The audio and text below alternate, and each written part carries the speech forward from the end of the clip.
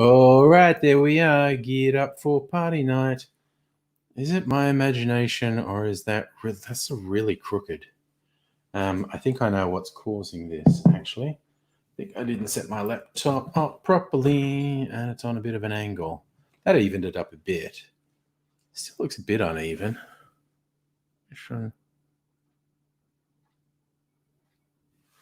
I don't know. That'll do. That will do. And yeah, it's Friday night, party night. Hello, Megaleech. Nice to see you. Yeah, gearing up for a weekend. It's Friday. Got my cocktail making clothes on. Got to make a couple of cocktail videos tonight. Going to drink a couple of cocktails. Starting with a clarified cocktail. This is my... if I remember rightly, this is my clarified Nouveau Carré. It's an interesting mix, this one. Tequila and brandy, mostly. And even clarified, it's still very boozy. Sometimes when you clarify the drinks, they lose almost all the boozy taste out of them. Not so much this one. This is a very boozy one. It's the sweeter ones that tend to not taste like alcohol at all, which can, of course, be quite dangerous because you can just drink a lot of them thinking, this is fine, I'm fine, and you're getting really drunk. Like I got to pace myself. I think I should have a glass of water too, actually. Because that's not volume, but that's quite a few shots of alcohol there. That's enough to get me actually quite drunk if I drank it too fast. Maybe I should have some water too. That actually seems like a reasonable thing for me to do. Also preparing some ice, in case I need it for a cocktail later. My clear ice doesn't look clear now because it's frosted coming out of the freezer. I need it to temper and get closer to room temperature, then it's also less likely to crack, but it also will make it very clear. Thinking ahead, that's me, the planning guy. We'll make a whiskey drink. It's World Whiskey Day next weekend. Hello, Abigail. How are you this fine evening? I was just talking, I should be drinking some water. Welcome to the Angry Dome. I like that. I should be drinking some water. I'm just going to get a glass and put some ice in it and drink some water. This one. Nice tall glass. I'll put a couple of big chunks of ice in it. And then water. Couple of big chunks of ice. Yeah, Abigail. I measured. I can only fit something that's about 1.5 meters long in my little hatchback. 2 meters, definitely not going to happen. We'll have to find another alternative. I don't know if anyone knows anyone in Melbourne with a ute or a van. We'll try and sort it out.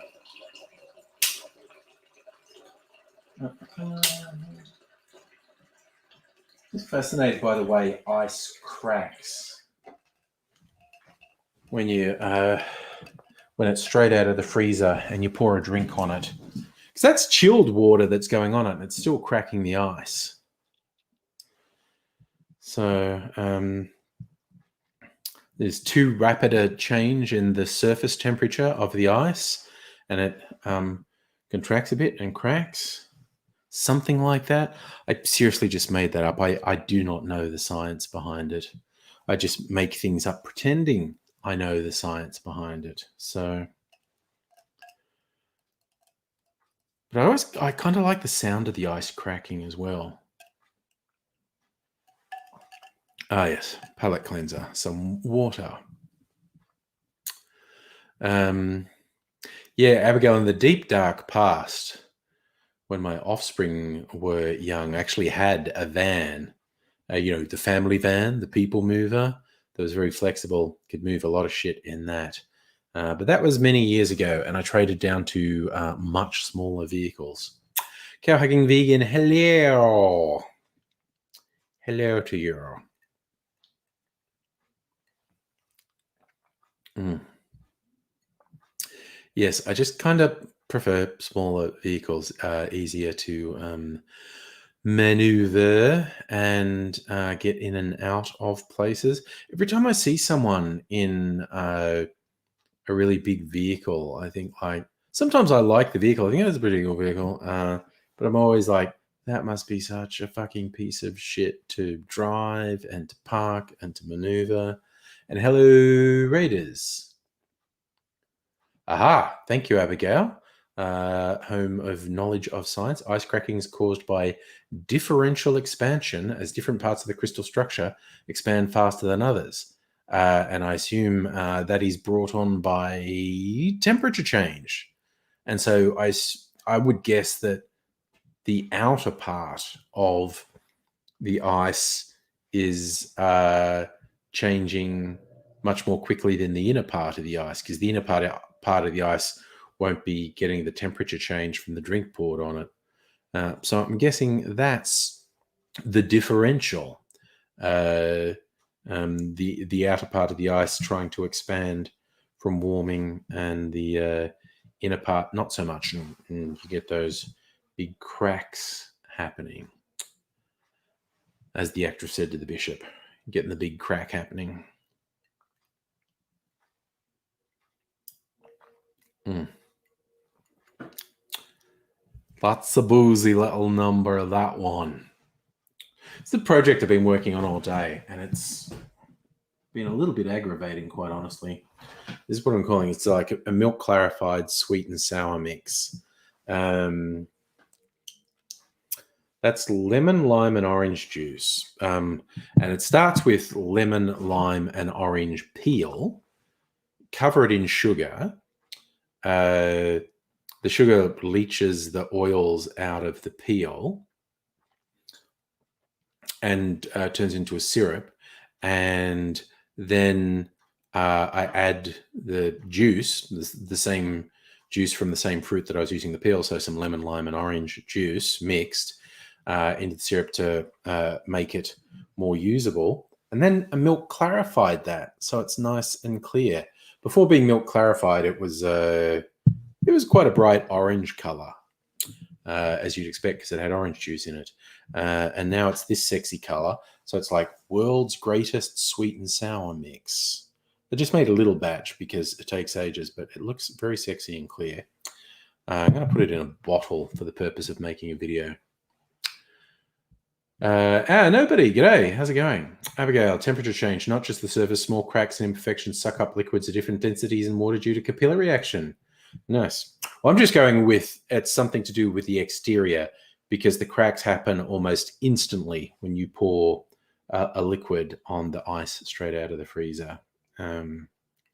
This is why I am tempering this ice, letting it get used to room temperature, essentially. So when I pour a drink on it, the temperature change isn't as sudden and the ice doesn't crack, because that's the sexy, sexy, sexy clear ice, and it looks less clear and less sexy if it cracks. So after having gone to all of the trouble of making it, I don't want it to crack when I pour a drink on it, so I'm tempering it. Yes, of course, ice is less dense than water because ice expands. So, and I think Megalich, you might be right that it's actually contraction of the ice with a temperature change rather than expansion. That would actually make sense. But yeah, whatever. As Abigail scientifically explained it, different parts of the crystal structure, expanding different parts of that, and just shifts and cracks. Anyway, I don't know why, but I always like the sound when you pour a drink on big blocks of ice, that it goes crack, crack, crack, crack, crack. Just something about it I like. I don't know why. I have a mild headache that I hope goes away. I'll try and kill it with booze. That's scientific, isn't it? I have a very mild headache. If I drink booze, it'll go away. Yes. That's why you're a scientician, Abigail, to help us out. And that's why I call them scientific facts, because they are terrific facts about science. So as our resident scientician, I expect scientific facts from you. And I love it. Oh my God, just totally left field. That reminded me, saw yet another episode of it on fucking Twitter today. Naomi Wolf, who I used to respect, like some of her early writing, basically, the anti-capitalist stuff she wrote, I was very on board with. She's fucking lost it. She's become a weird, paranoid conspiracy nutter, essentially. Like COVID, she's a COVID isn't real nutter. And she is fucking losing it publicly, just saying the most fucked up shit. You think booze makes headache worse? That's quitter talk. That is quitter talk, my friend. And hello, Silumi and Chokin on Ashes. Yeah, Raiders. Michelle Wolf is intentionally funny. Naomi Wolf has become tragically funny. She's a tragic comedy. Chokin on Ashes, had your second shot yesterday. Keep falling asleep. Hopefully, that's the most severe side effect you get. See, I like that, Abigail. More scientific facts. Alcohol affects people differently. If you have a stress headache, a small amount of it can help relieve stress. So my version of science is if a small amount of alcohol could help relieve stress, a large amount of alcohol will do it even more. That's just science. I should not be allowed out in public, honestly. Pay no attention to that man. He says foolish things. So, yeah. Okay, actually, here's a question. So I made this and I shot some of the work in progress because basically, I shot video of the preparation thing. So like a bowl full of citrus peel, cover in sugar. It turns into syrup a day later, and then add the juice and stir it up, and it's done. And then I shot the video of all those pieces, but then you leave it, and then you pour it into milk to get the clarification process happening, and then it comes back. And doing it this way does a weird thing that it doesn't with a normal sort of cocktail. You end up with this really thick, viscous sort of curdled layer and the clear bit, and you got to filter it, and it takes for fucking ever. And I always get frustrated with the time and try and hurry it along and fuck it up. So I actually lost some of the volume from fucking around, but I got the end result. But I forgot to shoot video of how weird it looks with this thick goopy stuff on top with the clear things. And I wonder if anyone thinks that's really required for the video, or if I can just describe it, because to shoot it again would take a couple of days. And so I don't know if I want to do that. And by the way, hello, Inner Deviant on Twitch, and hello, Toby and Celtic King. Good evening, gentlemen.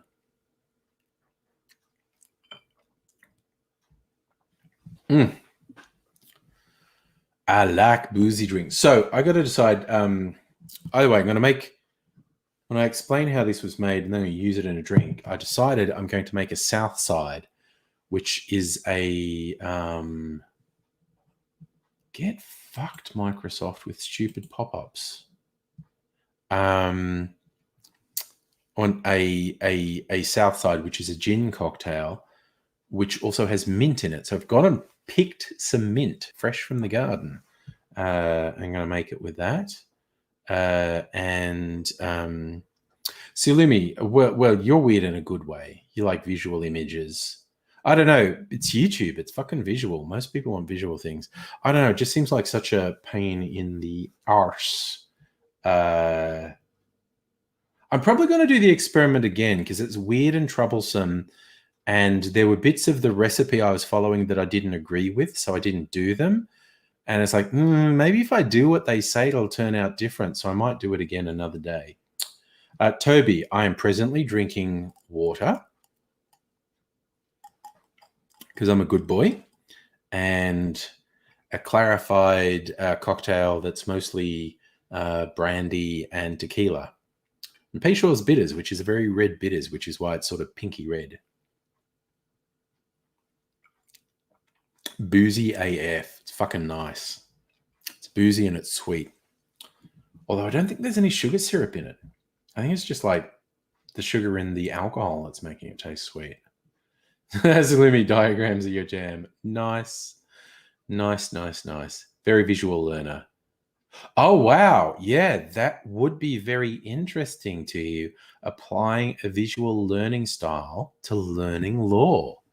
And in fact, if you work it out, you may be onto something. You may have come up with a learning method that you could monetize for other visual learners. Because I could imagine that being quite the challenge. I was like, my work, my IT work, where I'm trying to explain things to people.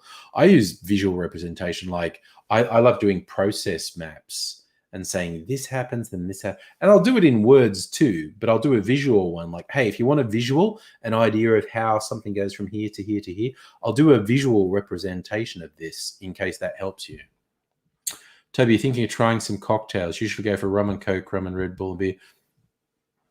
You can do it in stages, man. I mean, for instance, you can class up a rum and Coke with some lime juice, and then you call it a Cuba Libre. That's all a Cuba Libre is. It's rum and Coke and lemon juice. Oh, fuck no, Safa. Microsoft well, okay. The projects I'm on use Microsoft Project for work, but I'm not the project manager, so fuck that noise. I fucking hate. Oh, okay. I'm sitting here saying I hate Microsoft Project. It has its things. See, here's the thing, Toby. Okay, so you've been putting rum and Coke and rum and Red Bull. If you take it gently, most rum drinks have fruit juice in them. So a simple experiment for you, rather than rum and Coke or rum and Red Bull, do a highball. Like do it with lemonade, like Schweppes lemonade, rum and some fruit juices, and mix it up. Use pineapple, use coconut, and top it with lemonade, and see what that does for you. And just explore. But that would be that's where I'd start doing it. You've got a taste for rum and mixers. Okay, so there are a lot of cocktails that use mixers, sodas and colas and whatnot, and ginger beer for that matter.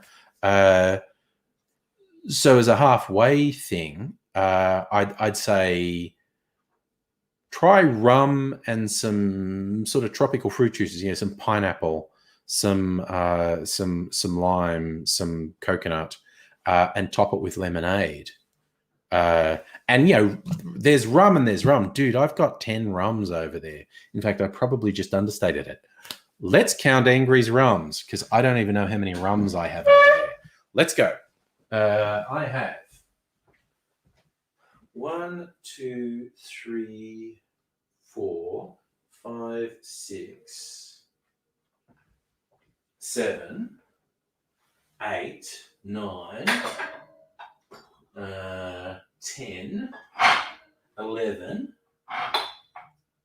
Okay, I have at least 11 rums, and I have 4 other things that are like rum adjacent. They are related to rum. So, and they've all got their own character. Like, particularly if you had like my white rum, there's from Beanley, I've got a really light white rum. And if you compared that to like the pot still overproof rum I've got, you wouldn't think they were the same thing. They're pretty fucking wild. Better run like hell. What's that Pink Floyd one? Big Pat, how you doing? Wrestling days. Safra, it'd be difficult to get hacked on DOS because no one knows how DOS works anymore. And you bought some drinks. What do you got, buddy? Salumi, see? Gins. I'm going to make a gin cocktail later. I'm going to make a Southside, which is a nice drink. And I'm going to use this stuff, the sweet and sour mix I made. And the fresh mint leaves from the garden just before all the mint's gone, because mint goes away in winter. So Southside is literally just going to be gin, this sweet and sour, and mint leaves, and go shaky, shaky, shaky, shaky, shaky, strain it out, maybe put one mint leaf on as a garnish. Normally a Southside is gin, lime juice, and sugar syrup. And because this is my special lemon lime orange sugar syrup, I'm not going to put lime juice in. It's just going to be gin, the sweet and sour, and mint leaves. And I think it's going to be a really fucking good drink. Oh, wowzers. Are there still punch cards in South Australia, Salimi? Good God. And Salimi, if one ITU knows it all, if anything happens, fucked. Yeah, that's what we call a single point of failure. I work in security. I hate single points of failure. Abigail saying DOS has 0 security, thus any version of Windows before Win 2000 has 0 security. But what DOS has is security through obscurity. Very few of the exploits being used by hackers today would work on DOS systems because they assume no one's running DOS systems. Now, if someone knew you had a DOS system and targeted you, you'd be fucked. But yeah. Oh, yeah, the AMBO situation in South Australia too, Silly. I see that stuff you post on the socials, and it's just like, look, see, the ice is tempered. Look how gorgeous and sexy it is. Just got to turn it over. Need this bit to temper as well. Then I'm going to cut that into 3 pieces and put it back in the freezer, essentially. Is it warm in Melbourne? It's not that cold. Yes, nobody. DOS stands for Disk Operating Systems. Really funny. Microsoft MS-DOS was actually something they bought from someone. Gates and Balmer convinced IBM they had an operating system when they didn't. And they knew a dude who had an operating system that he called QDOS. Which was a pun because it was the letter Q, DOS, which stood for Quick and Dirty Operating System. But of course, QDOS, KUDOS, is a word as well, which means quality. What's an actual... I know how to use QDOS in a sentence, but what's the actual dictionary definition of QDOS? Praise and honor for an achievement. Yeah. Okay. So, so this guy had an operating system called QDOS, Quick and Dirty Operating System, and Gates and Balmer bought it from him for what to the guy seemed like a lot of money. And then they just rebranded it and called it MS-DOS, the Microsoft Disk Operating System, and convinced IBM they developed it themselves. So, yeah. Bill Gates, scammer.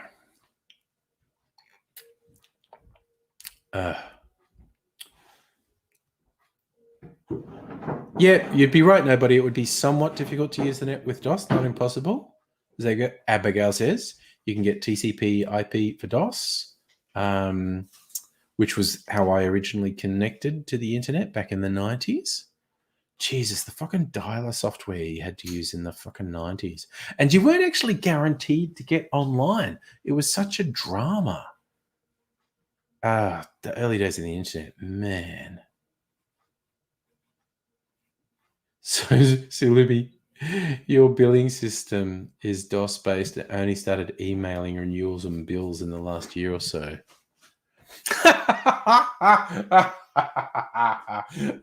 Mrs. Angry just wrote me a note, and it is the funniest note.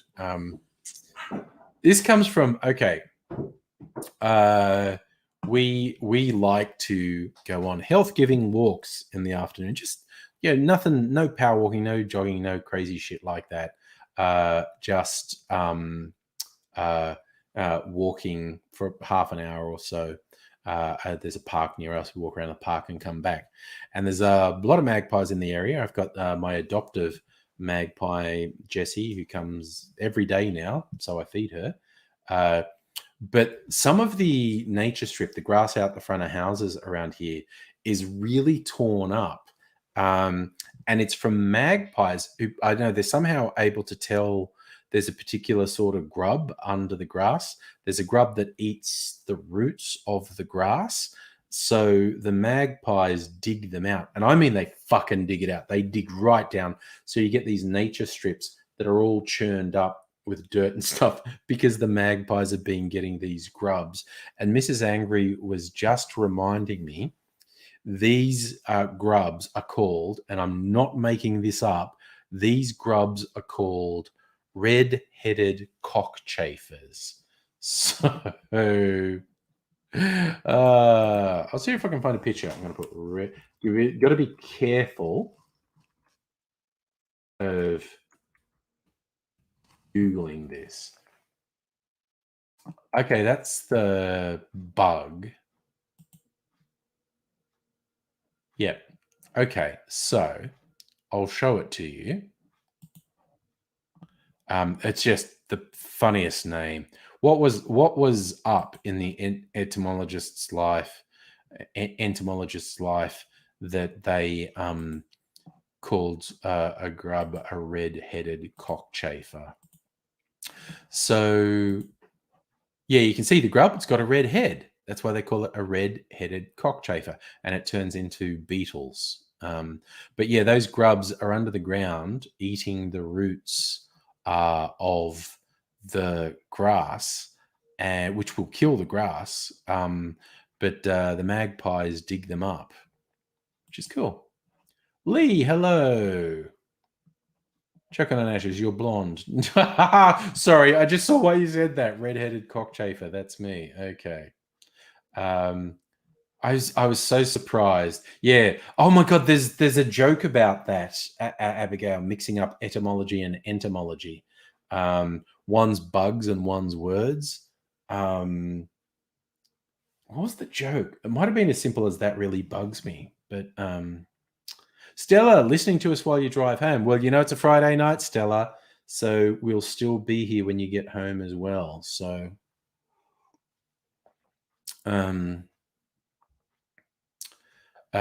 yes, we are so very happy to keep you company on your drive home, and I hope you enjoy. Oh, look, okay. Now my sexy ice. Yeah, look at that. You see my face in there. My sexy ice is all tempered. I am going to cut it before I get too drunk to handle a knife safely. So I'm just going to move a couple of things around. Oh, wow. Silly me, can't stay super late. Got dentist at 9 and then a massage. That's completely okay. I don't hold anyone to anything. You can do what it is that you have to do. Yes, in a deviant. The ice is nice. So I'm going to get a chopping board and a knife. Chopping board here. All right. this.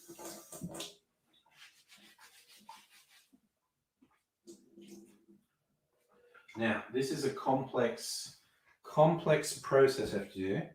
You get an appropriate knife out of here. That's appropriate. Just a bread knife, really. Serrated bread knife should do it. Now I'm worried about knocking over my water, so I'll put that out of the way. I'll move that over there. So, it's a little trick. What you have to do with this ice to get it to break into manageable pieces. Well, this is what the guides online said, and I just followed them. You've got to score it all the way around. I don't know, I don't know if this is really necessary or if it's some sort of voodoo superstition. Because bartenders have lots of superstitions that I think are bullshit. But anyway, scored it all the way around, and then you just got to tap on it now. Come on, man. Okay, that's one little piece. It's a little piece. Ugh, and I cracked the ice a bit, but try again. There's other bigger piece. Cut it into two pieces. It's all flaking a bit, which is less than completely photogenic. But try again. Just tap that. Oh, first time. That one went first time. Okay, now I'm going to put it in some little cups to store it in the freezer again. One, and I need two other cups to store the other two pieces.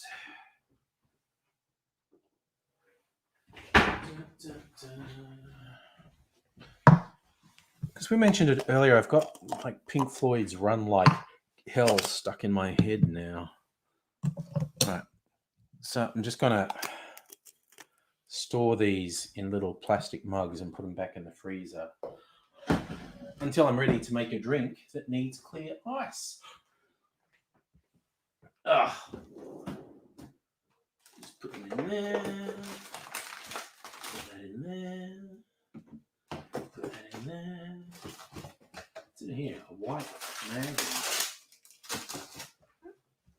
It's a neat treat to find just sitting there. All right. So that's done. All right. I'm going to get this out of the way.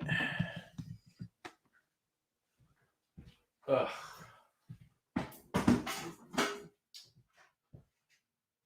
All right.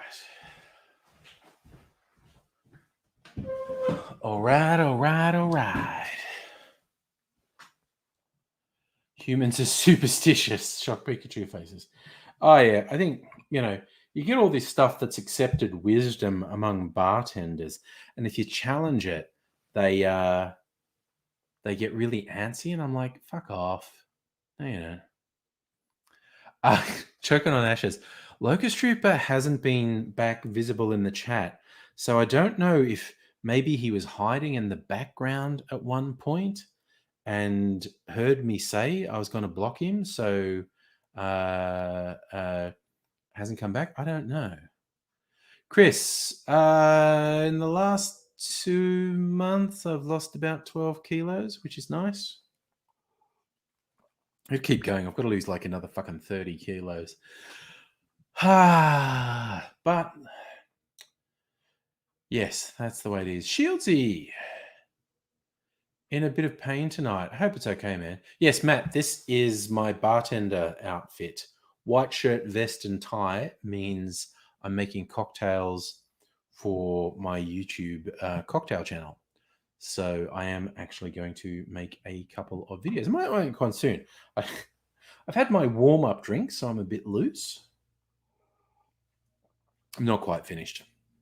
I finished my warm-up drink.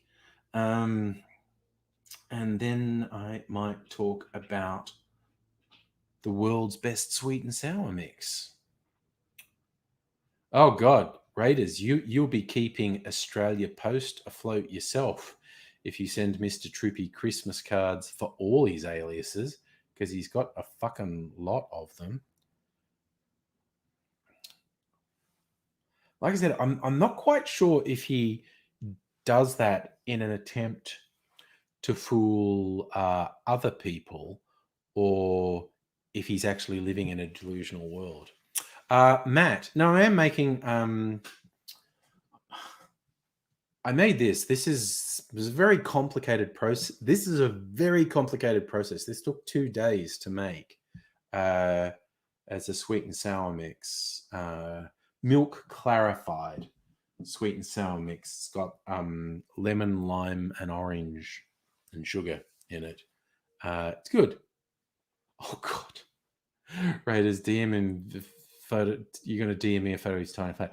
It's just fucking sad that he's that dumb. Oh, nobody. Okay, you've missed something. Yeah, Metal Maniac Matt just mentioned in passing, I found a channel, this weird guy who's super fucking obsessed with you and Friendly Geordies. And I was like, oh yeah, well, there's saddos out there. And I couldn't resist looking at one he did of me, because it's from one of the live streams. And it turns out that he rather foolishly put in the bit where I called him by the screen name he was using, which was Locust Trooper. And there was one missing piece in the puzzle, because he was weird as fuck and he was clearly lying the whole time he said anything. It was just layers upon layers of bullshit that he was putting in chat. And he was always trying to get me to say something inflammatory, which I usually resisted. And this was the final piece of the puzzle. It's like, oh, he's a weird, sad, obsessed freak. And I'm sure it's sexual. I'm sure the obsession is sexual. And he was trying to create drama. He wanted to get me to say particular things to create drama. And it was just like, okay, that's the final piece in the puzzle. I wondered what the fuck was wrong with you. And that's what's wrong with you. So if he ever shows his stupid fucking head in, I'm blocking him for his own good. I mean, I don't want to put up with that shit. But he's got a weird obsession going on. And I just want to reiterate, I don't want anyone harassing him. I'm not just saying that as an ass covering thing, like these loser troll fuckheads say when they deliberately launch harassment campaigns on anyone. I would 100% not be friends with someone who tried to hassle the guy. So don't do it, because I really won't like it. Jesus, Shieldsy can't sit up lying in bed. Okay, we've got to keep you company for a while then, mate.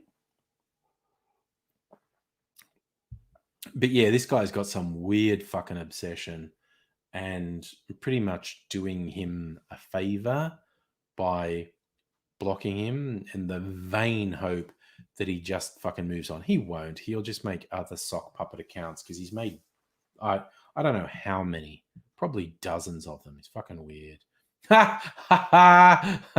Made Stella laugh so much she had to pull over. Fucking knew he's a fuckwit trying to start shit habitual life. No, he was always like, and yes, silly me, he needs help. There are some fucking issues going on now. Yeah, nobody. That is definitely the right thing to do. If someone's a dick, ignore him. So if he ever shows up again, I'll probably tell him. Oh, actually, I'm going to tell him I'm blocking him because I know what your dumb bullshit is, and you should move the fuck on. But I was going to tell him, bringing Raiders, when he was just looking at some of the videos. This fool, as he didn't just use like this screen name, so I know what it is. He is so incautious with what he posts. Anyone who was malicious to him would be able to work out exactly where he fucking lives. And it's just like, dude, what the fuck? Don't do that. It's ridiculous. But anyway, he's just a sad little boy, and if he ever pops his stupid head up, I'm blocking it. Let's say I would give him just a little bit of advice, like, dude, move on, get a fucking life, fucking move on, because it's embarrassing. That level of obsession is fucking embarrassing. Just fucking move on. Stella, if you were feeling generous, you might think he was neurodivergent. Yeah, no, Abigail, I don't think he realizes he fucking doxed himself. Raiders was saying he was able to work out literally exactly where the fucking idiot works because of what he posted in videos. So, yeah, it's just, dude's got issues. Yeah, and honestly, the less I have to do with him.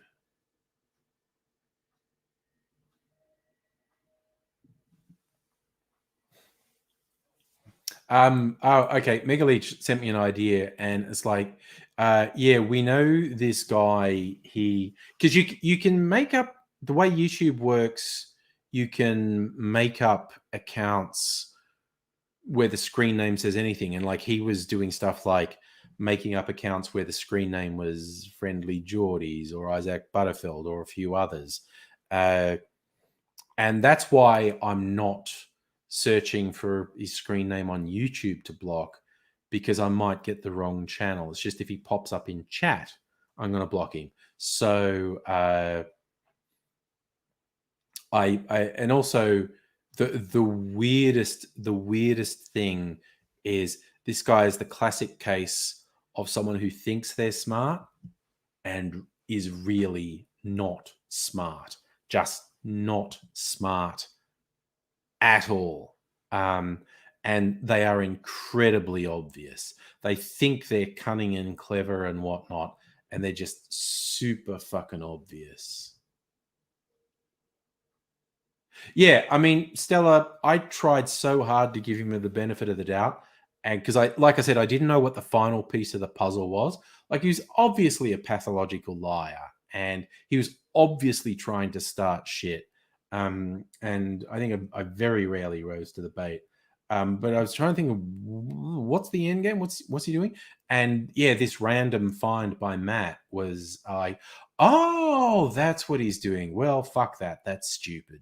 And I can't actually stop him from being a fucking moron, but I can do what I can to make it not easy for him to come in here and be obsessive.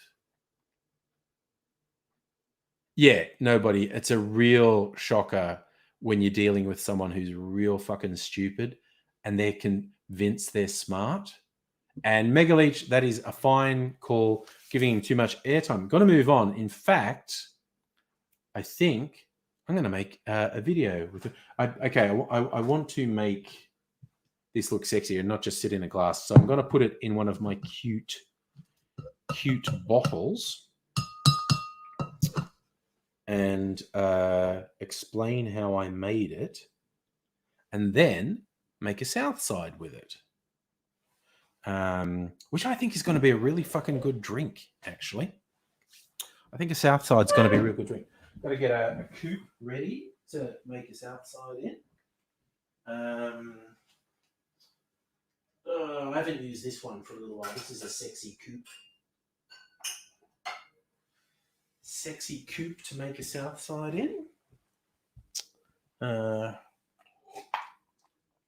This, put that in there. That'll just chill that while I'm making it. I'm going to get rid of that. Actually, you know what? I'm just going to put that in there and put it out of the way. All right, get one of these little bottles. This one will do. So I love getting these sample bottles of booze because the bottle's really useful for holding things. Toby, love to you and Celtic King. See you another time. Yeah, choking on ashes. You might be right. I think that maybe is what's happening. Stella's finished eating and laughing, back on the road. So I'll put that in a little bottle so it looks cute. Oh, there's actually this glass holds a lot. There's slightly more of it than I thought there was. So I think these bottles are 200 mils. There's like 150 mils. That's cool. Made a bunch of syrups this week. Banana syrups and now this. Right, so I'm chilling that. Got that. Wow, I've just got to decide what gin to use. Do I use an overproof gin? Or because this has citrus, do I use like a citrusy gin? Decisions. You know, I tend to defer to the nuclear option all the time, as in use an overproof if you've got it. But I've got quite a few gins, and I've got a couple of citrus forward gins, which because this is a citrusy drink, they might suit it. My hands are a bit sticky. I'm just going to wash them from handling the bloody sugar syrup.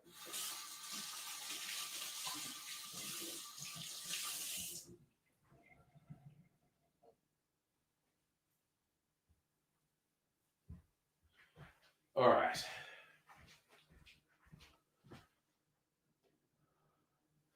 So I think I haven't used Teddy and the Fox for a little while. Looking at the many and varied gins I have in here, I think I haven't used Teddy and the Fox for a while. From the Bellarine Peninsula.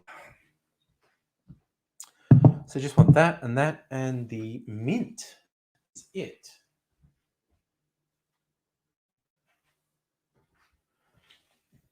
Garden fresh mint.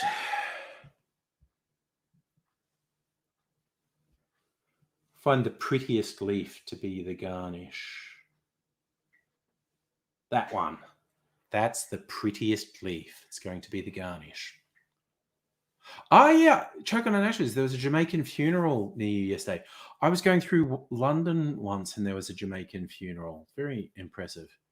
And Lee, also great coffee. Yes. But yes, I saw a Jamaican funeral in London when I was there once. Yes, they do have beautiful funerals.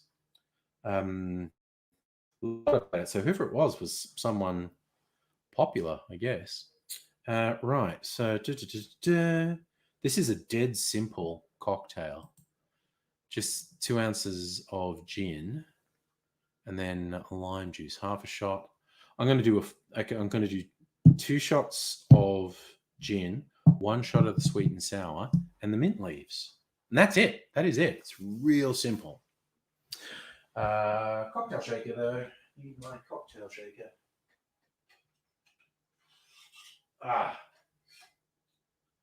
Okay. Here we are now, going to this. There's whenever I make a South Side, I start singing a Moby song from the Play album from the 90s. It's called South Side or East Side or something. And it gets stuck in my head. What do I want? I do want some ice in this. So I'm going to spoon. And yeah, I want some big ice. So I'm going to crack some ice. Crack some ice. Crack some ice into the shaker. After I do this, and I drop some fucking ice, I might rinse it off. 5-second rule. Also, it's just water. I'm going to rinse it off.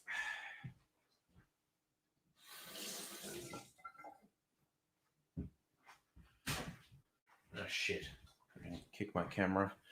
I think also, when I finish this, I might do Angry Bunch for anyone who's interested. Okay, that was really successful. Don't know if I'm tempting fate by saying that out loud because I want to do one more block of ice, and this one might be less successful. Yep. That missed. Oh, yep. That missed. Oh, yeah. Everything's missing the glass. It's like I cursed myself. My hubris said, yes, I did a good job. And then everything else missed the glass. Okay, I'm going to pick up all these pieces of ice, put them back in the glass.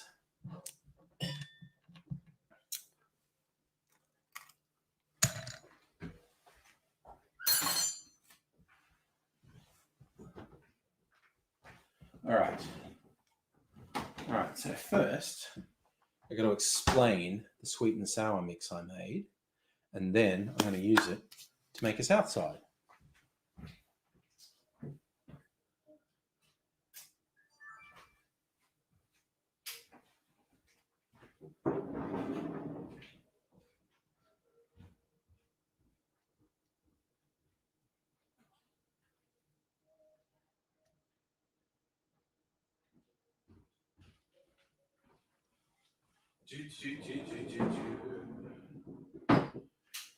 Set everything up, put on some brighter lights. Put on the bright lights. Nose cam time, yes. That's it, Michaelis. Here we are now going to the side. Pick up my friends. We start around.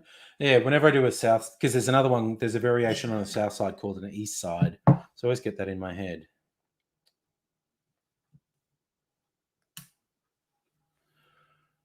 Okay.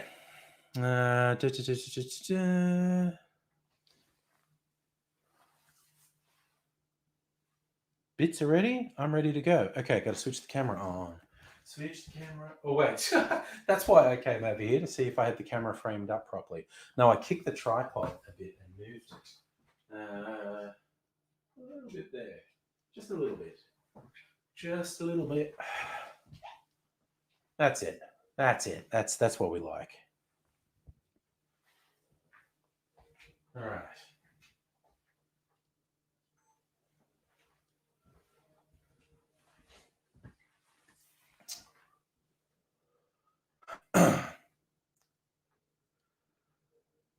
G'day, cocktail lovers. I hope you've been keeping well. I hope you're ready for Milk Punch Monday. If I remember, there's a big guitar riff in there that I've got to do in post-prod. Otherwise, use your imagination if I forgot to do that in post-prod, okay? But yes, it's Milk Punch Monday, and for a little bit of variation, rather than milk clarifying a cocktail or a punch, I'm going to show you how I made a milk clarified sweet and sour mix. Now, I got this idea from a recipe on the liquor.com website. I've changed it a little bit, and I'm honestly not sure I've done the right thing with the changes I've did, because I had one or two problems in the process, and because I disagreed with their instructions.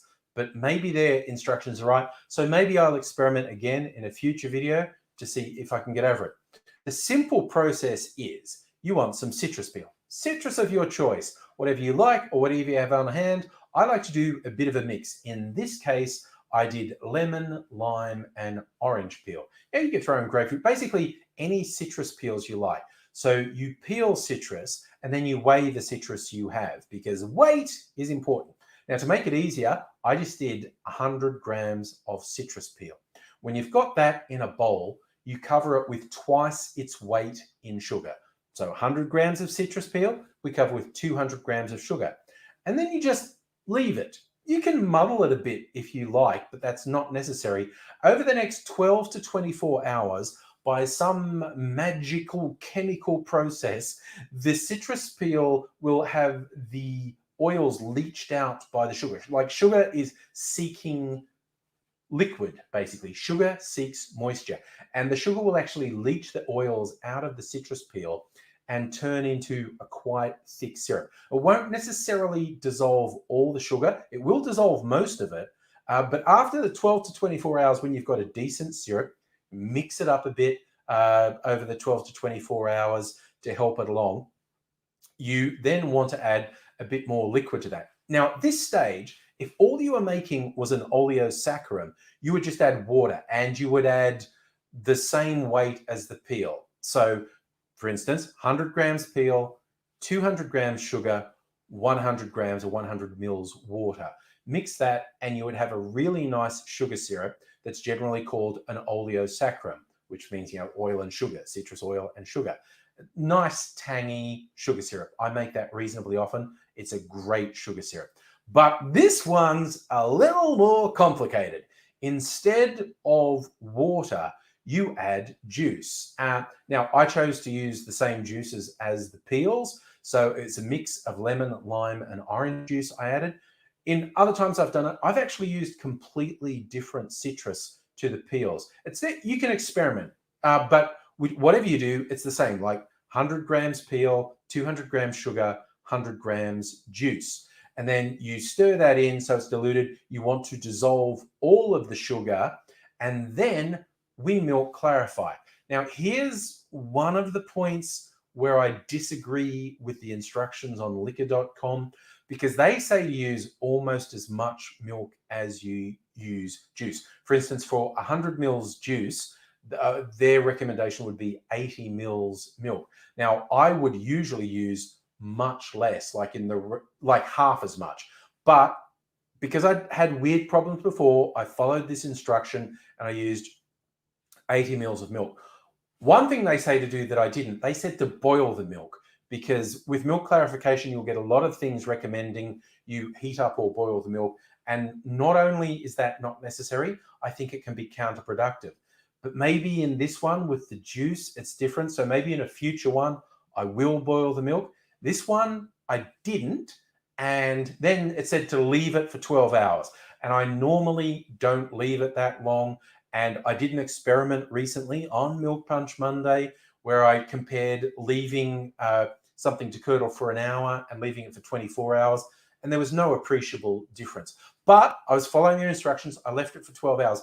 Now, I forgot to shoot a bit of video of what it looked like, but it's weird. It's not like a normal milk clarification. It does separate like a normal milk clarification, but it separates into this really thick, gludgy stuff on top, clear juice on the bottom, and the clarification process takes forever. I mean, like a minimum. Well, I did this relatively small amount. It's like a minimum of 8 hours. It's so slow. And I always get impatient and do stupid things to hurry it along and screw it up and have to redo it. But I eventually got this. Looking sexy as hell. This is like world's best sweet and sour mix. The stuff that gets sold in bottle shops, liquor stores, is garbage. Don't use it. This is not so much difficult as time consuming, but it's amazing. This is just like a cordial. If you want to make non-alcoholic drinks, this with a soda is amazing because I've had it. It's really good. And you, like I said, you can choose which citrus you use in it, but it's absolutely amazing. And it looks cool because it's been milk clarified. Pre-milk clarification, this was a very bright orange because it had orange juice in it. That's what you'd expect. And it wasn't clear. But the clarification made it clear. So it was painful. It took a long time. But visually, it was worth it. And now I'm going to make a cocktail with it. Basically, any sour cocktail, any cocktail that says to use citrus juice and sugar or sugar syrup, you can just substitute this in. And it really lifts it. Like, it's not 100 miles removed from just using sugar syrup and citrus juice, but it's just got this little bit extra. So to show this off, I'm now going to make a gin cocktail called a Southside.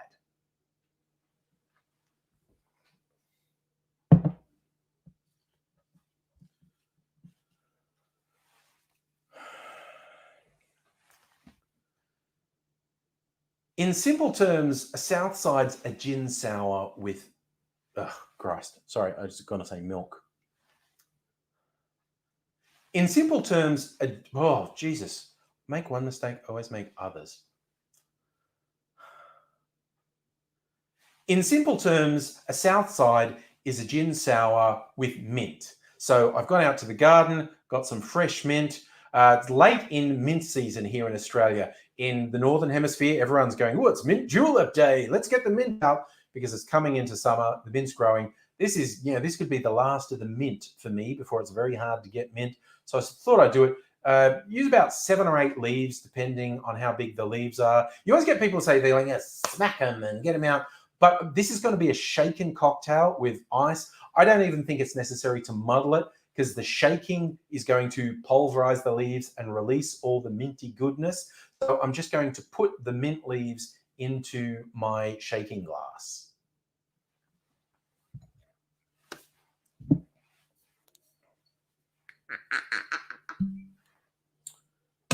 Where's my jigger? Oh.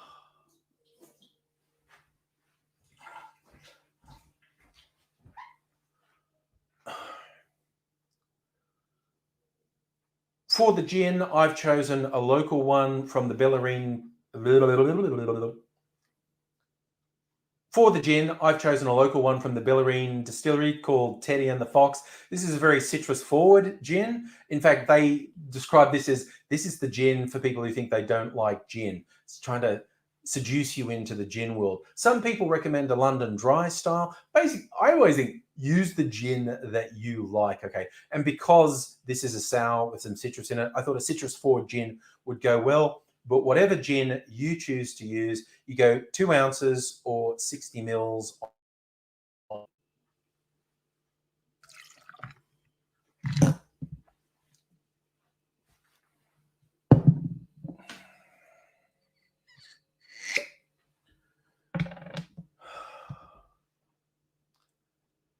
If you were doing a standard south side, you would use about half an ounce, 15 mils of lime juice and half an ounce of sugar syrup, because I'm using the world's greatest, the absolute best, certified official, best sweet and sour mix. I'm going to just do it all in one, and I'm going to do a 1 ounce or 30 mils of my clarified sweet and sour mix.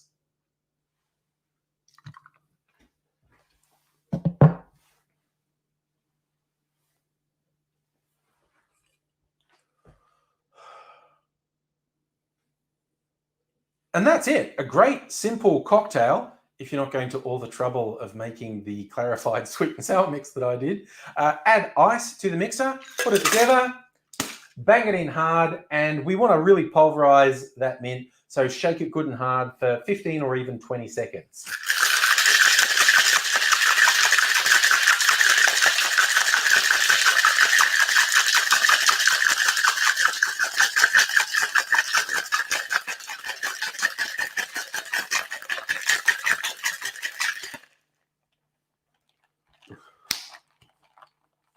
Come on, come apart, you fuck. There we go.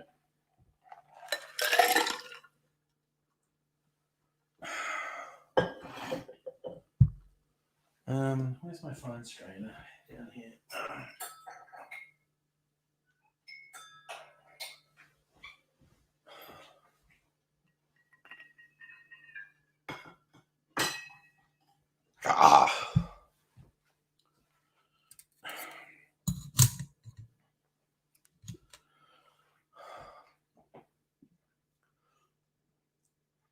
Now I am going to fine strain this into a chilled coupe because there's going to be lots of little bit of mint. Hey, if you like little bits of mint in your drink, go for it.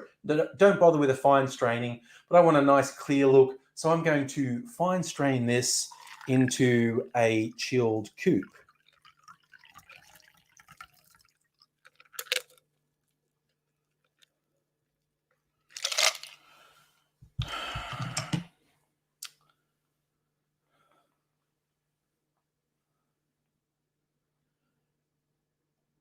And there we have it, Southside made with the special milk clarified sweet and sour.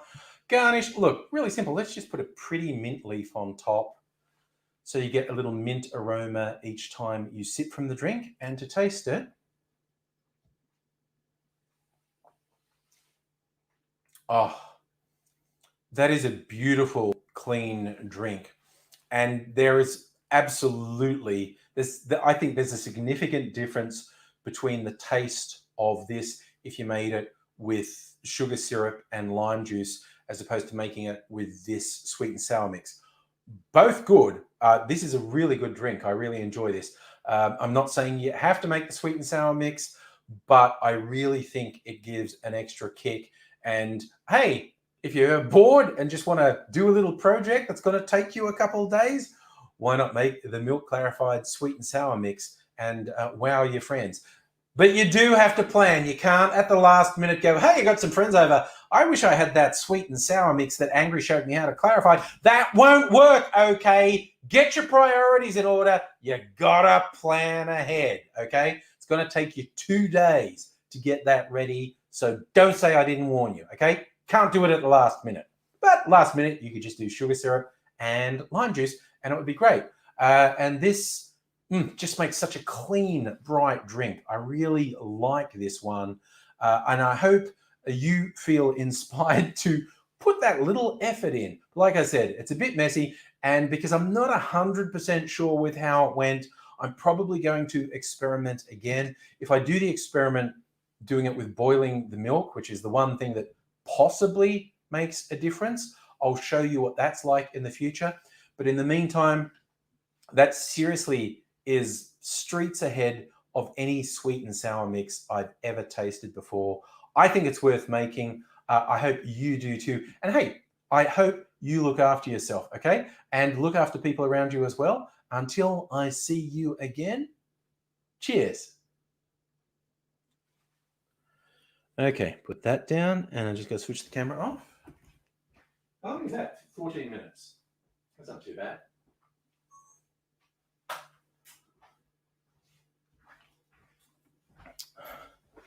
Just going to strain a bit more of the drink in here. Even with the fine straining, a few little bits of mint leaf got in there, but that's okay. I'm just going to put some stuff over here so I don't break anything, or in the hope that I don't break anything. And I might put this gin away as well. Go back on the gin shelf. And now, let's sit down and see what everyone's been doing while I've been away. Hey, Nettie. Getting dropped frames from me occasionally. I'm on Wi-Fi. That would explain it. There we go. All right, I'm back. I'm back. Alrighty. So, yes. This is a very nice drink.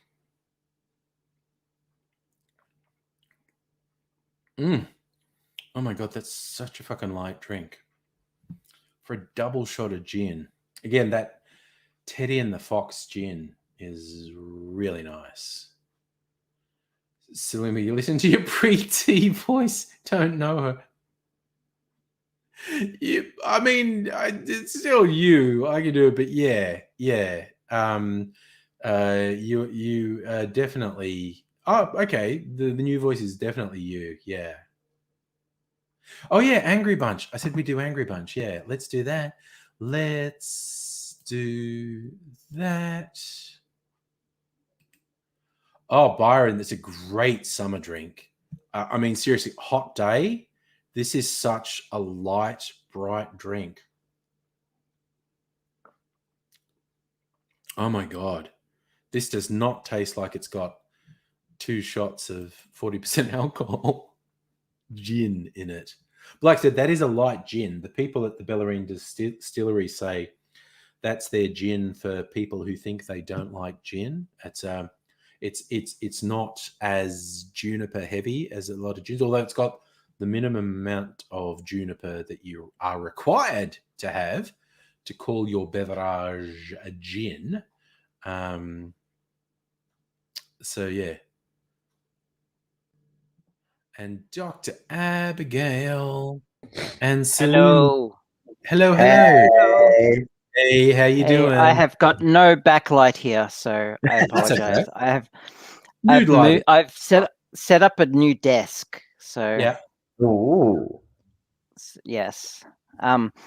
Give you the tour if you want. Yeah. Yeah, Giant definitely. monitor. Oh yes. There's the PC against the wall. There's Pickler's cage right there. Second monitor. And the desk is you can't really see it, it's too dark, but it's a corner desk. And I'm like got myself a little space here. So yeah. Nice. So I'll be like this most of the night because That's The okay. camera's over here, and I've got a wraparound thing happening. Instead of like, usually I have like a wall of monitors, but it's all like kind of flat. This is a bit different, so just trying it out. Yeah. I just went Byron in the chat's thinking that sour mix Cheers. with grapefruit juice. Cheers to you. And I think you're right. The tartness from a grapefruit juice in this would probably be awesome. When I'm going to post this video on Monday on my cocktail channel, I will post a link to the liquor.com recipe that's sort of down to the fine detail. And you can take that as you will. Lee, hello. Hello. Hey, Lee. Hello. Actually, Abigail, I'm with Choking on Ashes. There was some sort of pun joke about a cage that I didn't quite get either. Han, I'll take it down and bring it into the light. Right. Because it's dark and it kind of wrapped around. It's Pickle's cage. Okay, Pickle's cage. Okay. Yeah. Yes. Pickle's cage. Yeah. Choking on Ashes. Yes, it does feel good. It's very weird. Gender affirming stuff that you don't realize is gender affirming until it happens. I've been having that discussion with a few friends who are gender diverse lately. Because and especially so I've had them laughing at work because I discovered the majestic softness of men's plaid shirts. But also realized flannelette shirts. Yeah. Being raised on Monty Python did a weird thing to my brain that I didn't realize until a friend pointed it out. Because I was like, I'm wearing a really cute lacy bra and then look like a lumberjack. And they're like, so you're Eric Idle. Fuck! Oh, man. Yeah, the hairdresser that's like, back in the hills of British Columbia, I'm a lumberjack and I'm okay. Oh, man, I remember that. You gotta laugh at yourself because it's ridiculous the things that your brain's like, this is gender affirming. You're like, why is that a thing that you decided? Yeah, and that bit of that song where it's... To answer Megaleech's question, no. Estrogen does not change your voice at all. No. You have to do voice therapy or just have a naturally high voice. Yeah. As soon as it's been testosterone that's been contributed to your voice range. Yep. Which I still want it to be a bit deeper, but I stunned myself the other day because I was like singing along to something, and because my voice while I've been singing in the last few months has been that of a teenage boy, if it's breaking and all over the place. Breaking, yeah. It's fine, I live alone. It's only the cat judging me, and what's new about that? But the other day I was singing and it was consistently deep, and I reminded myself of my father, and I was just like, oh, that was a level of weird that I didn't expect. And then I'm like, of course, because I'm sorry, but who is my DNA made up of? And I'm so much like my dad in a lot of my genetic anyway.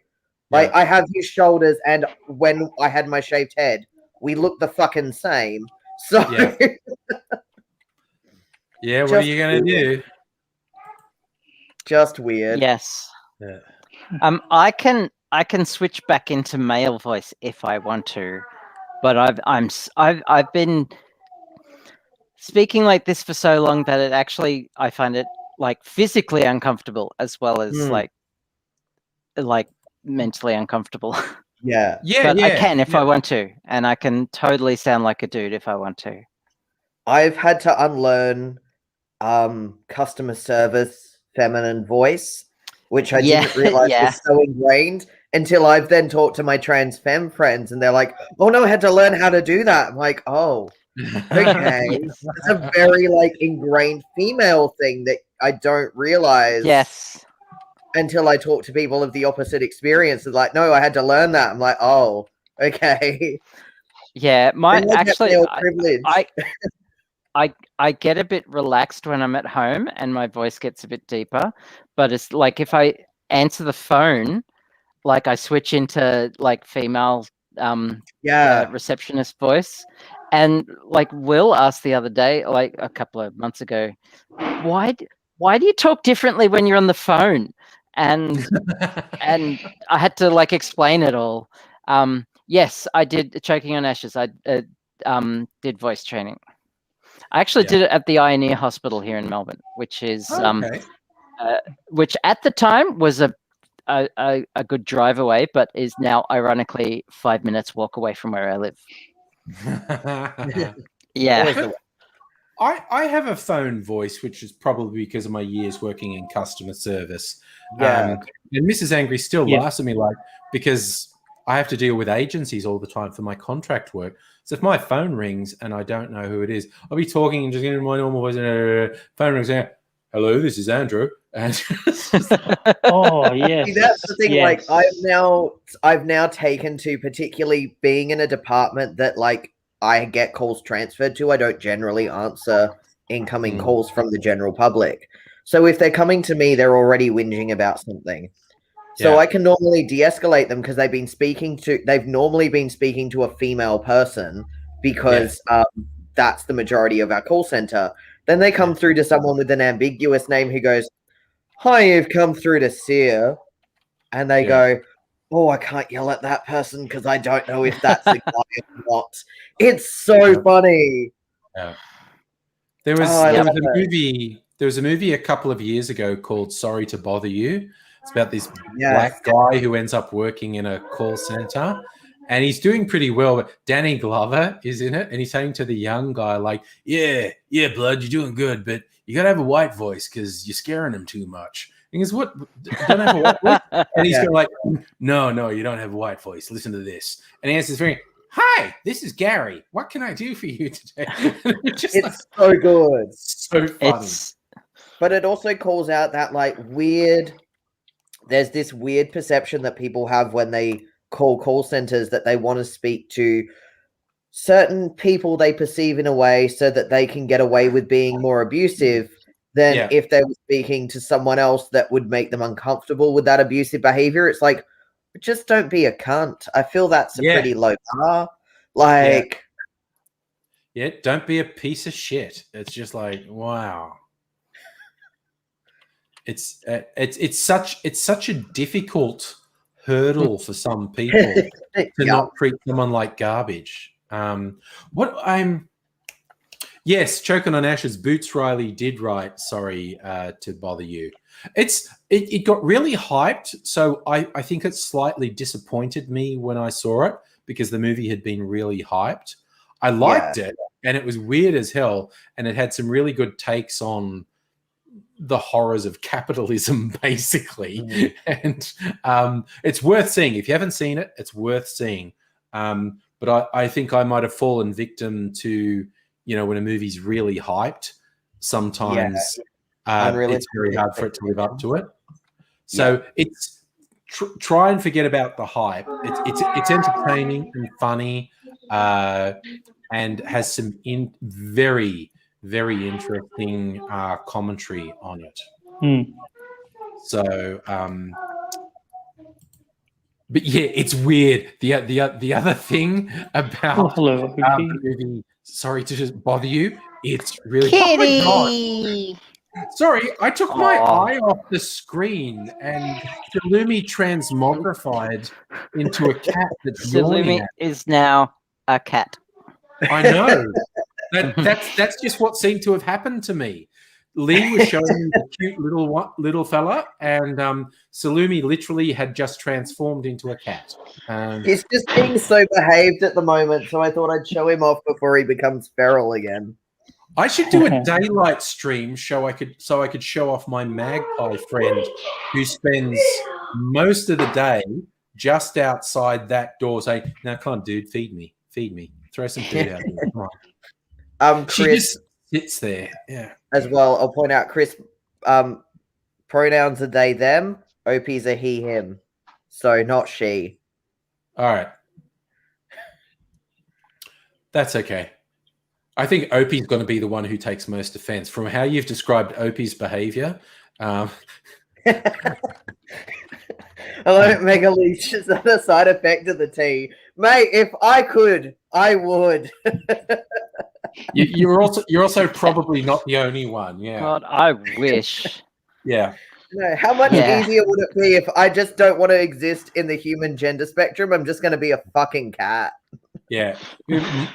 My cats lie on the heat vents and just come around for tummy rubs occasionally. Yeah, it's like, That's the lie. Ooh.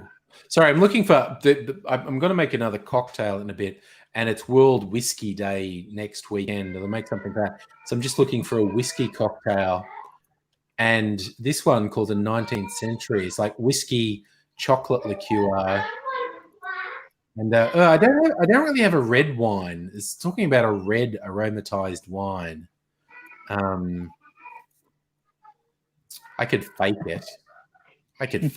I'm good at faking it. Well,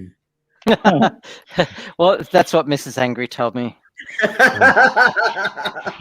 where my mind went. I wasn't going to say it. No. I literally. Oh, you can always rely on me to like go there. Yeah. No. Oh, You opened the door. I just had to walk through. Yeah. No. I literally set that one up. There's no getting around it. Oh, when I got on, I saw people like choking on ashes. When I saw choking on ashes, I thought of the song. It's like driving on the M1 2,000 miles till we get to London, or London, as we call it. Yeah. By Ringo Starr. It's like nobody. Hello. Greetings. Hello. It's very bright in your apartment. Yeah, my camera seems to be overexposing for some reason. That's all right. So contrast. Although I did install a light. Yeah. I should get a backlight if I'm gonna I did install a light that's 1,300 lumens. 1,300 lumens. Okay. So it is a small sun. Yeah. Oh, yeah, I just got some lights from Costco. Meanwhile, I'm just trying to like put out all my candles. Oh, Jesus. Because I used to be really into candles. So just besides lighting candles and melted wax and stuff, I'm extremely conscious of how dangerous candles are as well. So whenever I'm like seeing a show on something, whether it's a period piece or a faux period piece, and there are candles everywhere, I was like, it takes me out of it for a second when I go, fuck me, that's so labor intensive to have that many candles lit. And B, it's so dangerous. There has to be someone who's responsible for going around and making sure all the candles are out when people go to bed, because a single burning candle could easily burn a house down. But that's why, like, a lot of the old places in, particularly like in the UK, a lot of the old bougie rich areas, they would just have fires because fucking people didn't put out candles and or cats would knock them over. Yes, but a single candle stub. Like I said, I got amazed years ago when I was at college. One of the lecturers was setting up this giant bonfire that didn't seem to have any kindling, and I said, "How do we actually get that to burn?" He goes, "Easy," and he just put candle stubs around the base of it and lit them. And I went, yeah, that's not working, Jerry. And it did, because they don't go out, and a single candle can generate a lot of heat, and it combusted all these huge bits of wood. And that was the big lesson to me. Like, wow, candles are dangerous as fuck. Yeah. And what's really fun is when your cat is obsessed with fire, and no matter how many times he burns his fucking whiskers, funny. Fire! Please, Opie, stop it. Like, oh no. I like cooking over wood fires. I'm one of probably a small number of people who can actually light a fire when it's still raining. Nice. Ooh. We need nobody when the apocalypse comes. He's going to be our survival guy. Can light us a fire in any circumstance. I mean, not when it's like bucketing down, like drizzle. But just when there's a bit of rain, yeah. But as long as I can get a little bit of When kindling things alight, I are will get the heat into it. moist. Well, you stand out there and you feel rain landing on you. It's raining, a bit. Yes. Yeah. I can get a fire going in that. Yeah. You just got to have the right materials. And I don't just mean throwing petrol on it, because I don't want to cook over petrol. No. Oh, no. Cooking over petrol. Gross. No, that would be fucked. I like wood-fired pizza. Oh, they're awesome. There's the cafe flavor not far from me. Yeah. Does wood-fired pizzas. Very, very nice. Yeah. So you're our Gandalf nobody. There's a bit in the don't know Lord of the about Rings where because he makes a fire when they're on the snow-covered mountain because they're all going to freeze to death. So he uses his staff, and they're like, "Thanks." And Gandalf's going, "Yeah, that was actually really dumb because I just put a big sign up saying Gandalf's here because there's like one person who can make a fire start in this thing, and it's me." So and the only reason he can do it is because he has the Ring of Fire, the Elven Ring of Fire. Yes, that was his his ring. I prefer Lord of the Rings over Harry Potter any day. Given to him by Círdan the Shipwright when he landed in Middle-earth. Yes. Oh, and didn't I feel like a Tolkien snob when I worked out that guy's name, which is spelled Cirdan? So when I was reading it, I was saying it in my head as Círdan, and then I read how Tolkien's pronunciation's like, oh no, he's Círdan. Yes. And I'm like, so I just felt like the hugest fucking Tolkien snob. Oh yeah, I had the exact same feeling. Yeah. I'm sorry, that's Círdan, the shipwright. Círdan, yes. Celebrian and Celeborn, and and because that was the funniest thing. A lot of people don't realize Tolkien was a linguist. That was his university study. He was a linguist, and he almost wrote those fucking books just as an excuse to make up multiple languages. He didn't need an excuse. It was a passion project. He was going to do it anyway. Yeah. Yeah. Safa, was Gandalf resurrected like Aidsy? No, Aidsy's more of a zombie, quite honestly. But yes, Gandalf the Grey ceased to exist and was reborn as Gandalf the White, which is one of my favorite Lord of the Rings memes when the Aragorn, Gimli, and Legolas bump into, because they all think Gandalf's gone forever, and they think Saruman's the White. And so when the White Wizard appears in Fangorn, they think it's Saruman, but it turns out to be Gandalf the White. And someone did this meme where Gimli says, "Why are you white now?" And Legolas looks at him and goes, "Oh my God, Gimli, you can't just ask people why they're white." Oh dear. Of course, as we all know, Gandalf was resurrected not because Eru did intervene and took him back, but he was a Maiar spirit, and he only took mortal form to fight Sauron. Yeah. That was the fun thing, learning that the wizards were actually lesser gods, and they looked like mortal humans or maybe long-lived humans, but they were actually lesser gods who just, for shits and giggles, took on a pseudo-human form. Well, it was a task they signed up for. Yeah. Tolkien didn't go into a lot of detail, but we do know at least Gandalf and Saruman's previous names. And because I'm really shit with names, I don't remember them. No. God, Gandalf had so many names. Yes, Mithrandir was his elven name. Olorin, I think, or something like that. Olorin. Yeah, it was something like that. Yeah, was his Maiar name. Yeah. He's literally been around since the start of creation. Stormcrow. Remembering names. I can remember lines from comedy routines 20 years ago, and somebody, tells me their name the previous day is like, who the fuck was that? Yeah.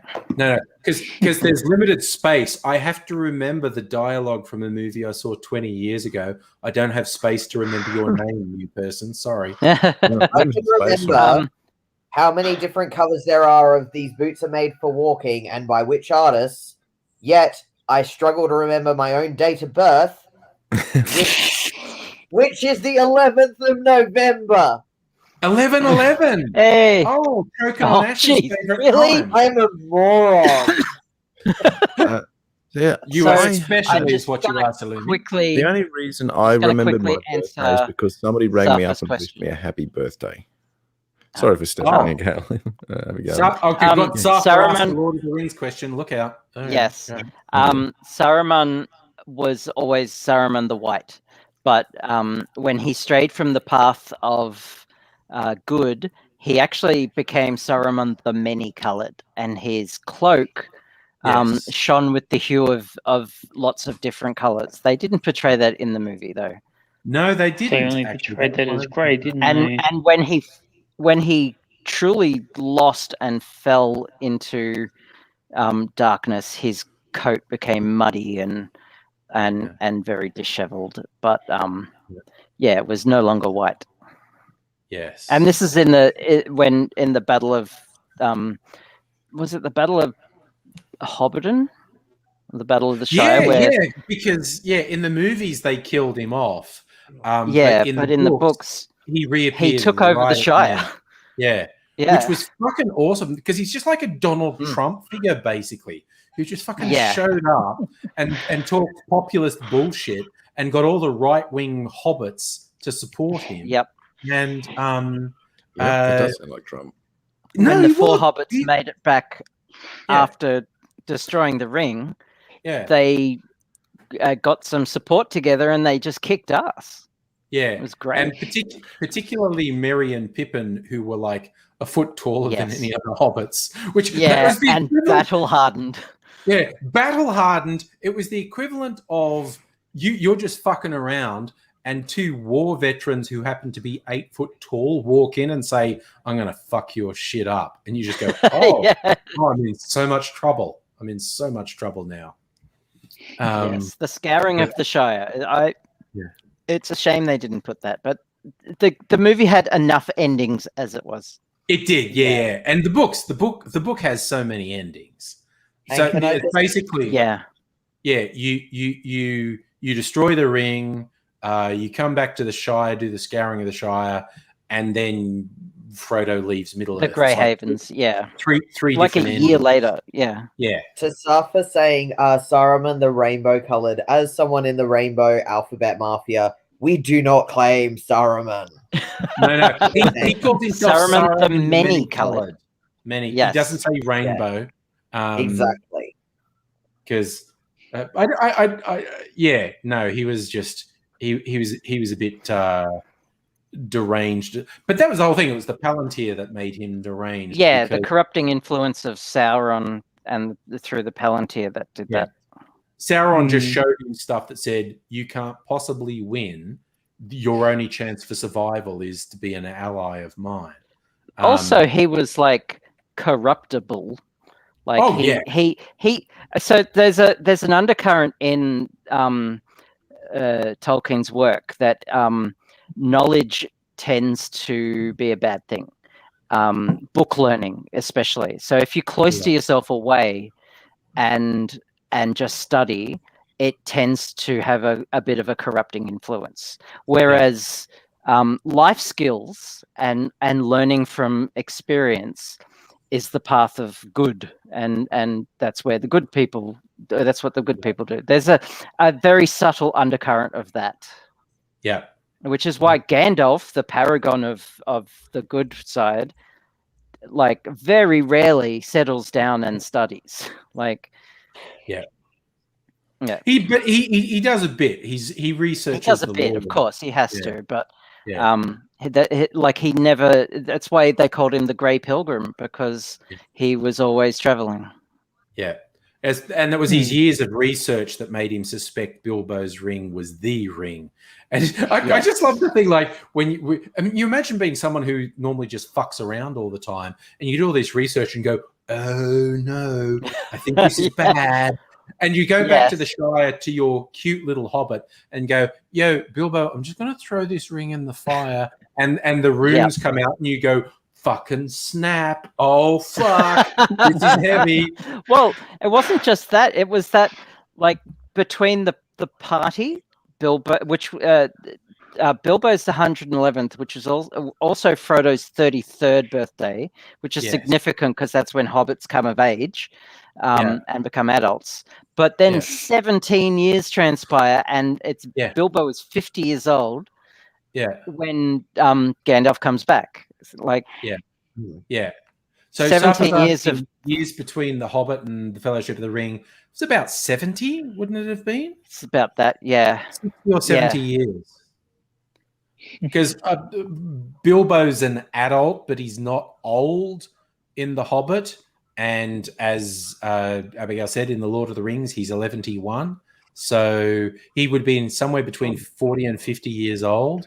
So the Lord of the Rings is about 60 years after. Plus the power of the ring extended his life. Yes. Yeah, he didn't look 11-1 when he I've always loved that way. Are we sure this ring doesn't exist and it's not possessed by Aidsy, is it? I mean, he seems to be unkillable. Well, he does have the power of the necromancer. Yeah. I think like the Witch King of Angmar sort of. He's a Nazgul. He's been made. Scientists sort of clone Aidsy. He's clearly scientists sort of clone Aidsy. He's clearly unkillable. Yeah. Yes. Oh God, there was I shouldn't say that. I'll regret it one day. Touchwood, yeah. Oh no! If I ever have to show up at Aidsy's funeral, if he doesn't live forever, if anyone asks me to make a speech, all I'm going to say is, "Well, did anyone check?" I'm just saying. We stuck him with a pin just to make sure someone's got it. Did you at least kick the coffin and see if something? Yep. Install a bell like they did in the Victorian ages. Install a little bell. So his family. Yeah. Yes, to make sure he's not just showing the symptoms of death, rigor mortis, decomposition, that sort of thing. Make sure he actually. Because bits of him are rotting away now. So, So, I've been that kind of stuff myself in 2015. Yeah. And then they put me in a coma. Yeah. No, he's had that one a few times. The old induced coma to keep you going and see if they can bring you through. Yes.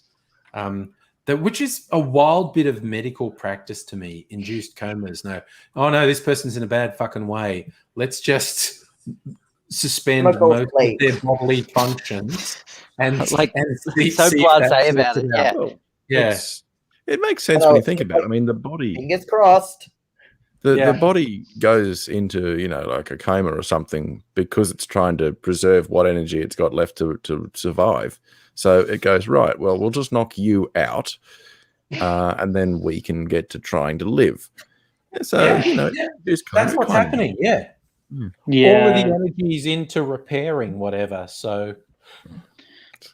It's if the body can be likened to, like a work crew, it takes everyone off non-important, non-essential tasks and puts them straight onto this one task. It's Uber sleep, yes. Suspend all the non-necessary things. Like Uber sleep. I like that, Mega Leech. Thought. Uber sleep, mega sleep. It's not the big sleep because that was the old film noir thing for being dead. Being dead was the big sleep. But it's almost like I think of the induced coma sort of like a bit of a system reboot, just forced restart without it's a forced reboot. Yeah. Well, I will admit, when I woke up from the coma, I woke up a different person. Got that going. Fair enough. Not unheard of. Yeah. I want to show you this find. I found it in an op shop. Oh yes. It's a bottle. That's pretty. That is very nice. So I need to. The cork is stuck. So I need Oh, to. okay. This comes out. The lid comes off. Yeah. Oil. That's the end of the lid is in there. But Okay. yeah, I thought a nice little find. I couldn't very resist. nice. It was like $5. So Yeah. Yeah. Turning off. I see and that. my new drinking flask now, Erlenmeyer Ooh, flask. nice. It's really uncomfortable to drink from actually because the angle. Yes, I'm getting an It's education. not Need a designed for straw. drinking. It's designed for mixing and Yeah. chemical reactions to Well, take place in. Maybe that should actually be a mixing thing, and then you pour it into a glass, because that would be a Mm. good. You could do that, and it's not going to spill. And Yeah, true. That's what it's for. Yeah. yeah. Hey, I can ask the brain trust because someone will think of this. This broke today. The little lobster claw thing on my necklace. Ah. Oh yeah. How do you Oh. fix that? Is it just You can't replace fix it, but they cost like you can get 100 for $1 at shops like That's what I Lincraft. thought. Yeah, but yeah, you have to it's attached to a little ring on the other side, and you have Yeah. to like get your little tiny needle nose Yeah. pliers and break it open. Exactly. Upside is I have done hatting and millinery, so I have Oh, all cool. the tools except for the fucking lobster claw clip. Ah, yep. Bummer. Oh, damn. That's all right. That'll be a project while I'm out tomorrow, in between my filling and my massage. Wait, my dental filling. I never said a thing. See, I didn't even think of that. Now, never now said that's, a thing. that's that's all I'm thinking of. You're getting a filling and a massage, eh? Yeah, that's just a happy ending. That's Yeah.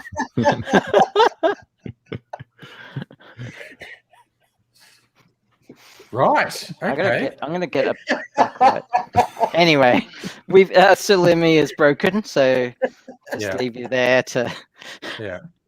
Remember, there's like a suburban strip, like a suburb or so away from me. Mrs. Angry and I went there to try out a place for dinner one time, and he's walking past all these shops. In this really small strip of shops, there were 6 massage places, and I'm going, no fucking way is this legit. No suburb, no suburb is so tense. They need 6 therapeutic massage, and then we passed Which one of suburb them. was it? What's it called? I'll find out in a sec. But they one of the massage places had a sign saying, "We strictly give therapeutic massage services only. Do not ask for sex." And this one, and I went, okay, that literally just confirms what I was thinking, because the other 5 don't have that sign in their window. Yeah. So, like, one of them's Oh. legit, which is all any suburb needs, one legit massage place, and the other ones were all, a quick one off the wrist. But I made staff a That lot, is amusing. I saw one massage place where it was literally just a shop front with just a sign going, massage, call this mobile number. And I'm like, I don't think I will. yeah. I could use a massage actually. Even the Melbourne CBD, when Mrs. Angry and I were walking around, and there were 2 massage places that were still open at like 10 o'clock on a Saturday night. That's not a massage salon. No. The fact that they give a massage is purely incidental, I think. Yeah, exactly. One of them was directly across the road from a police station, and I was just like, my God, it's just so unsubtle. It's just, the officers have got to unwind after a hard, long shift. Vic Colin, New South Wales police are not known very for hard, their long discretion. shift. So, yeah, I saw this place close to Carlisle Street. Oh yeah, Carlisle Street will definitely have some. Yeah. Yeah. Okay, I'm trying the to. one I think that's that the John third time I Safran broke talks myself about a in lot. today. Okay, the suburb's called Ormond. I was just looking it up. Like, where was I? I don't know. And there's this I've little, heard of Ormond. there's just this little strip of shops in a suburb, like and there's like 6 fucking massage places, and I'm like, no, that is not legit. That is just not legit. There is a massage place across the road from my house, and it's a Vigorous Thai massage. And that's a chain. Vigorous Thai massage is a chain. Yep, and that scares me because like my back is so tense all the time that like anyone who gives me a massage has to do it really gently, and any kind of vigorous massage, I would just die. I just would die. Out, done. Yeah. I really hard massage to the point that I am bright red after it. So I laugh at my massage therapist, Dion, who I'm friends with on Facebook. So any of the guys who have me on Facebook might occasionally see me interact with Dion, who's my amazing massage therapist. She will tell me how decent the session has been as to how red my back is. Just as long as you have a safe word. So when you turn the lights off at night, you still got this glow. Yeah, whenever I need a massage, I get one from my father-in-law who does Bonaparte massage. There you go. That's completely legit. Yes. But whenever I see these ones in the suburbs, particularly, I think the telltale ones is when you can't see inside, like the exterior windows. Yeah. Covered in heavy curtains. I went, yeah, no, sus. Well, it's a kind of a massage. It absolutely very is. Focused in one particular area. Yeah. It's pinpoint massage. Not that there's anything inherently wrong with that. No. I think it's servicing a need that people have. What's wrong with that? Yeah, no, I think it's healthy. Exactly. But it's just funny. Like, because there are a couple in the city, and I just walk past them sometimes. I mean, yep, that's for uptight businessmen who need a little bit of relief in their lunch hour. Well, very likely you've got the up part of that correct anyway. Yeah. Oh, the innuendos. Oh, yes. The single entendres. Sooner or later. Most of us are a bit sick. I know I certainly am. Yeah. Not that I'm an expert on it, but I think the massage bit, they always at least start with a massage, and then there might be, do you want a bit extra? You know, and it's just you want for a little bit of extra money. No, OP. Oh my god. My cat's gone demon cat, which is what I said would happen. Yeah. Wants attention. He just nearly ran into a wall. Oh no. He's fine. He caught himself before he did, but he's an idiot. Yeah, I was watching a Chinese show and they adopted a cat, and then the lady asked the man, so why is all this pink? Because ice cream being the cat.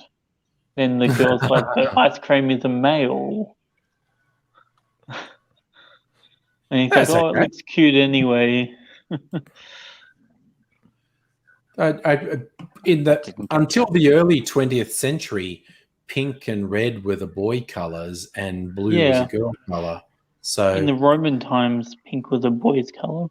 Yeah, there's a few theories as to why, but part of it is linked to the fact that upside down pink triangles were used to identify those who were suspected as homosexuals by the Nazis, and was used to help kill and exterminate queer people. So it should also be noted that at the end of World War II, when the Americans and the Russians, both of them are guilty of this, when they released everyone from the concentration camps, the homosexual population was still imprisoned. They kept them in prison.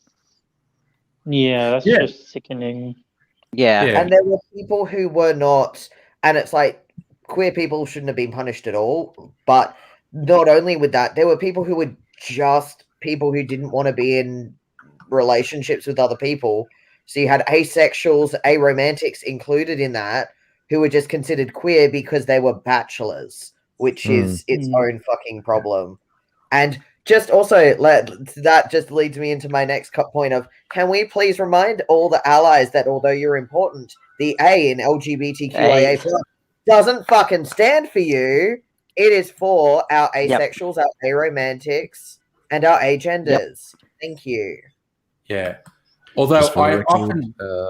as somebody who could be called an ally, I never assumed that I was ever part of the I've gender heard and it sexuality. All the good allies don't think it's about them, but there are some who are just fucking trying to raise their own flag, who I just want to hit over the head. I think so in prima every donna group of syndrome. people, in every group of people, you will find someone who wants to make it about them, because narcissism is a really common trait. Yeah. Yeah, I always suspected that was actually first started by the trolls on 4chan or something. Probably. And it leaked into the mainstream. But yeah, there are definitely people in the mainstream who latched onto it and thought it was about them. And it's like, no, shut up. Shut up. Yeah, I don't exactly try to think anything's about me, because most of the time it's not, which is good. Yeah, that's fair. So I'm thinking I've got to make a cocktail for World Whiskey Day. So I need to make a whiskey cocktail. I'm thinking either making something simple, like an old-fashioned twist with a bit of fruit liqueur, because I got this one. I haven't made anything with this yet. I just got this week from the local Maker Marinette. They call it Groisel. It's was it red currants? Tasmanian red currants. So it's a liqueur made from red currants, and I haven't had that in a drink, but Marinette make absolutely amazing liqueurs. Or I found this recipe. It's called the Brooklyn Godfather. It's got whiskey and a nut liqueur and dry vermouth and sweet vermouth. So I'm kind of torn between those two. Meanwhile, I'm just looking at tapestries to put over my altar. As you do. As you do. Trying to find one that the cat may not pull off, because I feel like setting the house on fire is a bad idea. But as soon as you described a tapestry on an altar and a quest for a cat to not pull it off, I was like, oh, good luck. Good luck. Yeah. Right? Well, one of my cats, or one of the cats of my household, tends to like knocking plates and stuff off the table. And then they smash. Yeah. That's a sign. That is a sign of cat boredom, believe it or not. Yeah. I mean, that's a generalized statement, but it's more likely that the cat might be bored. Oh no, it's only ever when he's got his food on the plate or the bowl. Oh, okay, sure. And OP just like fire because he is a demon cat. No, I mean, appropriate for my household, but would be nice if he'd stop trying to set things on fire. Yeah. That could get boring. Yeah. Like there are so many wacky cat videos on the internet. I love the thing with cats knocking one off. There's more than one sort of version. I've seen one where cats just really painstakingly are fucking with something that's on the edge of a table or a shelf. Yeah. And they just tap it really gently, and they go, that's still there. And they tap it, and they tap, and they it's a bit back, a bit side, and they don't just knock it off. They spend 5 minutes fucking around, just going. Well, it's entertainment. That's as far as it can go. Yeah. Let's see how close they are to the edge literally it gets finding it before falls entertaining. off. Yeah, it's what made me think of that, Abigail, when you said it's cat boredom. This cat's clearly bored, and it's just experimenting, and it's just going do do do do. Yeah. Do, do, do. No. And then when it's sick of that game, it just goes bonk. Don't you puff at me. Oh no. I hope he's hassling Salumi. Oh no. He's gone now. I got the full puff and glare, and I'm like, are you going to attack me? Yeah. What are we doing? But it's because he's gotten mad at me because I brought out a teddy bear that I've had since I was a child, like since I was a baby. Yeah. And it's been on my bed, and even though he's not scared of Morris, he's just decided that since Morris is now on the bed, he gets to throw a tantrum anytime Morris is on the bed. Which is not how that works. Yeah. Oh yeah, it's like when Elijah was born, Blaze the cat was like, I'm the baby of the family still, aren't I? Yeah, they get like that. Yeah. It's like my cats are so old, like Mimsy's, I don't know, at least 16. And Shadow's 12 or 13. But every now and then they do dumb kitten shit. It's hilarious. Like I just watched Shadow out the back window the other day. It's like there was a twig on the ground and she's walking past and she puts her foot on it and it moves and she goes, ooh. And then you see her going like, she bats it with one paw and it rolls and she goes, it's definitely alive, and sort of pounces on it and rolls it. I'm like, what the fuck? You're a teenager. Why are you doing that? I've yet to catch it on video, but my cat attacks her own tail. She stalks it, and when it flicks, she attacks it. My cat does zoomies around and around trying to catch her tail. She doesn't run around in circles. She'll just stare at it really intently, and then it flicks.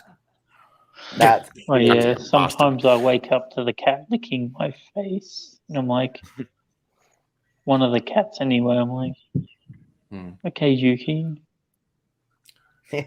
One time, I love you too. So one time, my cat was hungry in the morning, and I was asleep, and she just gently, put out her paw and just got one claw and just gently scratched my lip, and it hurt because that's a sharp claw and lips are sensitive, and I it scared the shit out of me because I was asleep, and she never did it again because that scared her off.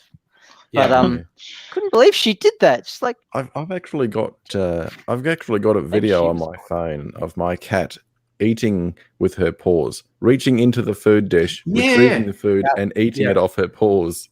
Yeah, I've seen that. I've seen that with water as well. I've seen cats do that. They'll dip their paw in the water and then lick the water off. OP likes to eat his meat with his paws, but what he likes to do first is, after he's used the litter box, go to his drinking water, clean his paws, and then look at me like, oh my fucking god, how did that water get dirty? Yeah, I like it how it's some sort of mystical human science, like magic. How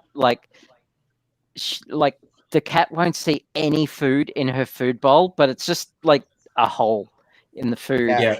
And so I just go up and shake it, and it's like food magically appears. What sorcery is this? Yeah. Yes. If they can see the bottom, there's no food. Yeah. Yeah. Ooh, actually, all right, I'm going to set up. There's an actual recipe on the side of this bottle for a whiskey cocktail. Kitty. So it's this and whiskey and sherry and lemon juice. All right, so I'm just going to set up to make that. Sure. That's cute. I'm going to get a backlight because no one can see me. I'll be back in a sec. All right. Okay. Trying to find a tapestry that won't hang off the particular width of this table I have at the altar is not good. Yeah. I might have to make something. It might be easier. What you doing? Wait, what are these bloody... Oh, I have to decide what whiskey. What whiskey? Maybe my newest whiskey, Archie Rose? Why not? My newest whiskey. Or should I use my chocolate whiskey? I don't know. Why not both? I like that ad. I remember that ad. Old El Paso or something. The amount of times we quote that at work is just so bad. everyone still uses that. Like that ad must be like 20 years old. And whenever you say, is it this or is it this? Everyone goes, why not both? And I love every now and then there's someone who remembers it in the Spanish, and then I'm like, I still know what you're saying. Yeah. Yes, I don't remember it, but I recognize it when someone does it. Yeah. It's like in Canada, they call poutine, and then someone's just like, why not both?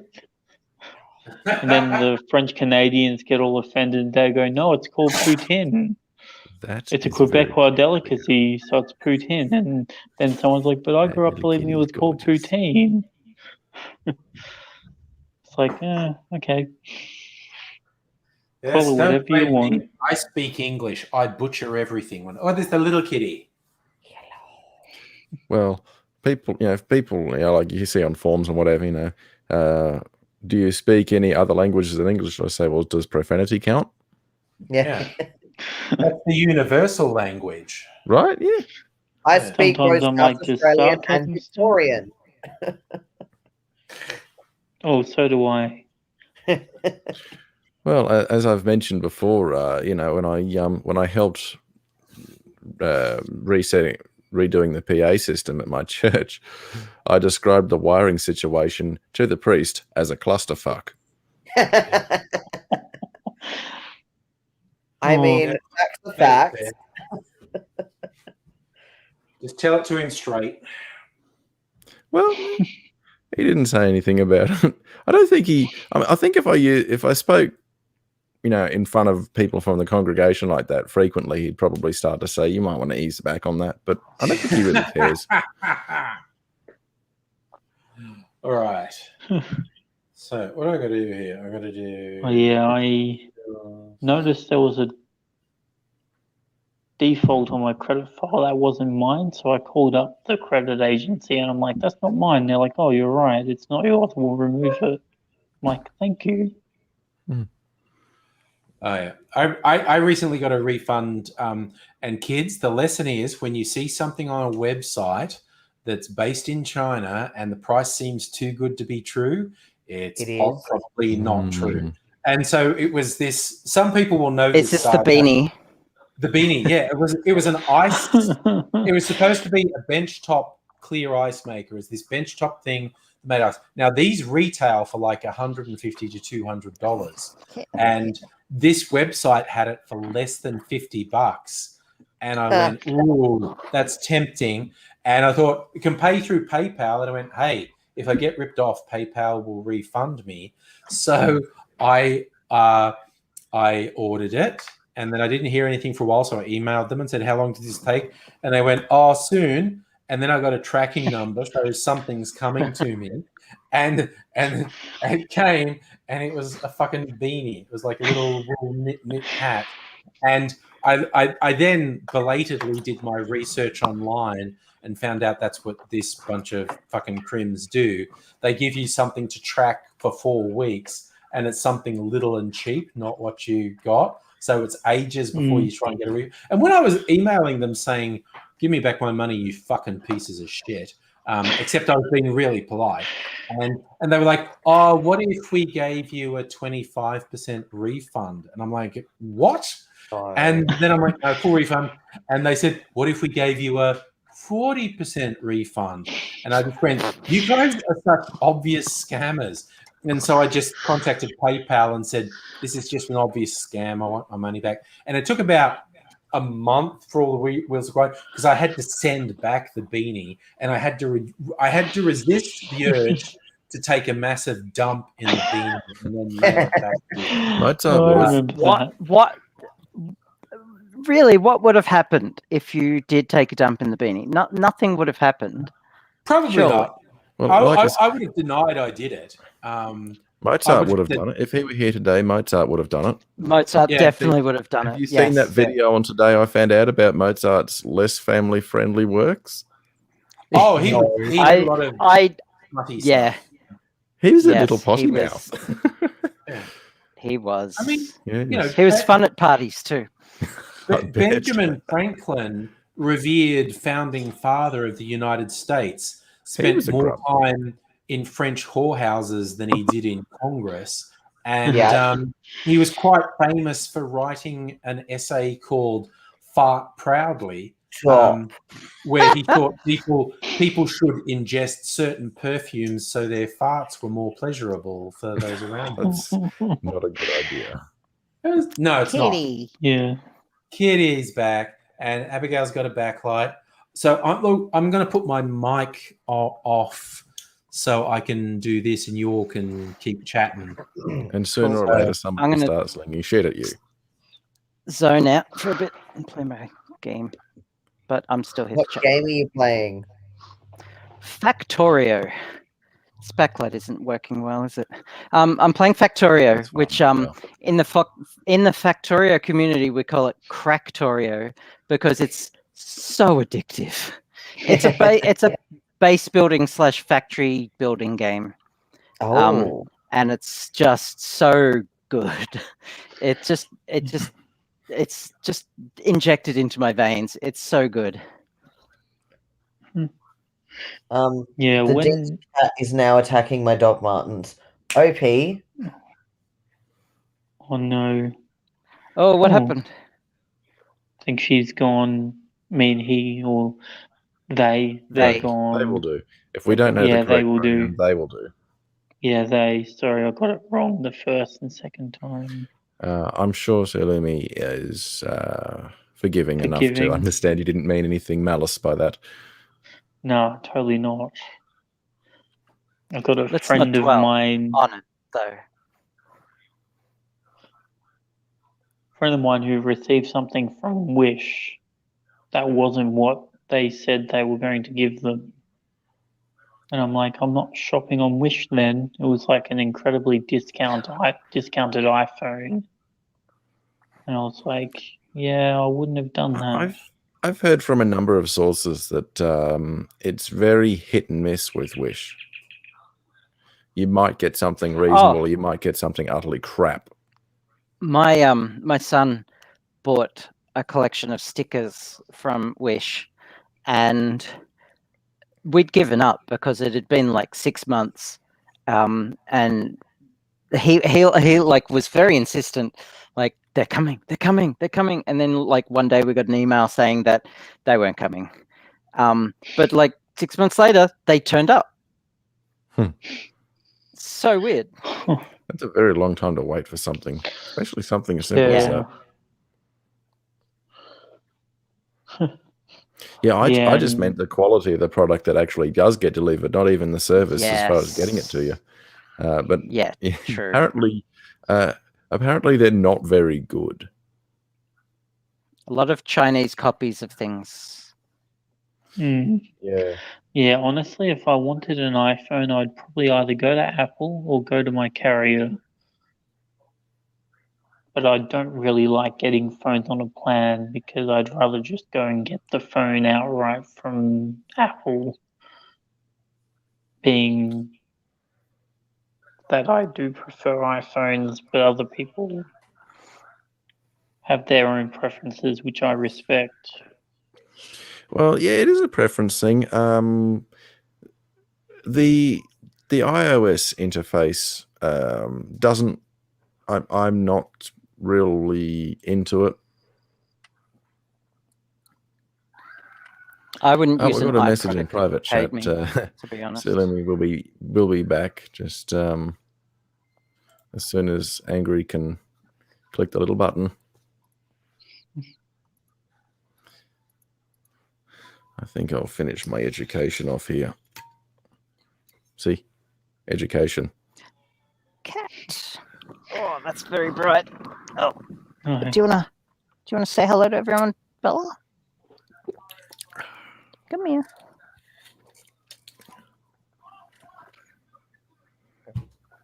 I may be shortly joined by a cat.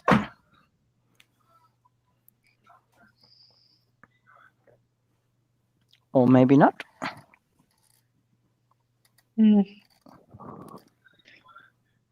Yeah, cats tend to do their own thing.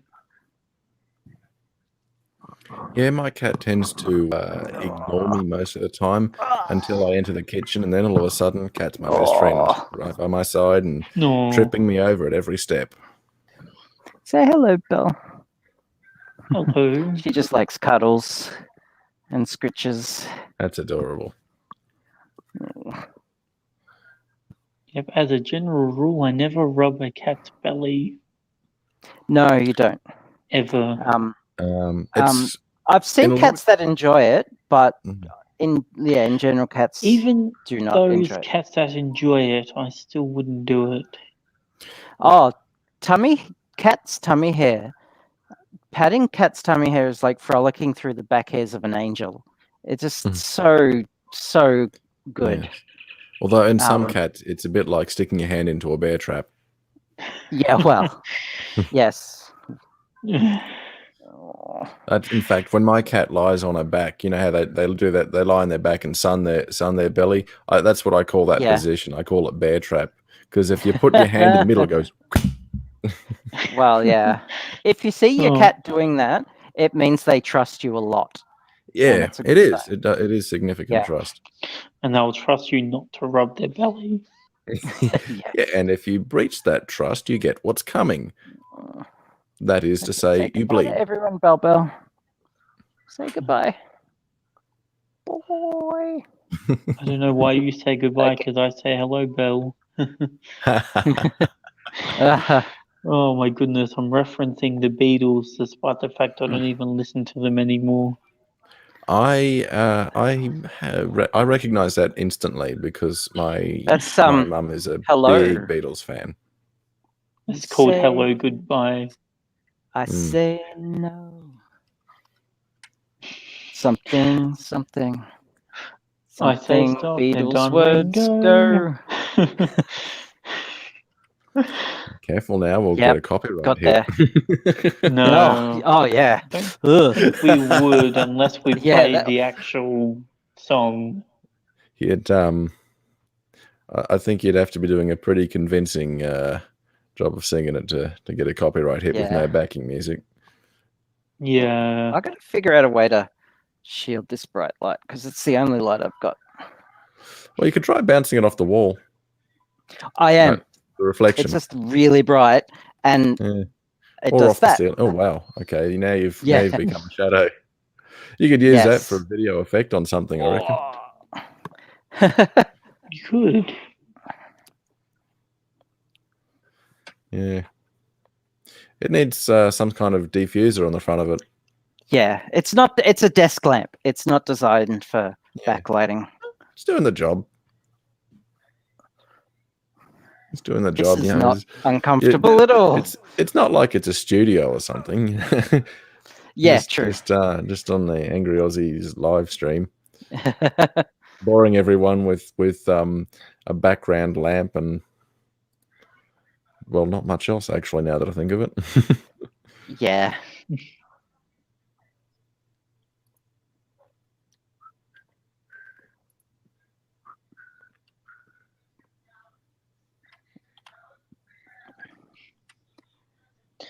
Yeah. We need an extrovert. That's what we need.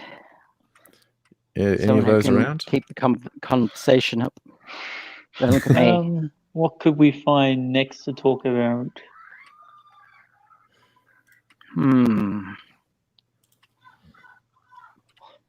I remember that movie called Yesterday. You know how much they apparently paid to have those songs on there?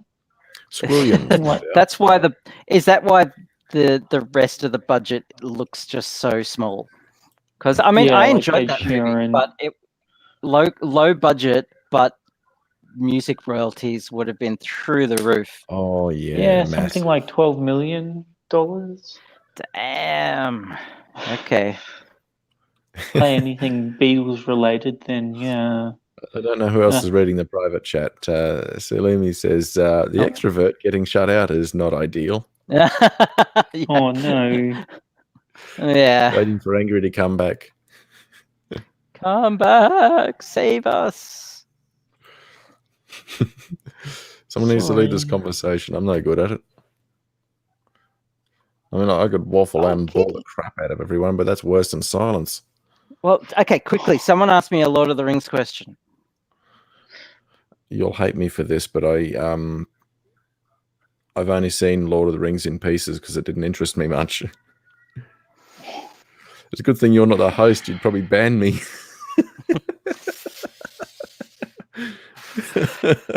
But you've seen them now, though. I've seen. Surely. I never actually bothered. Oh my! You owe me a bottle of Coke. Yeah. Fair That's enough. just completely Yeah. watered the flame now, doesn't Well, it? that is not the Lord of the Rings question I was hoping to get. Oh.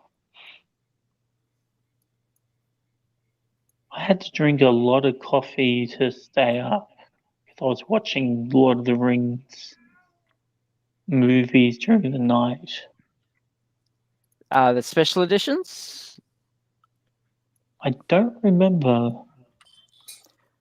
I have seen the theatrical versions once in the cinemas, and every time I watch it, it's a theatrical version or nothing.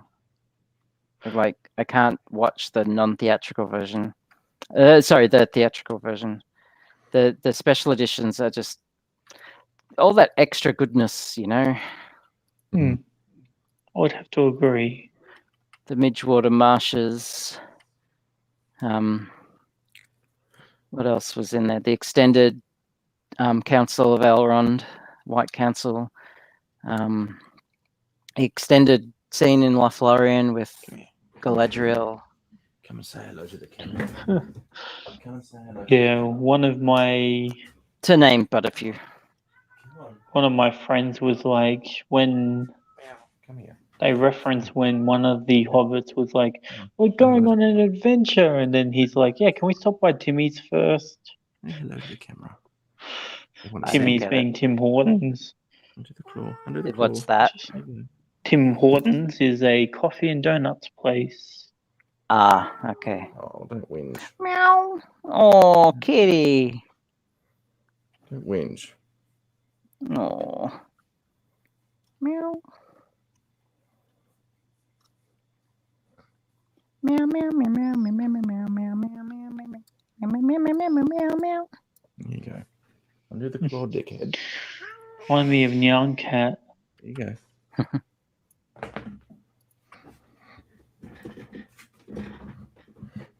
She didn't want to be on camera either. That's okay. I don't think cats have a concept of camera. No, she didn't want me hanging on to her. She wants to wander back and forth between the front and the back door. Being picked up by me was not on the agenda. Ah, you're back. And Sulumi's back. Yeah. Lumi's back! Yay! Sulumi's been waiting That was for a the while. worst time for me to get bounced out because then it was just a bunch of introverts without the extrovert. Yeah, it got a bit quiet and dull, didn't it? Yeah. I was saying in the private chat, in Lord of the Rings, it's been a little bit since I've watched them. I love the Ents, but because I grew up watching HR Puff and stuff, my brain still correlates it with the talking trees on that. Yeah. Okay. Oh, I remember I've never HR seen Puff it. and stuff. Oh, HR Puff and stuff was tripping balls. It was so. Oh yeah, it's it was from the 70s, wasn't it? Drug-induced bullshit, but it's hilarious. They were all Sid and Marty Croft were clearly just doing massive amounts of acid. Which I mean, they've called it Puff and stuff. Do we not think that maybe there were drugs involved? Oh yeah, no, and the colors, the Puff and stuff does seem like a marijuana reference, but the colors on the set are very acid. People who did serious acid. So like the animations on Sesame Street. Yeah. Pardon me. Sorry, what were you saying, Salumi? It's a bizarre show. I still love the fact though that like it's very much a drug-based show, yet I was introduced to it by my religious family. Oh yeah. The kid who's the teenage boy who's the protagonist, he has a flute. Yes, that is also sapient and talks to him. And And if that's not some weird sexual thing of him blowing the flute, which also talks to him. Yep. And Witchy Poo was hilarious. His nemesis was Witchy Poo. Yes, with the dodo and the tarantula. Yeah. I have no idea what any of you are talking about, but it's a great time, but it's that like it would be better with drugs. Yeah. I need to find a new favorite movie because originally my favorite movie was Yellow Submarine, and someone's like, "Oh, you'd have to be on acid to watch that." I'm thinking, well, it seems like they're not lying. You feel like you're on acid when you're watching Yellow Submarine. Yeah. One of my favorite horror movies, which has been interesting because I realized how much of now I know that I'm the kind of person that gets obsessive and hyperfixates on things and ends up down weird rabbit holes. I've always been that person, but I'm noticing how weird that is to certain people with doing online dating. So there's all these people who are like, I'm into horror, I'm into like metal music, and I'm just like, so have you seen the movie Suck? And they're like, no. Okay, but it's got Iggy Pop, Henry Rollins, Alice Cooper, and Moby in it, and it's a B-grade horror movie about vampires who, like, it's a band that becomes vampires to succeed in the music industry. It is hilarious. Oh, wow. It is also talking about, like, because when they become vampires, they become desirable to the public, and it's very much a call out on how bullshit the whole Hollywood and music industry is about. If you look a certain way, if you have this weird attraction to you, people are more drawn to your look and therefore will follow you. It's a total call-out movie, and yet no one has ever heard of it. And I'm just like, is it just because I end up down weird rabbit holes that I'm like, here's this random movie that I like that was $6 at JB Hi-Fi. Hey, but some of those movies you buy real cheap are good value. Oh, it's amazing. And like Alice Cooper in it. I mean, I love Alice Cooper anyway. Alice Cooper, welcome to my nightmare. He's so good. I saw that in the cinema in the 70s. So I've seen him live a couple of times, but when he opened for Motley Crue on their final tour of Australia, I love that this is a guy who is bigger than Motley Crue, but was willing to open for them because it was just another excuse to do a tour. And his show was amazing. Like, it wasn't an opening show. It was a show. You could have watched that and left. Like one of my acquaintances got invited to do a song called Women and Wives on Paul McCartney's album McCartney 3 Reimagined or something like that. And I'm like, that's awesome. Yeah. I won't disillusion you about the fact that Alice Cooper is actually a colossal prick, but you enjoy his stuff, so I won't rain on your parade. I still haven't actually, like, I don't hear a lot of negative stuff about him in comparison to a lot of people in the music industry. Quite possibly you were correct there, yes. But when you like Frank Sinatra. Oh God, Frank Sinatra was a piece of shit. He was Alice Cooper, horrible. I think, has his own issues, as you would, as being egotistical within that industry, but he's nowhere near as problematic as a lot of the other people. Which is, not a high bar, but whoever's running his TikTok at the moment, though, is my favorite person. I'm guessing it's one of his grandkids because all of the TikToks are so on point. And I love it. Like, it's every trend. They're so on the trend. But it's also like they've got such a plethora of media to use from Alice's backlogs. Yeah. It's so well done. Oh, I love it. It's just, I need that in my happy place because there's not a lot in my happy place at the moment. Yeah, no, that's good. That's good. So when you mentioned Iggy Pop in a horror film, I recently saw Jim Jarmusch's The Dead Don't Die, which is Jim Jarmusch is a famous art house director. He's been making films for, 40 years. And so he's got contacts all through film world. So if he asks anyone to be in his film, they're going to say yes. And The Dead Don't Die has a really amazing cast. Besides having like Iggy Pop as sort of stunt thing. It's got Bill Murray and Steve Buscemi and Danny Glover and oh god, I've gone blank. What's Kylo Ren's real name? Oh yeah, but it's basically I know who you mean. It's a very big name cast as a zombie film, and it's mostly good. And it gets a bit weird and meta and self-referential at certain points, but it started to piss me off because I watch and read a lot of zombie stuff, and in more than one point, people in this movie had a really good strategy and good resources to survive being attacked by zombies, and yet then they inexplicably didn't use their strategy and resources and got killed by zombies. And that like happened like 3 times. And I was like, okay, this is just getting fucking annoying. Those people shouldn't have died because they both planned and had the resources, as in weapons, and yet they just kind of went, oh no, it's all too much. And it started to annoy me. But it's very darkly comic and amusing. And Iggy Pop is predictably a zombie, and he's very funny. But I love in Crybaby the John Walters. Yeah, John Waters. Yeah, John Waters. Oh my god, my brain. I love his character in Crybaby because he's just like Iggy Pop, but even more bumpkin. Like it's just so good, so good. Yeah. Yeah, Iggy Pop basically seems like a pretty funny guy. I also love if there's ever a retrospective of Countdown, the 70s and early 80s Australian music show, Iggy Pop went on it, ripped off his fucking head on drugs. And it's hilarious because he does a lip sync performance where he just goes wild. And then he sits down to be interviewed by Molly, and he's off. He's off his fucking dial, and he's literally bouncing in his chair going, I'm so excited to be here, I'm so excited. And it's like, I think that might be the amphetamines, Iggy. I think that might be I don't think that's but they were all made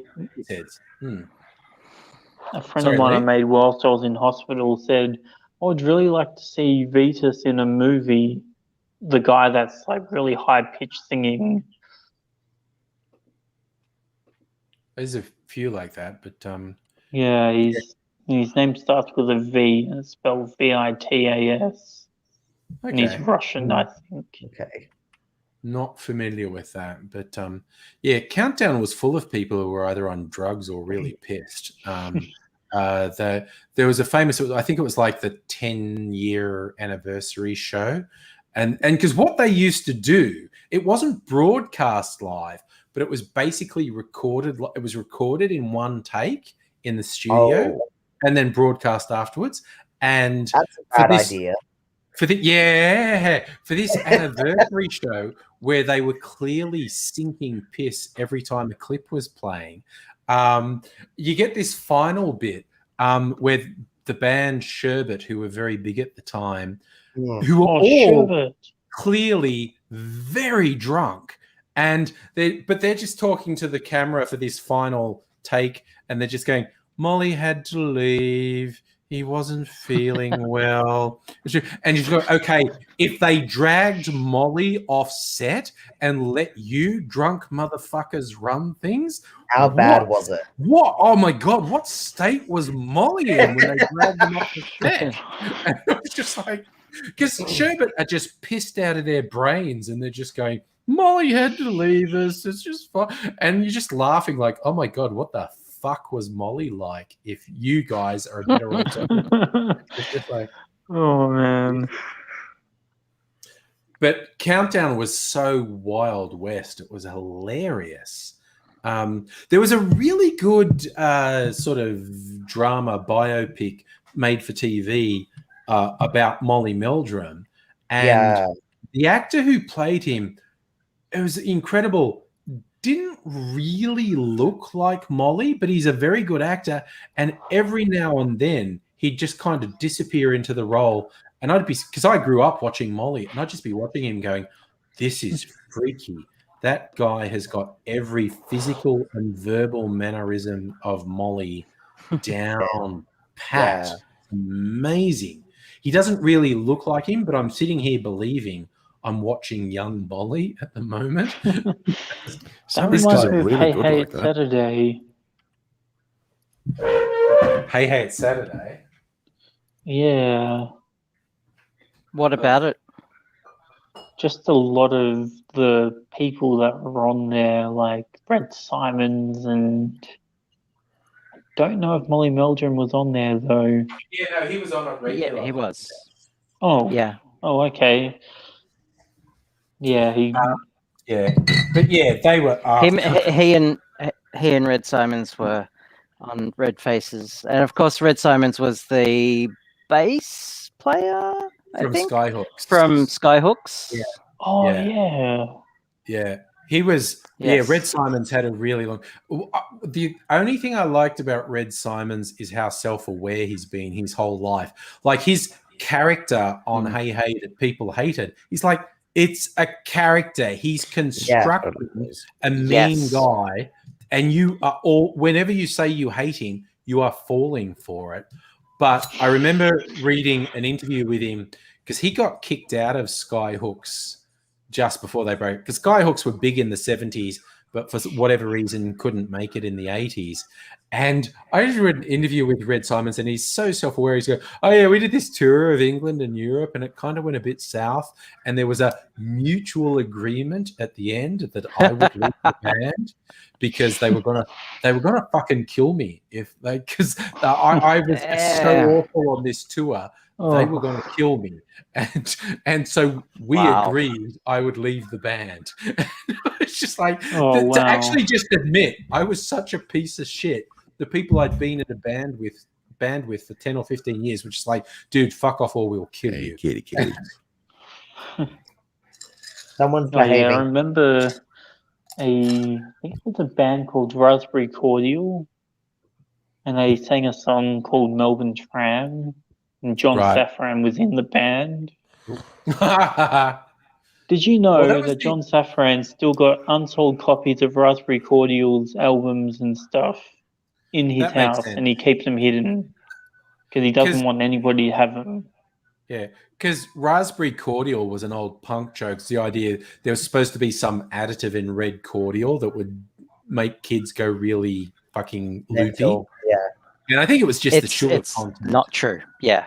No, it's not true. No, it was a coloring, and it was a genetic thing. Only a tiny percentage of people were affected by it. There was a tiny grain of truth to it. But also cordial usually has a lot of sugar. Now, scientifically, and they've actually proven this with studies, sugar doesn't make kids hyperactive. But if you ask any parent, myself included, sugar, there's well, it's got a buttload of energy, you know. I mean, it's just straight. It's just straight kilojoules. It's energy. Yes, it's energy. It might not be technically hyperactivity, but it's energy. You are giving a kid an enormous amount of energy. And when they've got that energy, they feel inclined to burn it. Kids are mutant animals at the best of times. So. Yeah, as someone who's been diagnosed with ADHD, I was told to never have bread. But I still had bread, and I didn't exactly go off the rails. Yeah, it was folklore. It was folklore that the red coloring had something in it that would, and it's not true. It's not true. It's just sugar. You give someone sugar, and they have more energy. Yeah, pretty much. I'm just making the same drink. But it doesn't make them hyperactive, though. No, it makes them active, not hyperactive. Yes. Yeah. Yes. Yeah. Sugar is just empty calories, basically. Yeah. Well, little more than that. Or very special calories that just really. Oh man. Making the same drink I just made, but with a stronger whiskey, because I want to see what it's like with a stronger whiskey.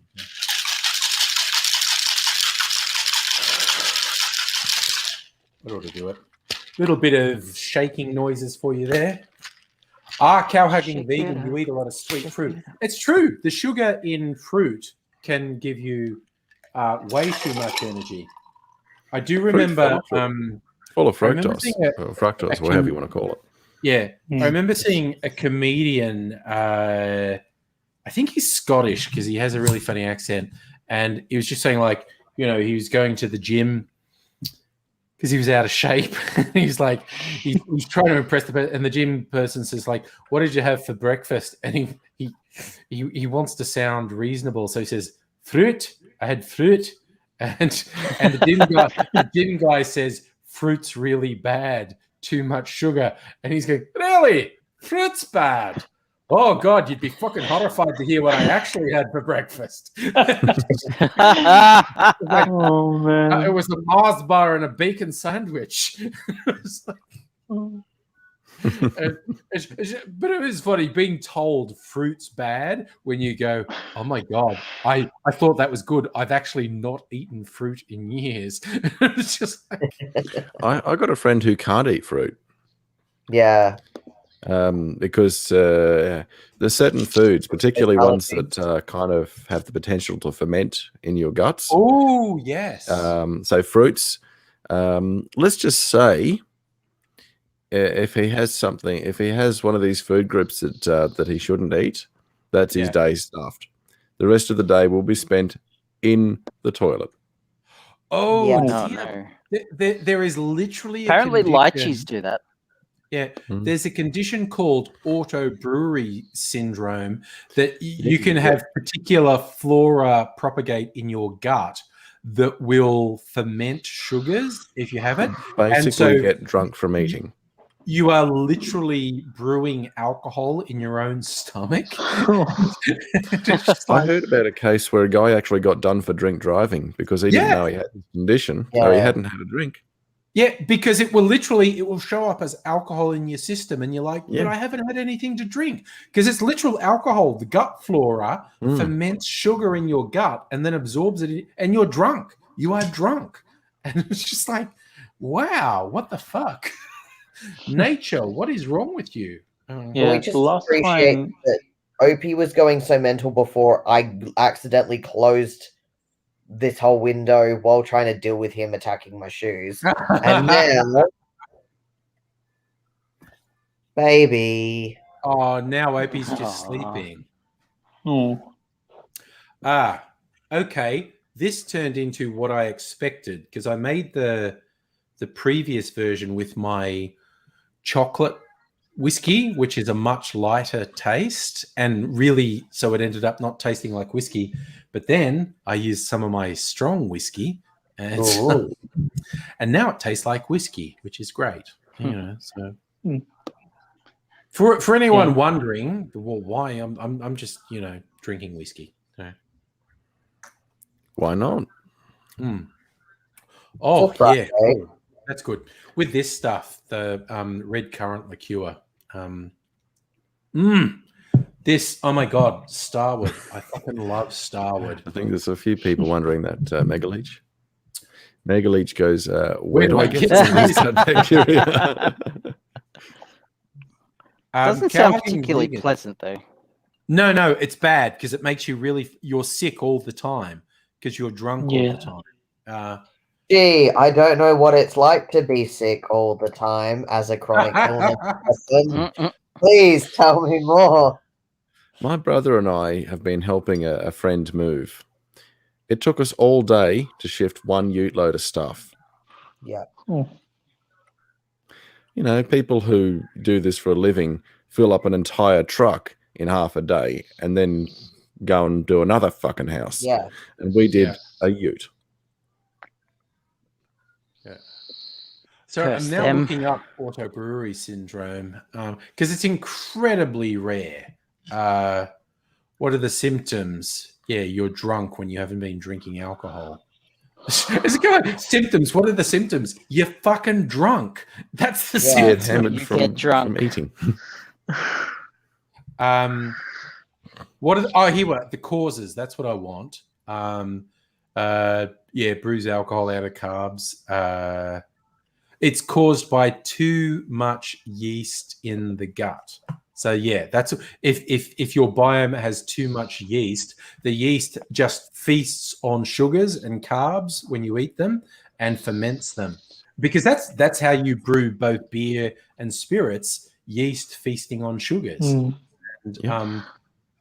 so yeah, I didn't know yeast lives in the gut, not in the stomach, obviously. Yeah. So it's basically too much yeast, and it ferments the sugars that you consume. And it's incredibly rare. Like I've seen it used as a plot device on a couple of shows, which is ridiculous because it's like super rare. But it's the writers of medical shows go, "Oh, I found something that only happens to 1 in 10 million people. I think I'll have my Doctor Hero face it." Oh, but the amount of times that on House they'd be like, "Oh, this could be hemochromatosis," which I have. Yes. Do this treatment, and that's not it's a not thing. lupus. It's high iron. The only way to get rid of it is to donate blood. You can't give them a medical treatment. Oh yes, doesn't exist. I dated someone with that, and she literally had to donate blood every month. Yeah. Oh wow.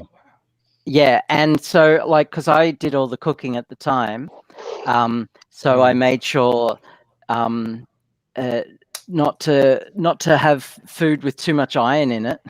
And I ended up can negate the effects of that iron as well, and drinking tea when you're eating high iron. I didn't know that at the time. In tea can inhibit iron absorption. But I ended up getting slightly anemic as a result. Oh no! No. Yeah. Yeah. All right. I'm getting a bit tired, so I think I better say au revoir and say good night. Bye. No. Thanks for hanging out with us, Lee. Have a good sleep. You're most welcome. Anytime. I love hanging out with you people. Oh, it's fucking awesome. This is. What do you mean by you we people? We started doing this when we were all locked down, but it's just been so much fun. I just want to keep on doing it. So I like saying people instead of guys and girls or whatever that because I prefer to say people. Everyone. I'm with you, Lee. Everyone can agree that they're people. My folks. All right, sis. Just leave out the gender pronouns and you don't offend anyone. I'm with you. Exactly. Bye.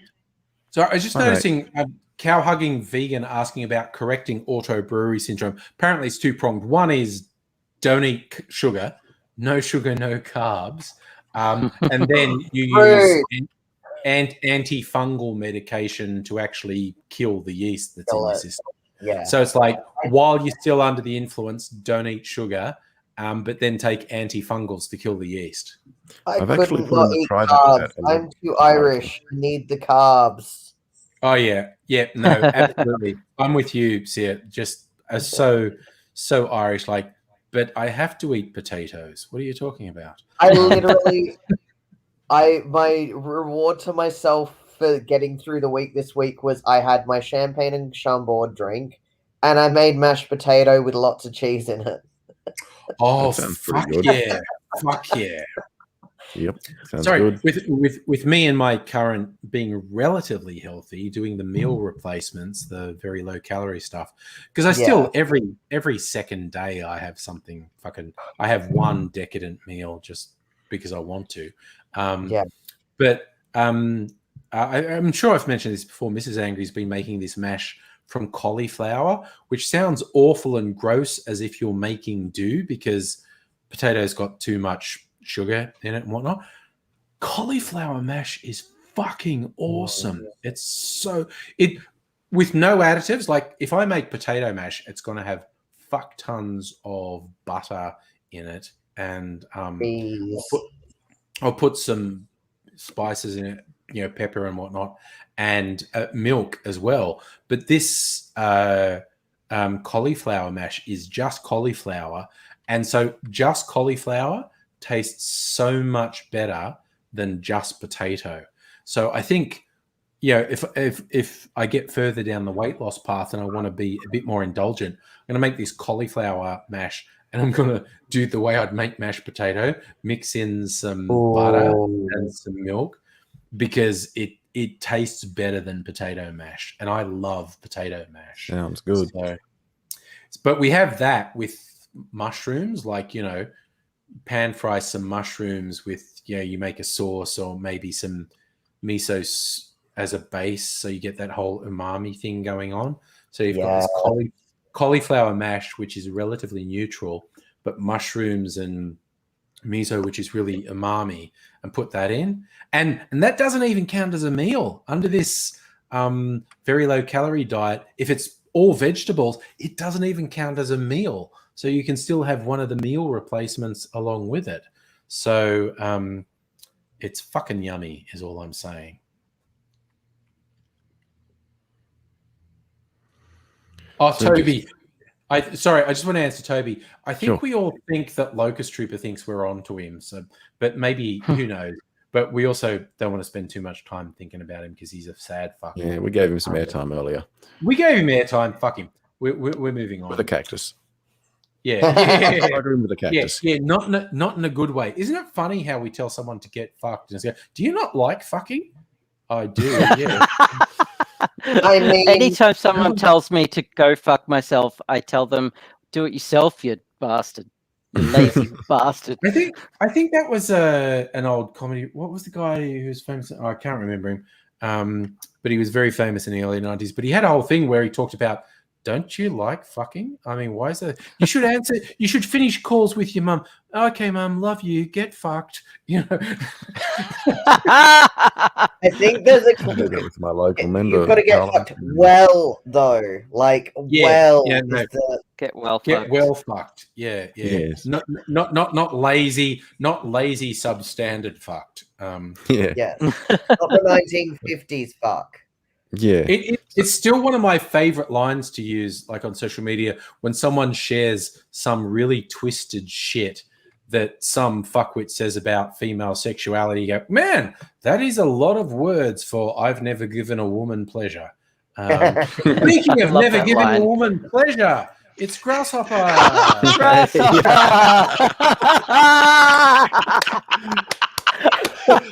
that timing. Oh, that's fucking timing. Oh, that's so good.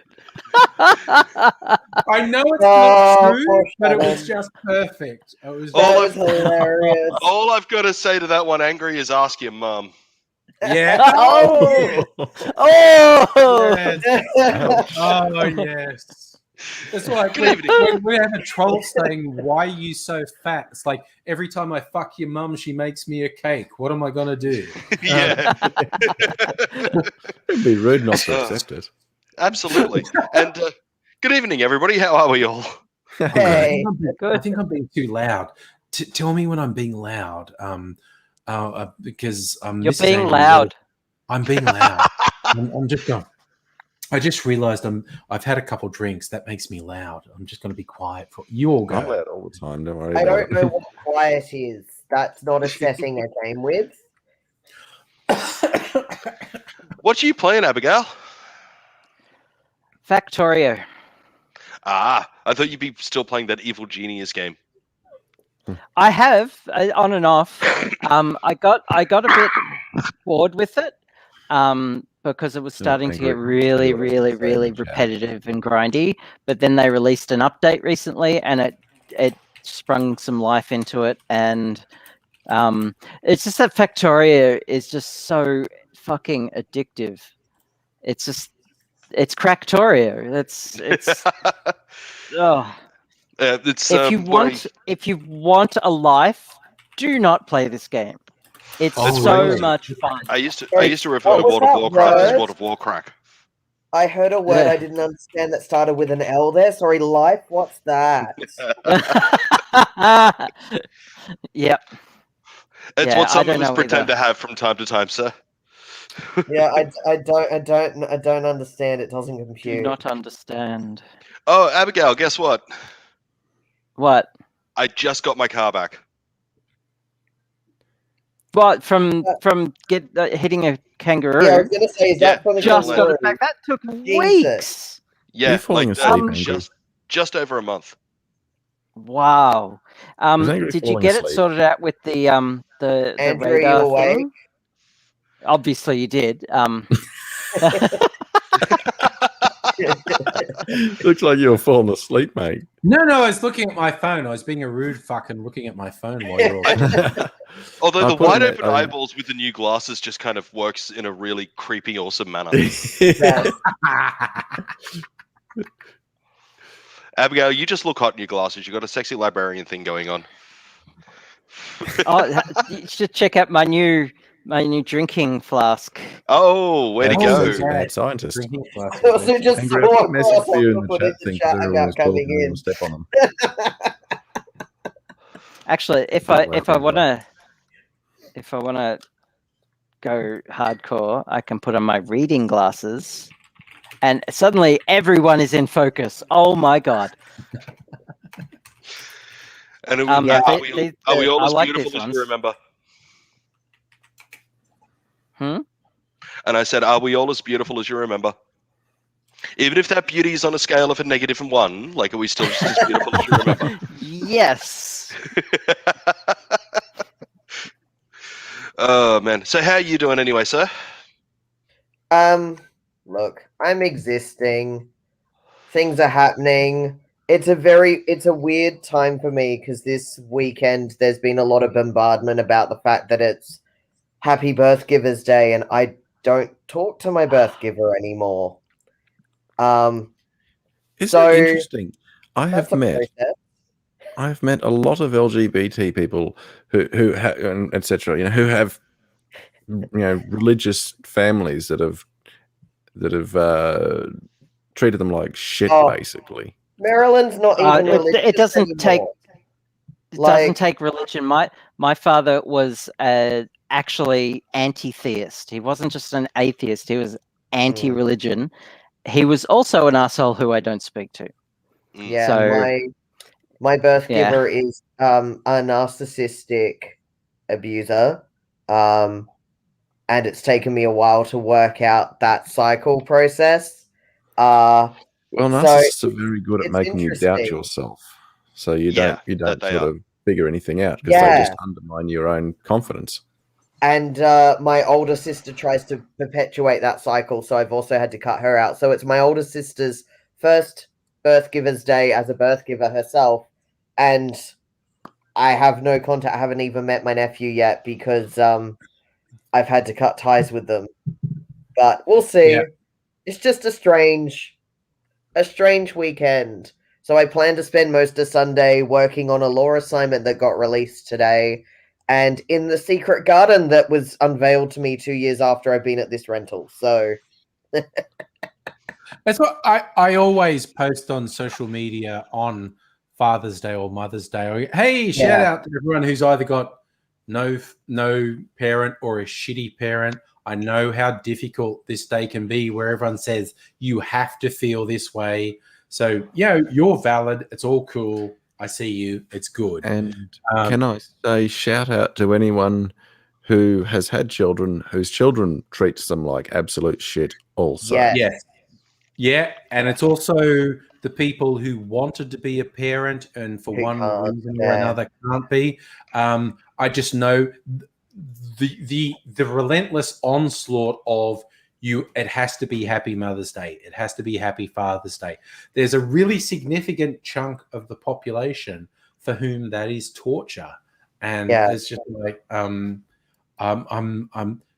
not, and I also just wait for because I'm not young, but both my parents are dead. Every Mother's Day or Father's Day, my brother will post the meme of Batman slapping Robin, that Robin's halfway through saying Happy Mother's Day, and Batman slaps him going, both my parents are dead. My brother posts that every Mother's Day and every Father's Day. It's just like, that's amazing. That reminds me of one of the best hands. One of the best hands that I ever got in Cards Against Humanity. The scenario card was what's Batman's guilty pleasure? And the card that I was able to play on it was Dead Parents.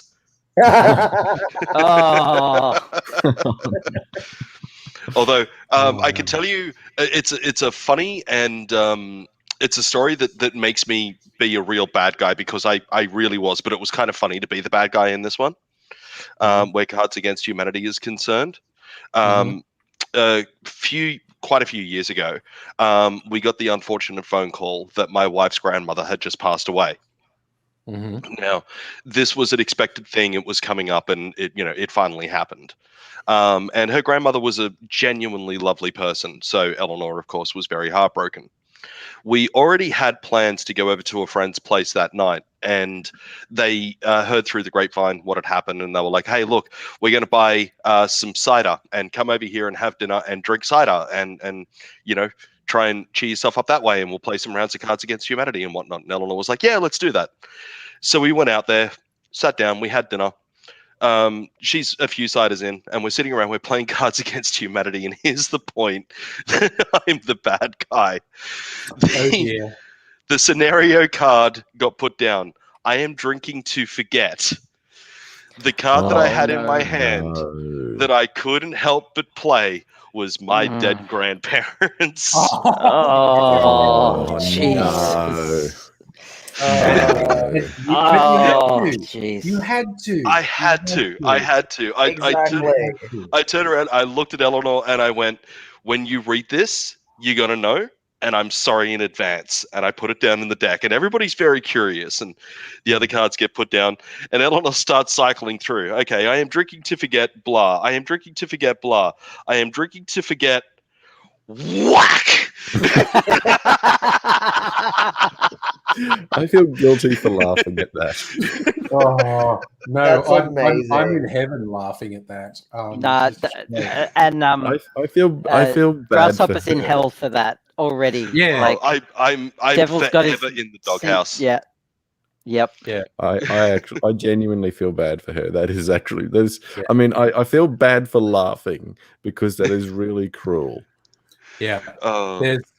There's one of those medieval art memes that I love, and it's got someone who looks kind of like a monk with an awkward expression on his face, and there's a demon with a scroll and a quill writing something, and they've captioned it, "When you're pre-booking your place in hell because you know you shouldn't have laughed at that." There are many occasions where as a Norse pagan, I don't think I'm going to hell. I'm personally choose to believe that Valhalla is open to people who fight all types of battles, regardless of whether that's an actual war or whether that's a battle of your own mental health, LGBTQIA plus people, all that kind of thing. So I figure I'm going to Valhalla, and I feel like both Freya and Odin would find it fucking hilarious, the amount of stupid shit that I've done. I feel like whichever one I end up with, I'm in good company. Yeah. Some of my friends will sometimes crack one of those horrible jokes that you can just make in the time, and it's a horribly off color, horrible joke to say, and they're like, "Oh, I'm going to hell for that," and I'm like, "Dude, I've already saved you a seat." Like, yeah. Sulumi, I like what you're saying in the Norse pantheon. I feel like Thor's just gonna put his arm around your shoulder and go, "I feel you. Everyone says everything I say is fucked too." I feel like Thor, as well as someone who is dressed as who disguised himself as Freya to pretend to be Freya for a wedding, would just be like, "So, what were your feelings on dresses versus pants? Because I've got a lot of feelings, and I feel like we'd have a great discussion." Yeah. That's one of the two best Norse stories. It's just like Thor's very short version. Thor's hammer goes missing. They assume Loki has something to do with it. He goes, "I don't, honestly, but I'll find out." And he finds out a frost giant's stolen it. And the frost giant says, "I'll give it back if Freya marries me. Freya is the most beautiful of the Norse." And Freya says, "Fuck all of you." And Loki says, "Thor, you could dress in drag and marry him, and then when you get the hammer back, kill them all." And Thor says, "Yes, put me in a wedding dress. I'll do that." I love it. And it's just great. My favorite stupid because so I currently give things to and burn candles for Odin and Loki. I've previously done this for Freya, and just felt that didn't need to continue at the moment. And Loki, I didn't want to burn a candle for until the fucker would not stop sending fucking spiders into my house. And as soon as I started burning a candle, I don't have an issue with spiders anymore. Nothing else has changed. He is not sending spiders. And I was like, rude. But my favorite Loki story is just the fact that he wanted to just see if he could tempt a horse, so transfigured himself into a horse, and then got worn out to the point that he slowed down enough that he got impregnated and had to stay in horse form to give birth to another horse that is then Odin's horse. Yeah, I fucking did a video. I did a video on that for my Angry Aussie channel, because when Marvel said their Loki was going to be canonically gender fluid and pansexual, and people went, "Oh, political correctness gone mad," and going, "You fuckwits don't know the actual stories." Loki, for a laugh, turned into a horse and fucked a horse and conceived and delivered. And to which I just imagine the rest of the Asgardians, when Loki gave them that plan, just going, "Dude, do you just want to fuck a horse? Is that what this is about?" Like, and the amount of stupid queer shit that happens in the Norse pantheon, and then Loki's the only one who's like, "I know, I'll get fucked by a horse. I'll also I can't even remember the specific story. I'm gonna have to reread it, but did something that ended up with him getting like pulled around by his testicles by a goat or something." Oh yeah, and yeah, the offspring from that turned to be demon children that were very important in Ragnarok. Yes, we've got all those crazy stories, and people are worried about something that's actually far more normal. Oh yeah. Oh yeah. And Mega Leech, no, it was not a citronella candle. It's literally just my normal white pillar candles that I burn as part of my pagan practice. And I think that Loki's just being a dick, to be honest. And I think that's the thing that I like within my personal experience in the Norse practice, is that I shit talk the gods and goddesses that I've dealt with, and like the many other experiences I've had. But because they're as fucked as everyone else, they don't particularly care. Compared to like being raised in the church, where it's like, you can't say anything bad about God. Why? He's shit. Have you read his parenting experiences? I do not recommend. Like, don't abandon your child to be crucified for people. That's a bad parenting move. I could comment on that, but you've all heard my views. I'm keeping out of that one. Yeah. There was I saw a good joke recently. It was like Martians come to Earth and say greetings humans and whatnot, and they want to talk to all world leaders, and they want to talk to cultural leaders and philosophical leaders. They have a meeting with the Pope, and the Martians are sitting down with Pope, and the Pope says, "Do you know Jesus Christ?" And the Martian goes, "He's awesome. He visits us every year in chocolates. It's a big thing with the finest chocolatiers compete with each other to give Jesus the best chocolates. And so he comes back every year for that." And the Pope says, "Really? He comes back every year?" And the Martian said, "Yep, every year. Why? What did you do last time he visited you?" It's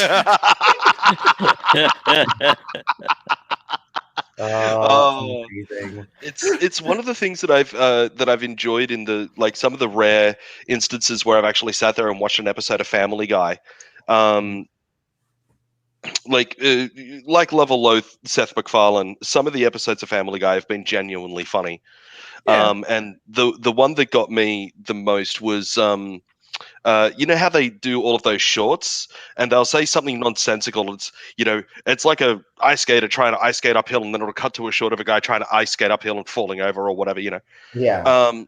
In this one, one of the guys, like, he almost gets hit by a car, and he like manages to dive out of the road just in time, type thing. And he just goes, "Oh, Jesus Christ, thank God that didn't hit me."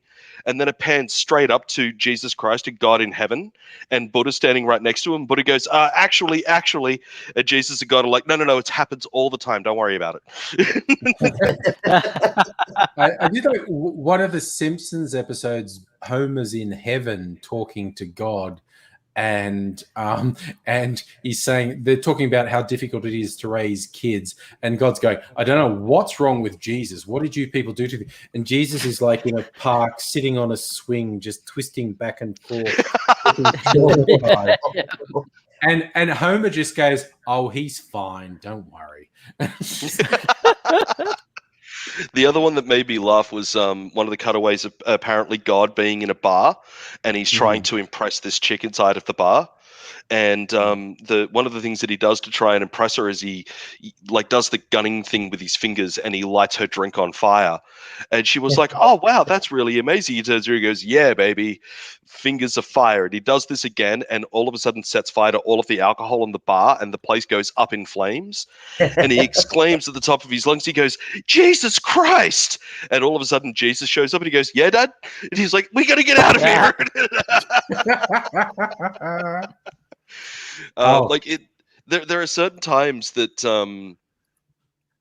I don't care what religion it is. I don't care if it's the Norse pagan beliefs. I don't care if it's Buddhism. I don't care if it's Hinduism or whatever.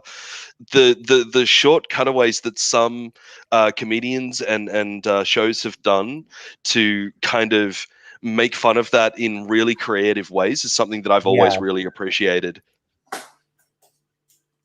I think that's it. Like, you've got to have a sense of humor about it. Like, a lot of this shit is personal experience and ridiculousness. None of us knows the absolute truth about any of these things.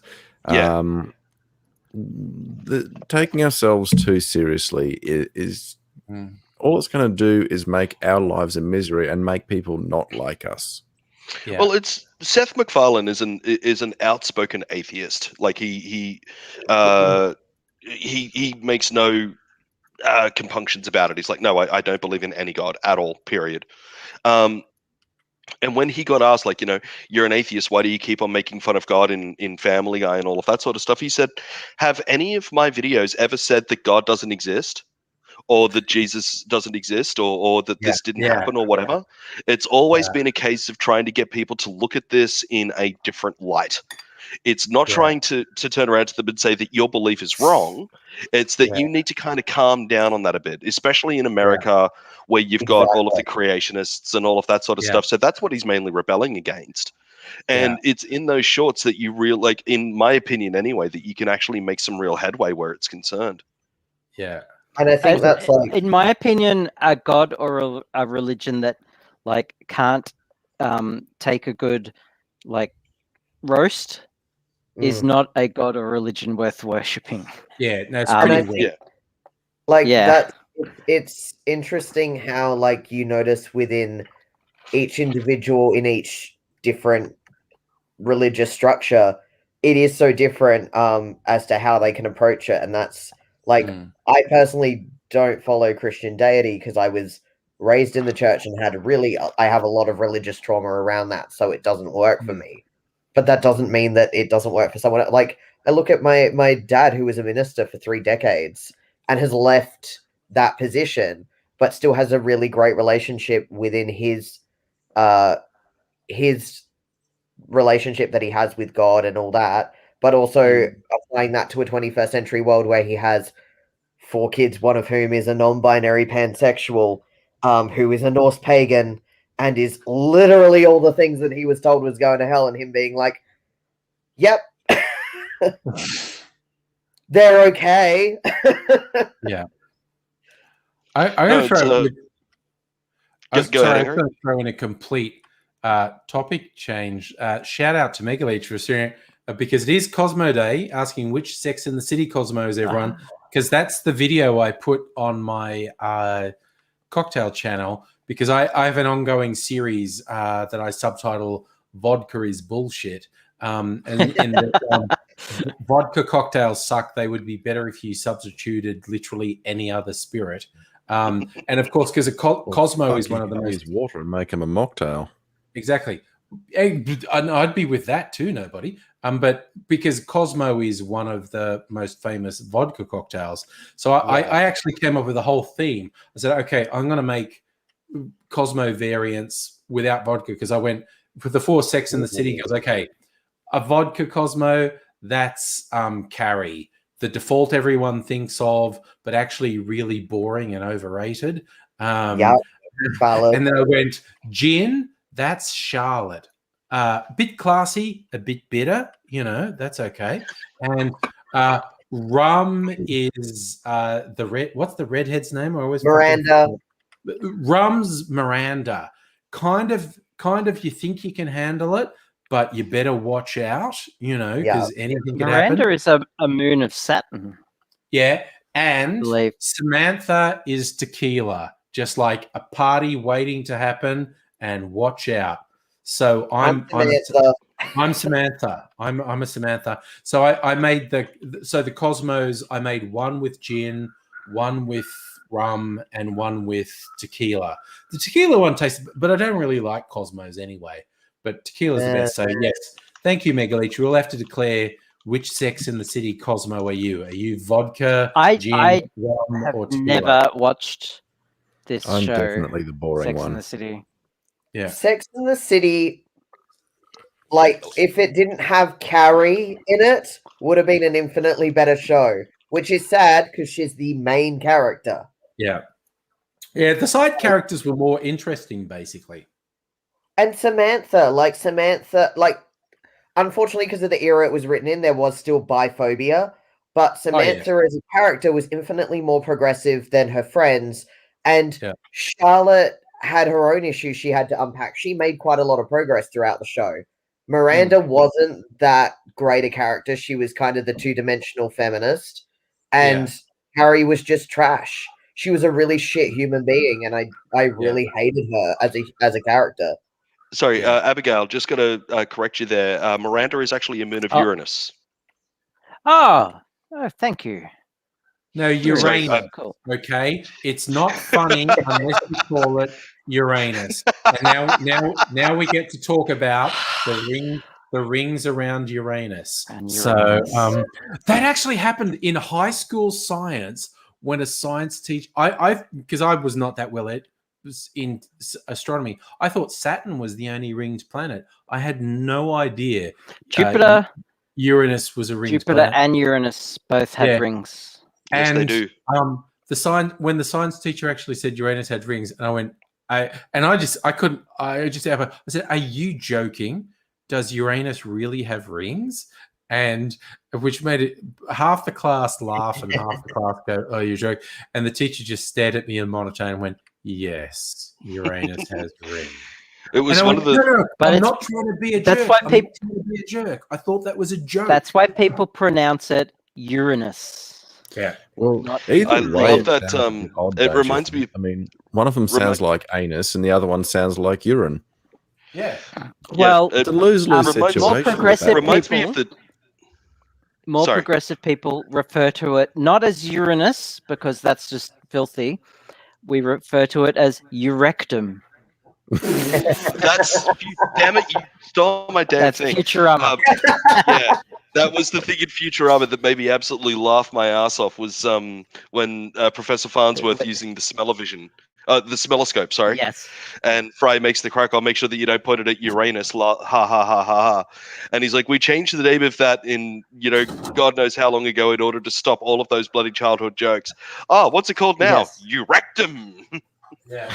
Okay. Yes. Reminds me of I remember seeing 70s British porno mags were ridiculous. But I remember seeing one, and they had this long running comic strip, and there was this blonde bimbo character, and she's kidnapped by a Dr. Frankenstein type who has this monster that's going to is supposedly going to rape her, but she's into it. But the monster breaks down at some point, and someone's spying, and the doctor's trying to fix something, and he's bent over, and the monster with its erection is standing behind him, and the people spying like, "Oh my god, there was an electrical discharge from the machine, and it hit the monster in the butt, and it involuntarily thrust forward and got the doctor in the well." And the person says, rectum? And he goes, well, it certainly brought tears to his eyes. And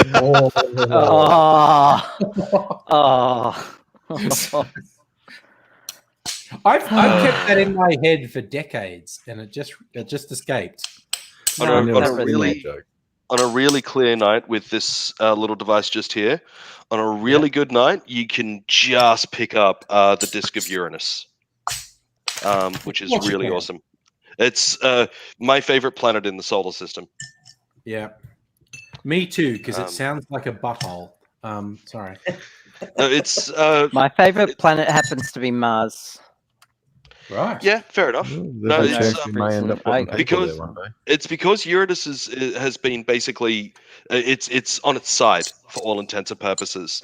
It is. And they've got absolutely no idea why. And it's it and Neptune. Down. It's tired. It and Neptune are the two least explored planets of our entire solar system. And I guess because there's so little known about them is why I'm so curious about them.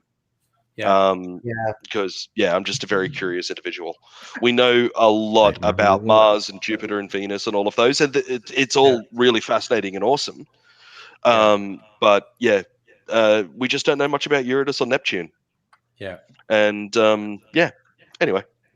Sorry, all this is making me think of this, a thing I saw on Twitter a while ago. Some little girl, and she's like 5 or 6 years old, and her parents posted this video because you see, like, when they're trying to get her to go to bed, she comes up with everything she can as a distraction, and she grabbed her dad's acoustic guitar and went, "No, there's a song I have to sing for you." And like, what is it? And she's just got this guitar, and she's like, she's doing a reasonable job of playing it, but then she's just singing this song called "I Wonder What's Inside Your Butthole. I wonder what's inside your butthole." And there's like, maybe it's astronauts, maybe it's aliens all inside your butthole. And it caught Twitter's imagination so much. In the replies, there were like 100 cover versions of this, like people who were actually very good at singing or putting music or remixing this little girl. There were all these remixes of "I Wonder What's Inside Your Butthole," and it's just man, it's like my favorite joke when I was growing up, like a little kid, because I was a Trekkie even back then, and it was what's the difference between toilet paper and the Starship Enterprise? Nothing. Wow. They both circle Uranus looking for Klingons. I've heard that one. It's my favorite joke as a kid growing up.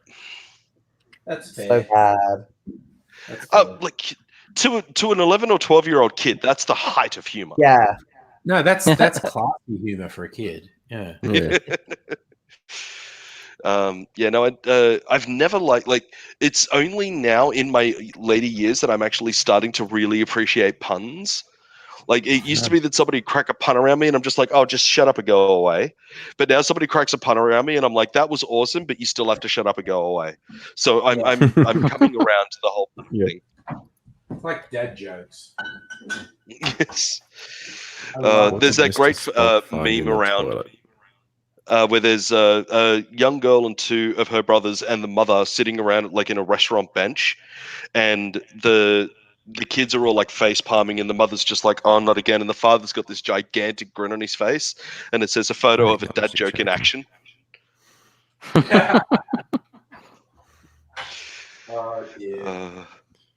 Okay, choking on ashes. What did Mr. Spock find in the toilet? Oh, here we go. Klingons? I don't know. The captain's log. Oh, wow.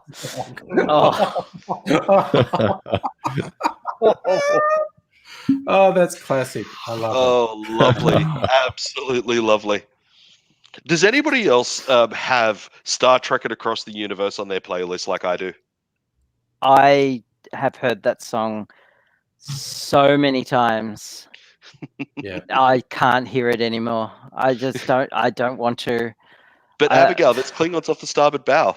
Yeah, I know. Starboard bow. I'm gonna have to listen to it after this now.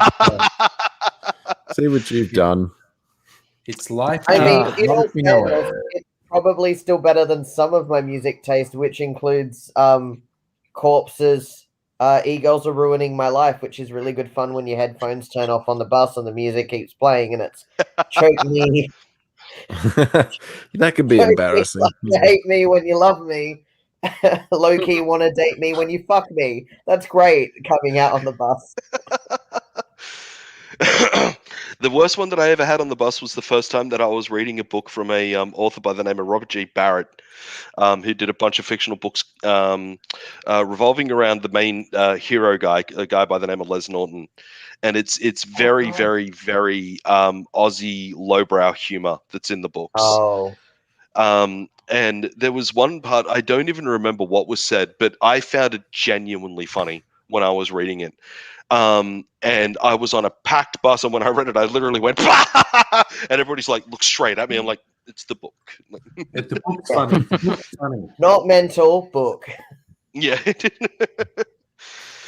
Oh, man. So Lemmy, you were talking about, riding the bus and, your music accidentally playing in front of everyone.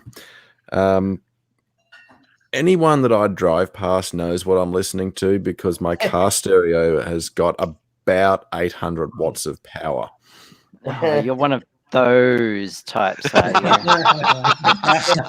Oh. Yeah, you want to make something of it? Look, I live on I don't know if you know much about Melbourne. You're from Melbourne, yeah? Me, no. Or no, I'm north of Brisbane. Okay, so yeah, no, he's a Canadian. I live on a road called Brunswick Street, which is yeah, in Fitzroy. And yeah, we get a few of those around here, especially on a weekend, and nobody is impressed. Nobody is impressed. It's not to impress people. It's because I like to listen to my music at a level that I can hear over everything else. Yeah. Fuck everyone else. I'll be gone in an instant. If I was in my own, if I could drive, which I'm working on, and was in my own car, I'm fine with having that blasting because I don't give a shit. The worst is when I'm stuck on that bus for another 20 minutes it's a bit with different. People, and they've just heard me listening to someone singing about my kinks, and I'm like, well, now I'm here. Anyway, nobody, you were trying to tell us something? Was I? Yeah, you said everybody can hear what it is that you're listening to in your car. Yeah, well, that's because just because it's got a loud loud audio. It's not one of those ones that thumps really hard because it's okay. It's well, that's the power is fairly evenly distributed. It's not like it's all subwoofer or anything. Yeah. Yeah, no, I've got a sub in my car, and I listen to my music stupid loud. But I do my level best not to project it to everybody else. But I love having people in my car sometimes because of the craziness that is my playlist. A couple of years ago, a friend of mine was in the car. We were actually driving to Newcastle from here, which is a 3.5 hour drive. And on the way up there, we had their phone plugged in and we were listening to their playlist. And on the way home, had my phone plugged in, listening to my playlist. And said friend is a bit like me, a bit of a metalhead.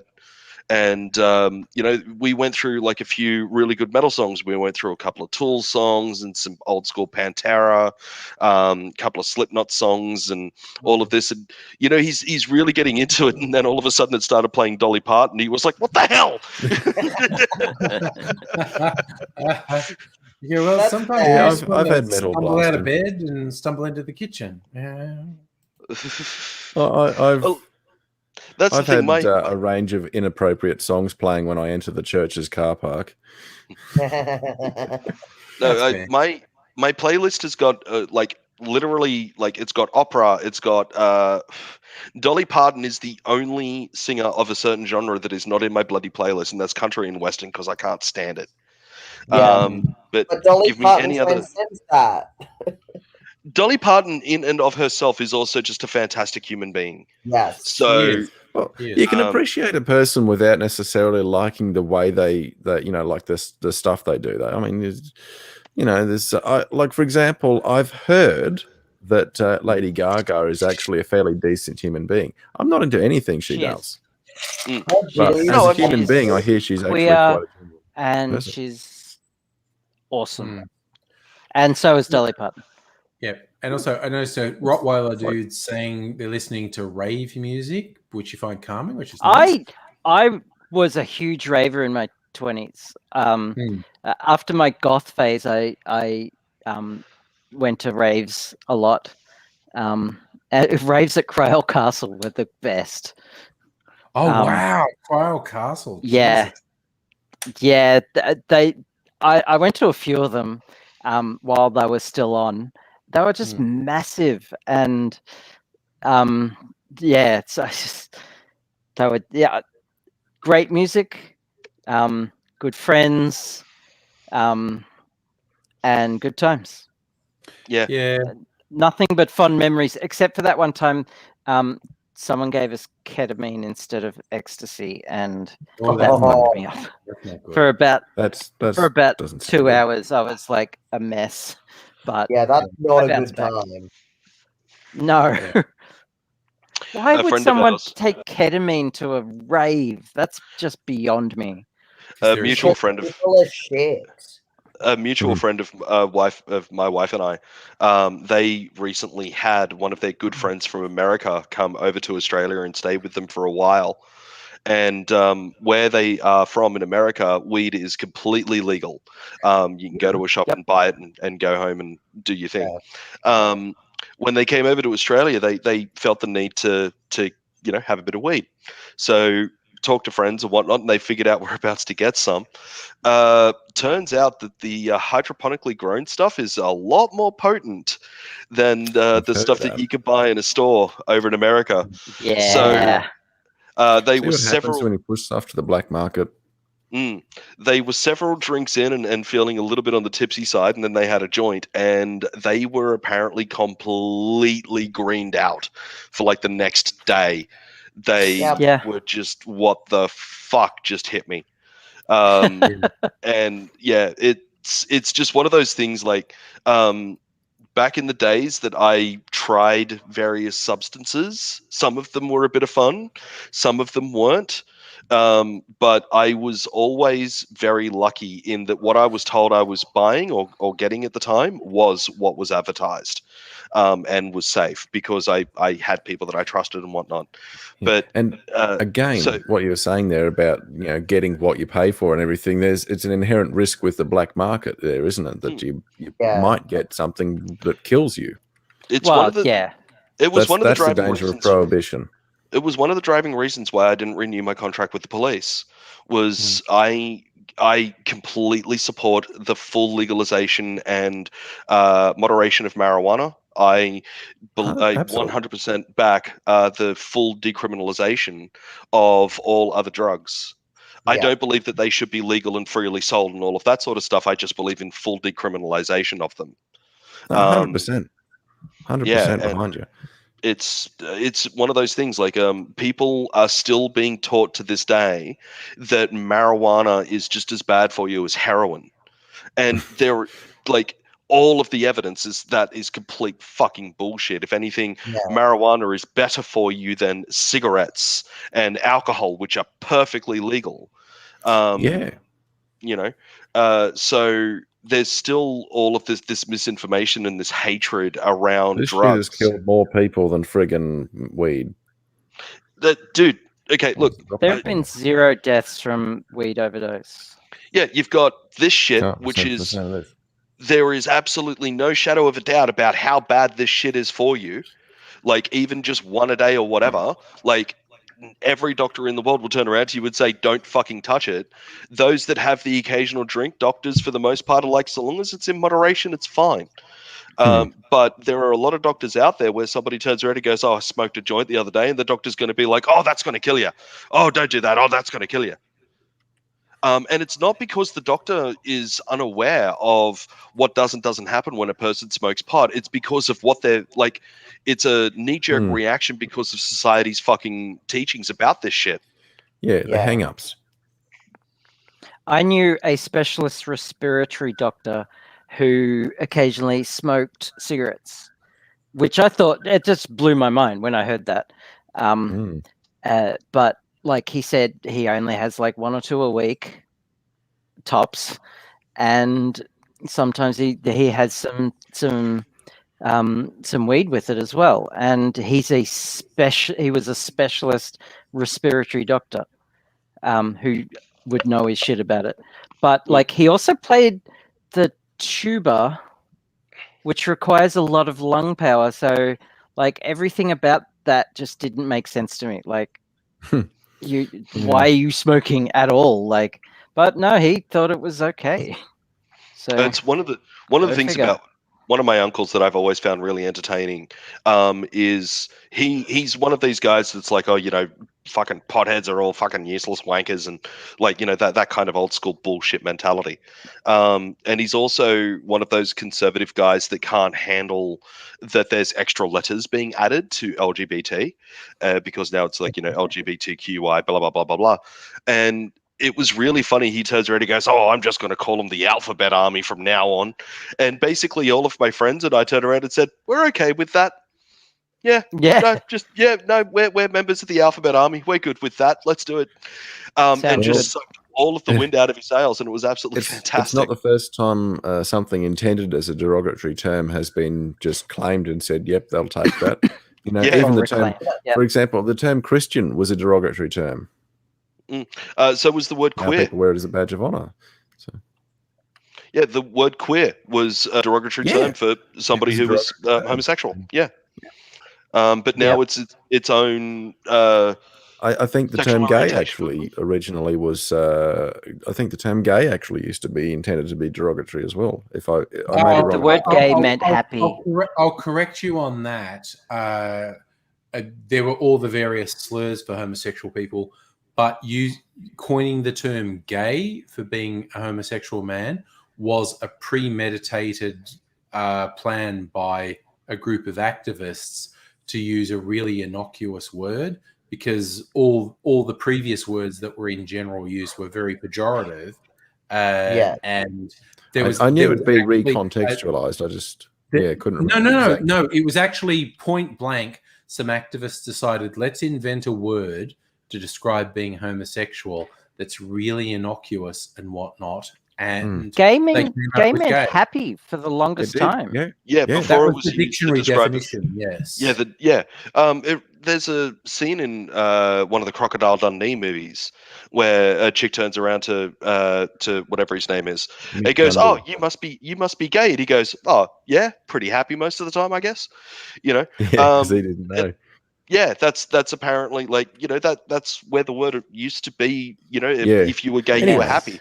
The point you're making that something about derogatory terms getting repurposed and reclaimed. Yep. Yeah. Although it's quite entertaining to me watching a lot of right wingers refusing to call left wingers, people such as ourselves, as snowflakes anymore. Because like how many of those people who call those who care about treating others with respect and dignity, they call us snowflakes, and then the moment you criticize their views or you point out that they're factually wrong, they want to shut you down and imprison you for speaking against them. Who's the fucking snowflake? Yeah, they turn around and go, "Oh, are you triggered? Oh, are you triggered? Oh, are you triggered?" And it's like, I don't like Scott Morrison, and they're like, "Oh, you fucking activist!" And it's like, are you triggered? Like, exactly. One of my favorite memes I use when we're joking about how fucking uptight these right wingers are is from that Tom Hanks movie where, you know, the Somali pirates take over his ship. Yes. And where the Somali guy goes, "Look at me, I'm the captain now." And it's that guy, but he's wearing a MAGA hat and he's going, "Look at me, I'm the snowflake now."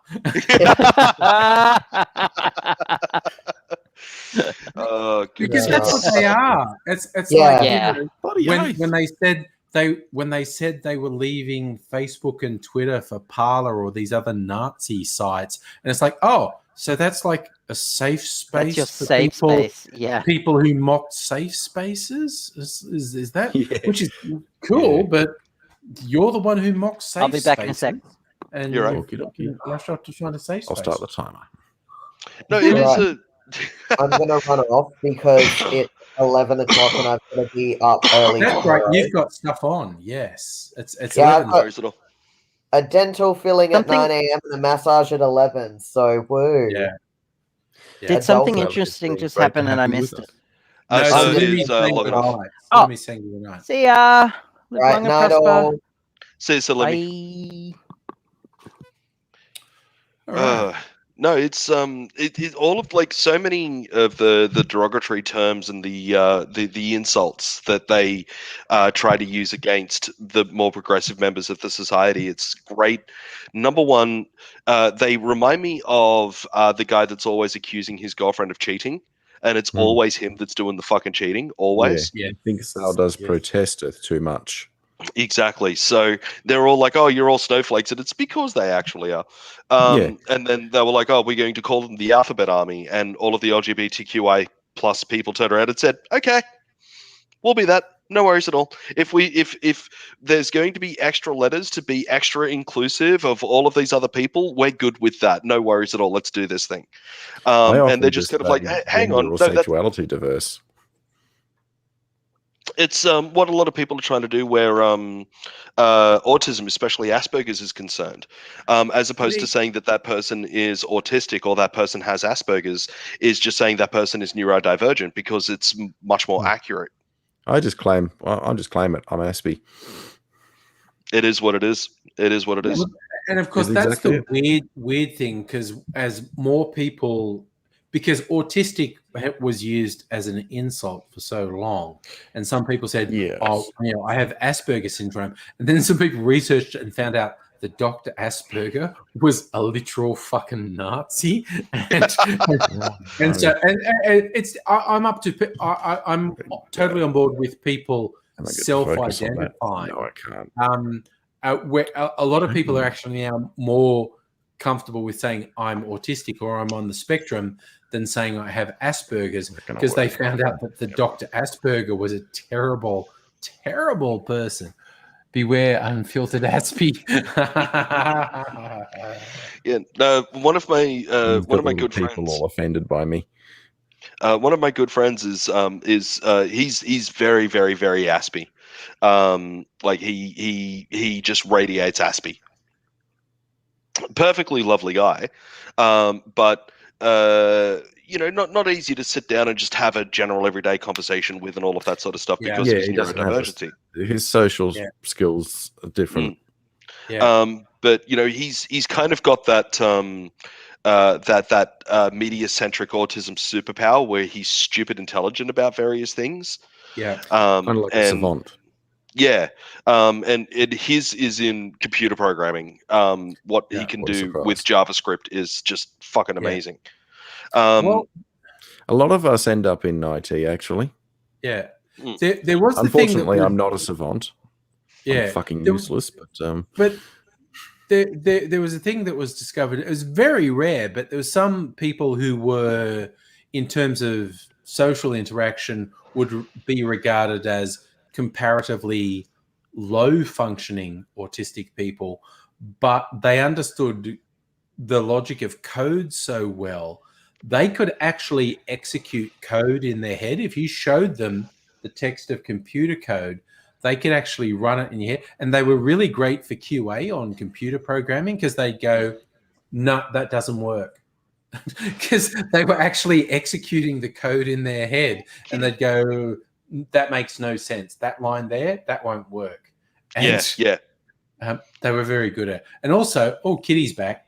Because we were sharing memes a second ago, a friend just shared this one, which I feel very, very I'd rather be a fat cunt. I feel that. I feel that so deeply. Hello. One of the things that always made me laugh was the meme that went around for a while. It was going to McDonald's for a salad as akin to going to a prostitute for a hug. Mind you, I'd also be very supportive of sex workers who just specialized in hugs and cuddling, because they exist. They're called snuggle buddies. Yeah, they're called snuggle buddies. Yes. You can rent them, and they will. There's zero sexual contact, but they will come over and snuggle with you for the night or whatever, and just give you that human companionship. Yeah, because someone I know on Twitter who's a sex worker does a lot of fired, nobody. I've been burned enough times, Abigail. I'm not going there again. Sorry, what did you? Sorry, Angry, I don't mean to cut you off. What did you say? Nobody that shots fired? Because I didn't hear it. With the hug, the snuggle companions, I said, well, it's cheaper than relationships. I've been burned enough times. I'm not doing that again. They're cool. At least we're not Americans. I don't know if you've noticed it, but in cishet relationships in America, dating is a freakishly transactional thing. There's this expectation of buying gifts and it's like transactional. And I'm People like, hate excuse me, me, 'cause I do not subscribe to that shit. excuse me.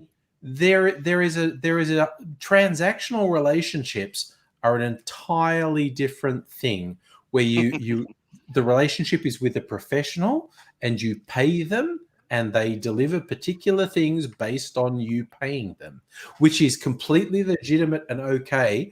But I'm fucking weirded out by people who are conducting completely transactional relationships and they don't think that's sex work. That's really weird. That was one of the things that George Carlin said that I absolutely loved. He always said, why is it illegal to sell something that is perfectly legal to give away for free? Yeah. Yeah, good question. Doesn't make sense. It's anti-women, basically. Because Anti-female freedom for women. It's interesting that right-wing people tend to be so anti this, that, and the other when they're supposed to be about small government influence and freedom for people. Yes. Fucking hypocrites.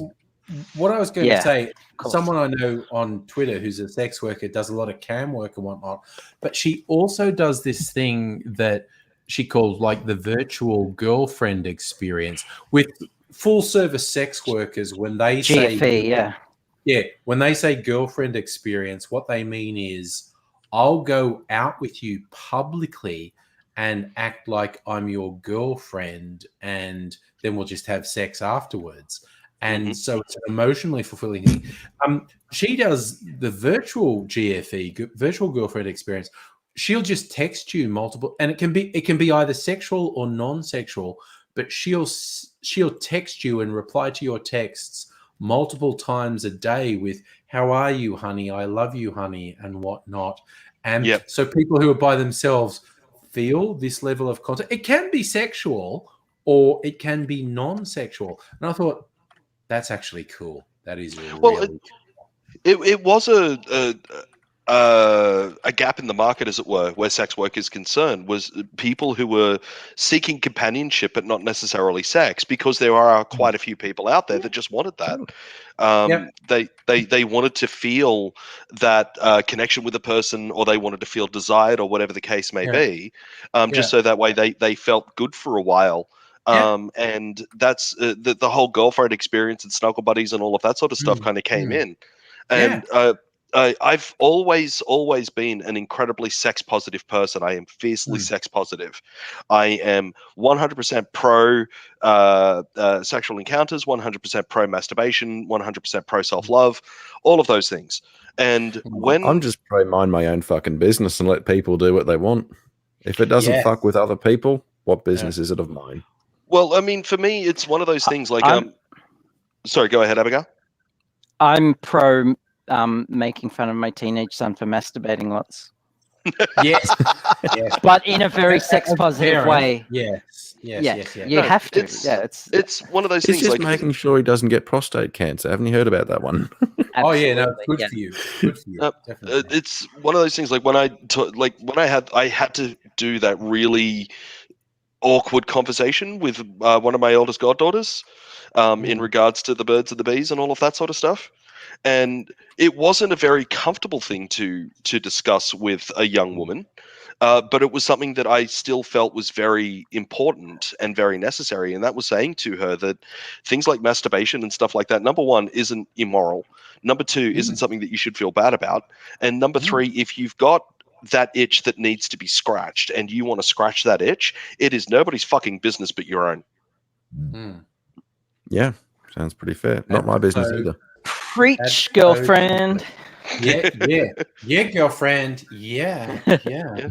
Raise the roof, girlfriend. Yeah. But when the Snuggle Buddies things started coming out, a lot of my friends who were pro sex work were just kind of like, "Oh, why? Just why?" And I'm like, not? "Okay, yeah." No, Like that was my reaction to them, was exactly that. Like, why not? There are people out there. What they want is, they like, if they go out for a night, they want to have this person on their arm that's going to make them feel special for the night, and all of that sort of stuff. They don't want sex. They just want to feel good and wanted and all of that sort of stuff. This person provides that service. I was in. The last relationship I was in, there was it never got to the sex, but it did have some of that snuggly stuff, and it's very, very pleasant. Yep, absolutely. And also, this is another thing, like the real doll type thing, the really realistic sex doll type thing. Like it's fun to make fun of someone who wants to fuck a real doll and all that sort of stuff. But there's this whole spectrum of people that being able to be with something that makes them feel like they're with a person, and there's a whole gamut of reasons, whether someone's so introverted they just can't talk to a person. Sometimes it's people with really profound disabilities where they don't feel comfortable. But so while it's fun to make fun of someone who'd fuck a real doll, there are a whole bunch of people who get them, and it provides this whole thing in their life that they can't get otherwise. And so I always try and pull myself up, because I make fun of a whole bunch of shit. And it's like every now and then you can make fun in jest and just say, on a serious note, hey, I don't really care if you do this stuff. It's just a thing. I watched a few. Sorry, nobody. I didn't mean to cut you off there. Go ahead, mate. I was just going to, the sex doll thing reminded me of an old joke that Billy Connolly used. It was, I don't remember, I'll see if I can retell it well enough. So it involved a postal worker.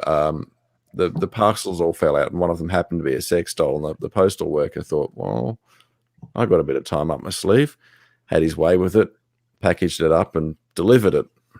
Not very ethical. Anyway, a few weeks later, a representative from the company goes to the person who actually bought it, and he says, "Did you order one of those lovely Raquel?" Blah, blah, blah. Shut up! The wife's inside. But anyway, yes, I did. All right. And he says, "Oh, we just checking out customer satisfaction ratings. How realistic would you say the experience was?" And he's realistic. The first time I used it, I got clapped. No,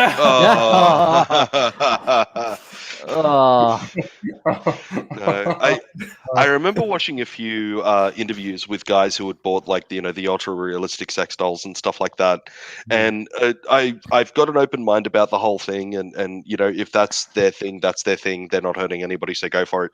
But it was interesting listening to these guys that they interviewed. Now, I'm not saying that this is representative of them all. I'm just saying that this is the people that they interviewed. It was really funny that they went with a sex doll, not because of any particular type of kink or anything like that. It was literally because the sex doll wouldn't talk back to them. Yeah. It was, I can lay down, I can say that it needs to be this way, and I know that it'll be this way. And it felt it felt misogynistic to me. Yeah. No, some human beings don't value other human beings having autonomy. Yeah, and but that's also almost in any aspect of sexuality. There are people who do a particular thing because they're fucked, and there are people who do the same thing, and it's thing. So, like you go with BDSM, there is without doubt people who get into it because they're awful, terrible people who want to hurt someone. But the majority of the ethical BDSM crowd, it's all about consent and everything's consensual and whatnot. But there's no doubt there are people, usually dudes, usually young dudes, who get into it because they're fucking awful and they actually want to hurt someone. And It's funny to me that I learned more about the concepts of consent, enthusiastic consent. I learned more about respecting people's boundaries, whether it be in their personal life or their sexual life and all of that. I learned more about that in my time inside of the BDSM community than I ever did outside of it. Oh, absolutely. Ethical BDSM people are fucking on the money. If it's not ethical, then it's not proper BDSM. Exactly. Yeah, well, absolutely. it's sexual assault. It's not proper not king. ethical, It's just sexual assault. Yeah. Yeah. Because I was definitely. But sorry, go ahead. on Abigail. that, like, Eleanor taught me a lot about all kinds of shit. The crazy stuff that, like, would make your head spin, Grasshopper. You have no idea. Oh yeah, no, I'm sure. I'm absolutely sure. No, it's like I was very much thrown straight into the deep end where the S&M community is concerned. Like it was a funny story. Like it was a weird story that turned to be funny towards the end of it because I was dating a girl at the time. She invited me out to this party. She didn't want to go there alone because she didn't know anybody else that was going there, and begged and pleaded with me for me to go with her, and I said sure.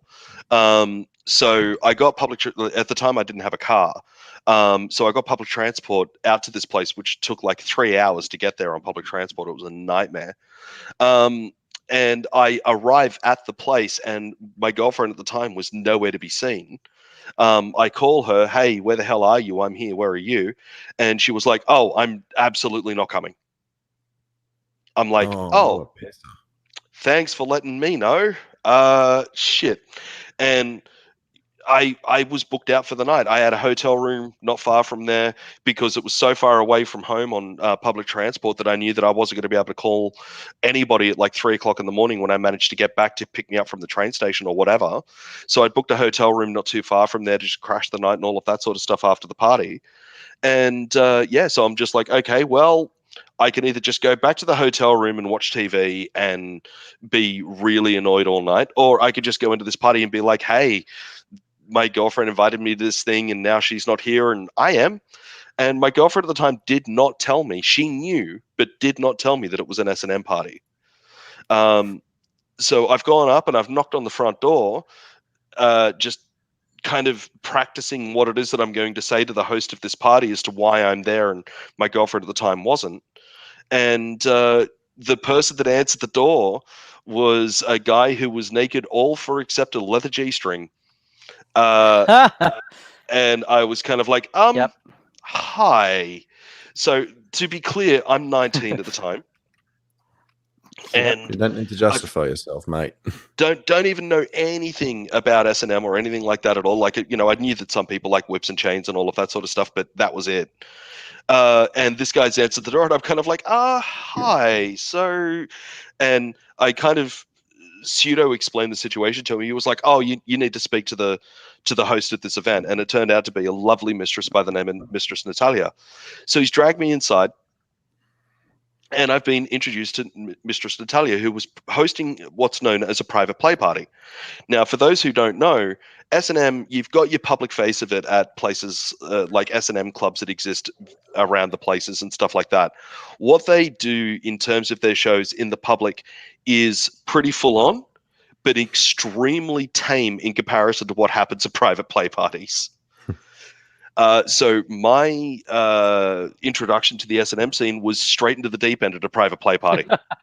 Oh, shit. Yep. So I was kind of like, yeah, it really was. And saw things that I'm not going to repeat on live stream, but I was like, wow, so that's a thing.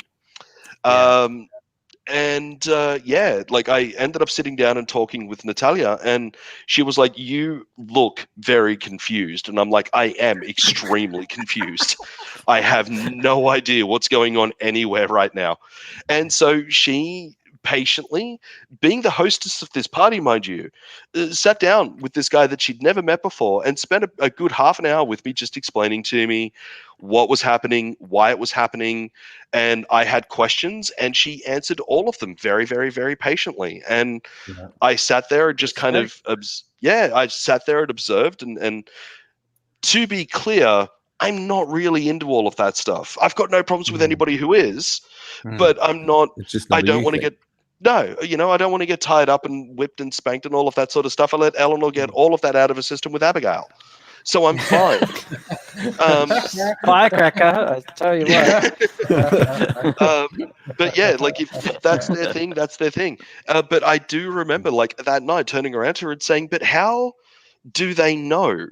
Like that this person wants to be hit this hard or have this certain thing done to them. And she turned around to me and she said they have a fucking discussion before anything ever even starts to begin possibly starting. They sit there and go, this is what I will and won't do.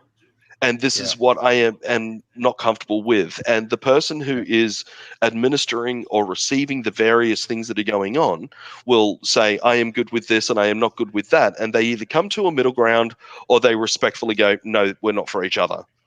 And, sometimes they build lasting relationships. Sometimes it's not and all of that. And I was like, I found that aspect of the S&M scene to be so refreshing and just fantastic. Yeah, it would be. Were these people who had these various itches that they wanted to get scratched.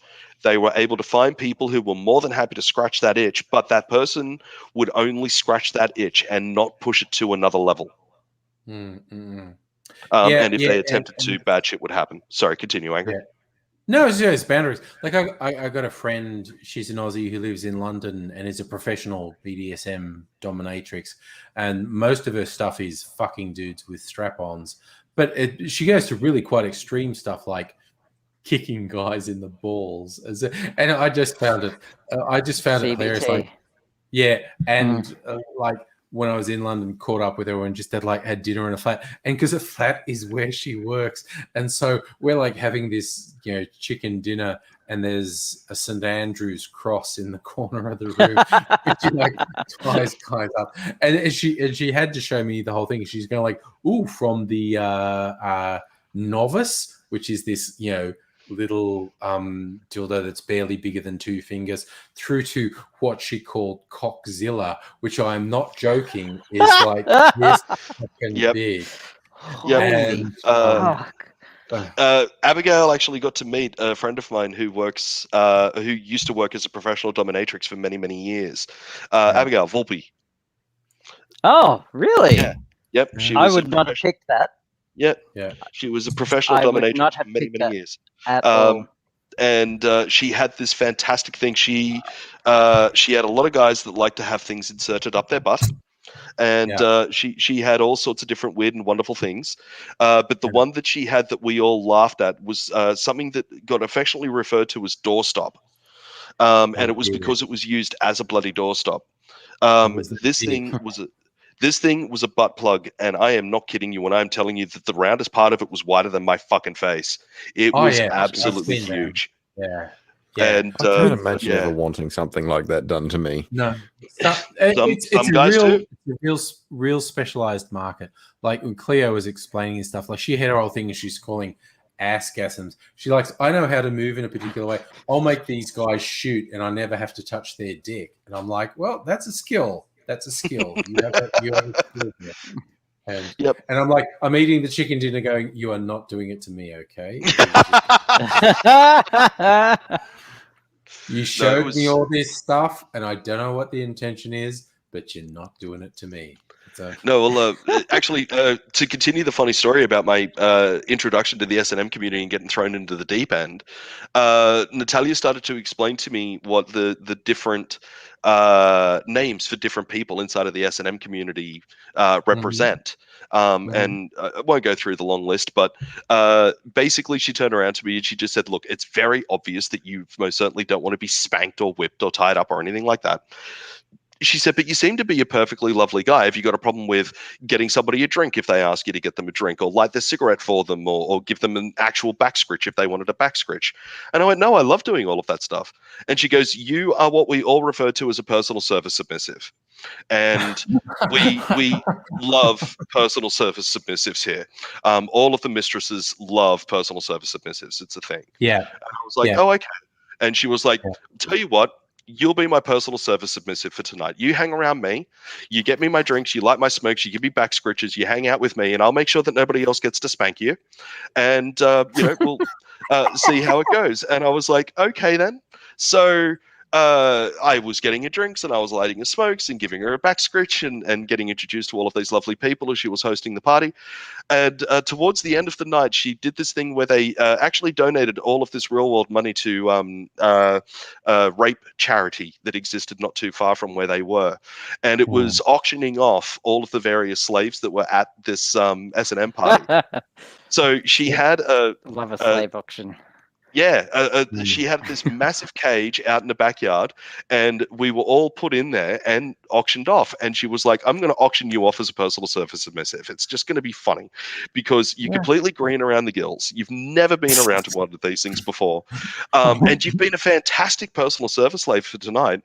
And it's for charity. Are you willing to do it?" And I'm like, "Yeah, that sounds like it'll be absolutely hilarious. Let's do it." And she was like, "Yep, no worries at all." So she's put me in the cage. Other slaves have started getting auctioned off, and of course she's doing the introduction of all of these various slaves. This is X, and X likes this, and X doesn't like that, and X is okay with this. Is there anybody that wants to give me a bid on X? And, all of the bidding would start and stuff like that. And it finally comes around to my time. Okay, here we have Shannon. Shannon has never been anywhere near anything to do with S&M at all. But his first night here, he's been my personal service submissive, and he's been fantastic. But I am asking anybody that wins this bid, do not spank him, because he's going to cry and I don't want to clean up the mess.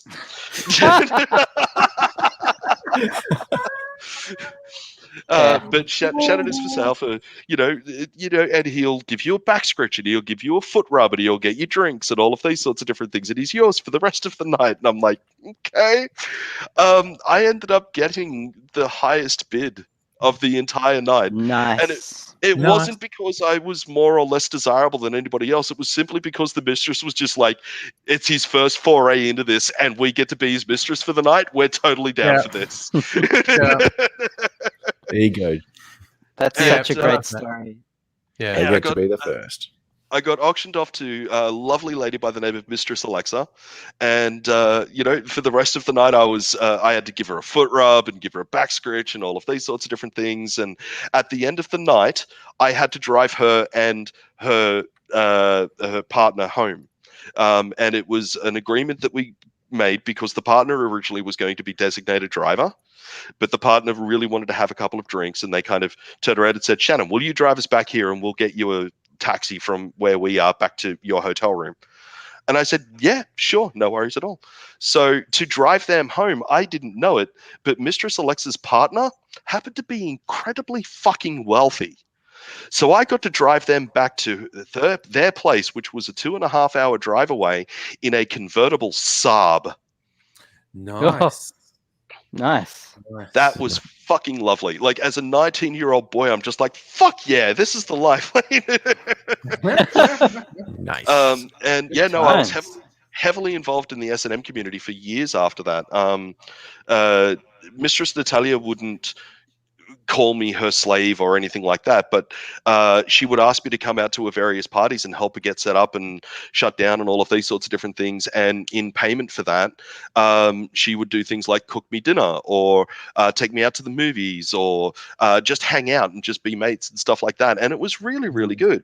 And her and I are still really good friends to this day. She now runs a dungeon down in Melbourne. We're still really good friends to this day, but it was in that arena and it was in that area where most people look at that and think, oh, degenerates or horrible people or whatever, that I found the most lovely people in regards to respecting other people as they are, kinks and all. Absolutely. And that's the thing about a lot of these groups, I think. A lot of those, the people who consider themselves proper and all that sort of stuff, the respectable crowd are often the most fucking unrespectable people around. Yep. Agreed. 100%. Yep. Although I have to admit, when I was talking to Mistress Cleo, I said, okay, occasionally the subs must make you giggle, okay? Because the subs want you to do something, and you're just like, okay, whatever. Because it may not shock you to learn I'm not a particularly submissive person, and over the various years, I am shocked. Yeah, I know, right? Yeah. I've been involved with various subbies, but like really stuff that I thought was a real stereotype, like you want me to stick your head down the toilet while we do it. Okay, that's your call. Kind of weird to me, but that's what you said get you off. So sure. Okay.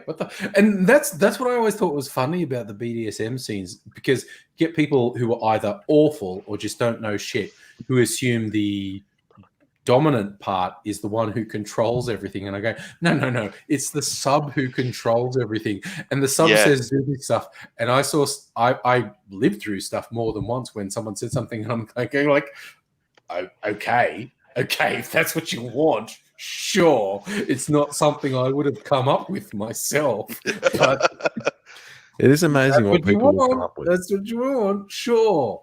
And it's just like, Jesus, okay. No, that's it. You know, I've always believed in not kink shaming, and I love the joke of, but my kink is kink shaming. Fine, but I do like that joke. I love that joke. I've always been very much of the mindset of provided that you're not hurting anybody else, then it's none of my business, as we've stated before. But at a private play party, it's right in your face.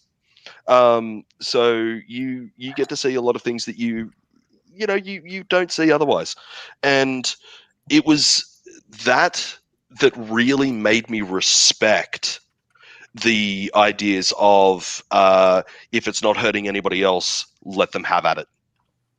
Like beforehand, I knew it as a mantra, but it was having that in my face, like it really kind of pounded home the importance of that. Yeah. No pun intended. Intend your puns. Pounded it home. That's what I'm saying. Sorry. Yeah, I don't want to do that with a whole fist, just like pounded it home. The funny thing is that private play party, a whole fist, it's like, those are amateur numbers. Like it's it's a thing. Yeah. I've been to them too. I have a saying. Sometimes your kinks choose you. And true. Yeah. It's a thing. Look, I mean, it is one of those things. Some people love getting walked on. It's a real thing for them. And not just like any person. There was a guy that I knew that like he really got off on very heavy set women walking on him. It was a huge thing for him. And any girl that weighed less than 150 kilos, he didn't want to know. But if they were above 150 kilo, he was down on the floor in front of them going, please walk on me, just please. That was his thing. Outside, he worked with disabled kids and was absolutely fantastic at what he did. Yeah. The thing is, though, if the company that he worked for at the time, if they found out that was his thing, he would have been fired in a heartbeat. Oh, yeah. Yeah, which is bullshit. Yeah. And it's just ridiculous.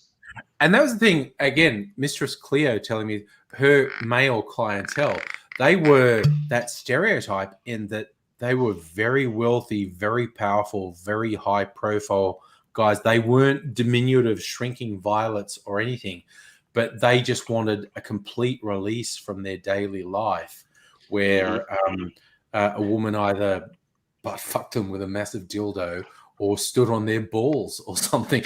And it was just like, Cool. You're providing a service. Good on you. Live and let live, I reckon. No, well, that's it. Quite a few of the people in the S&M community that I still know and I'm still friends with, some of their clients are well-known public heads of various things. Oh, yeah. It's some of them it's a monthly thing, some of them it's a weekly thing. You can.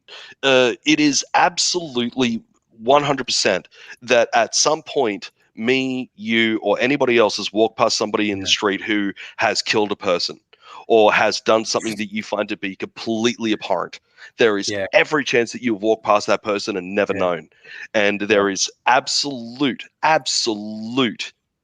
definite thing on the TV and in various circles. You have seen people that love having their balls kicked, or they love getting burnt with cigarettes, or getting pegged or something along those lines. Like that's their full-on thing. So it's As a it thing. happens, I actually personally know somebody who has done something very unpleasant. I can't disclose it publicly. He's been to jail for it. Yeah. So sorry. I also just want to say, Frankie the Skin popped into the chat because we're so out of time zones. We have to do these late night because Frankie's in London. Okay. So speaking of dirty little boys, Frankie's better than never having pleasured a woman before. I know. No, Frankie knows how to pleasure a woman. He's a dirty boy. Frankie's a dirty boy. He loves it when I say that too. I'm just kind of the most imaginative thing I've done sexually was I pleasured a woman in a public location.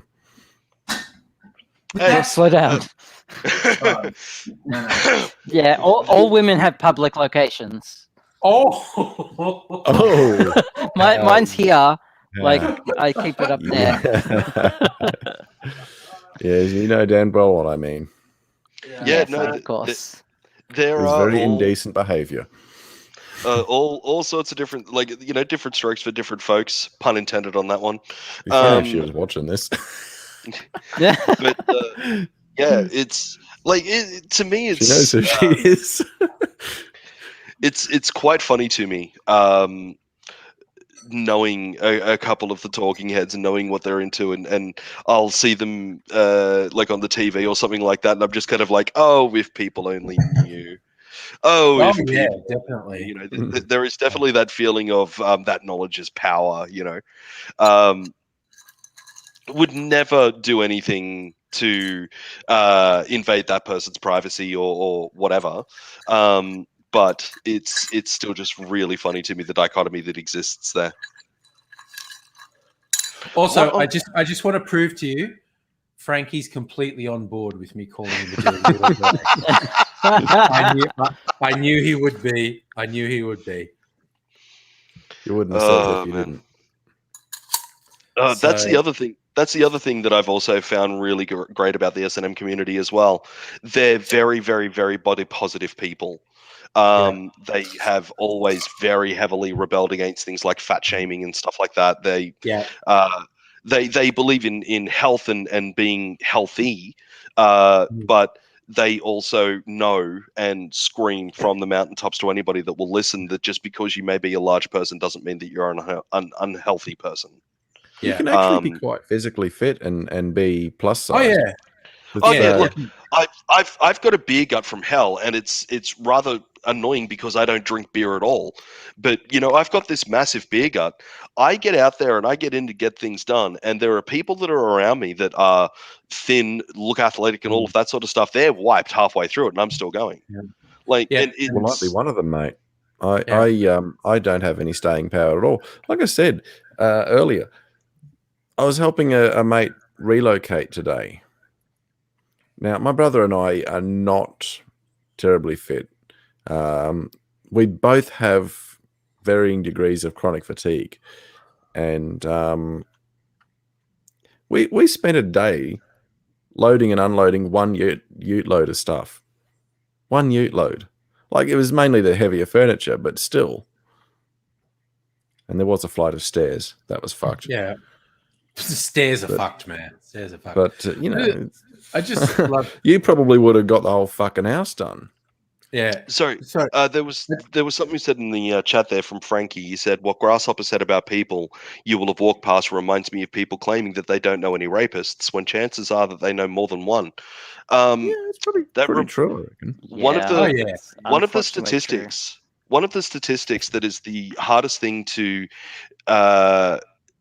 try and warn potential victims about is that most sexual assaults, most rapes, isn't the Hollywood centric. You're grabbed off a dark street into a dark alley and attacked. A stranger. Yeah. It is. That's why it's so shocking when that happens. Yeah. Yeah. It is 9 times out of 10 a family member or a well-known family friend or something like that that is going to be that horrible piece of shit. Breach of trust.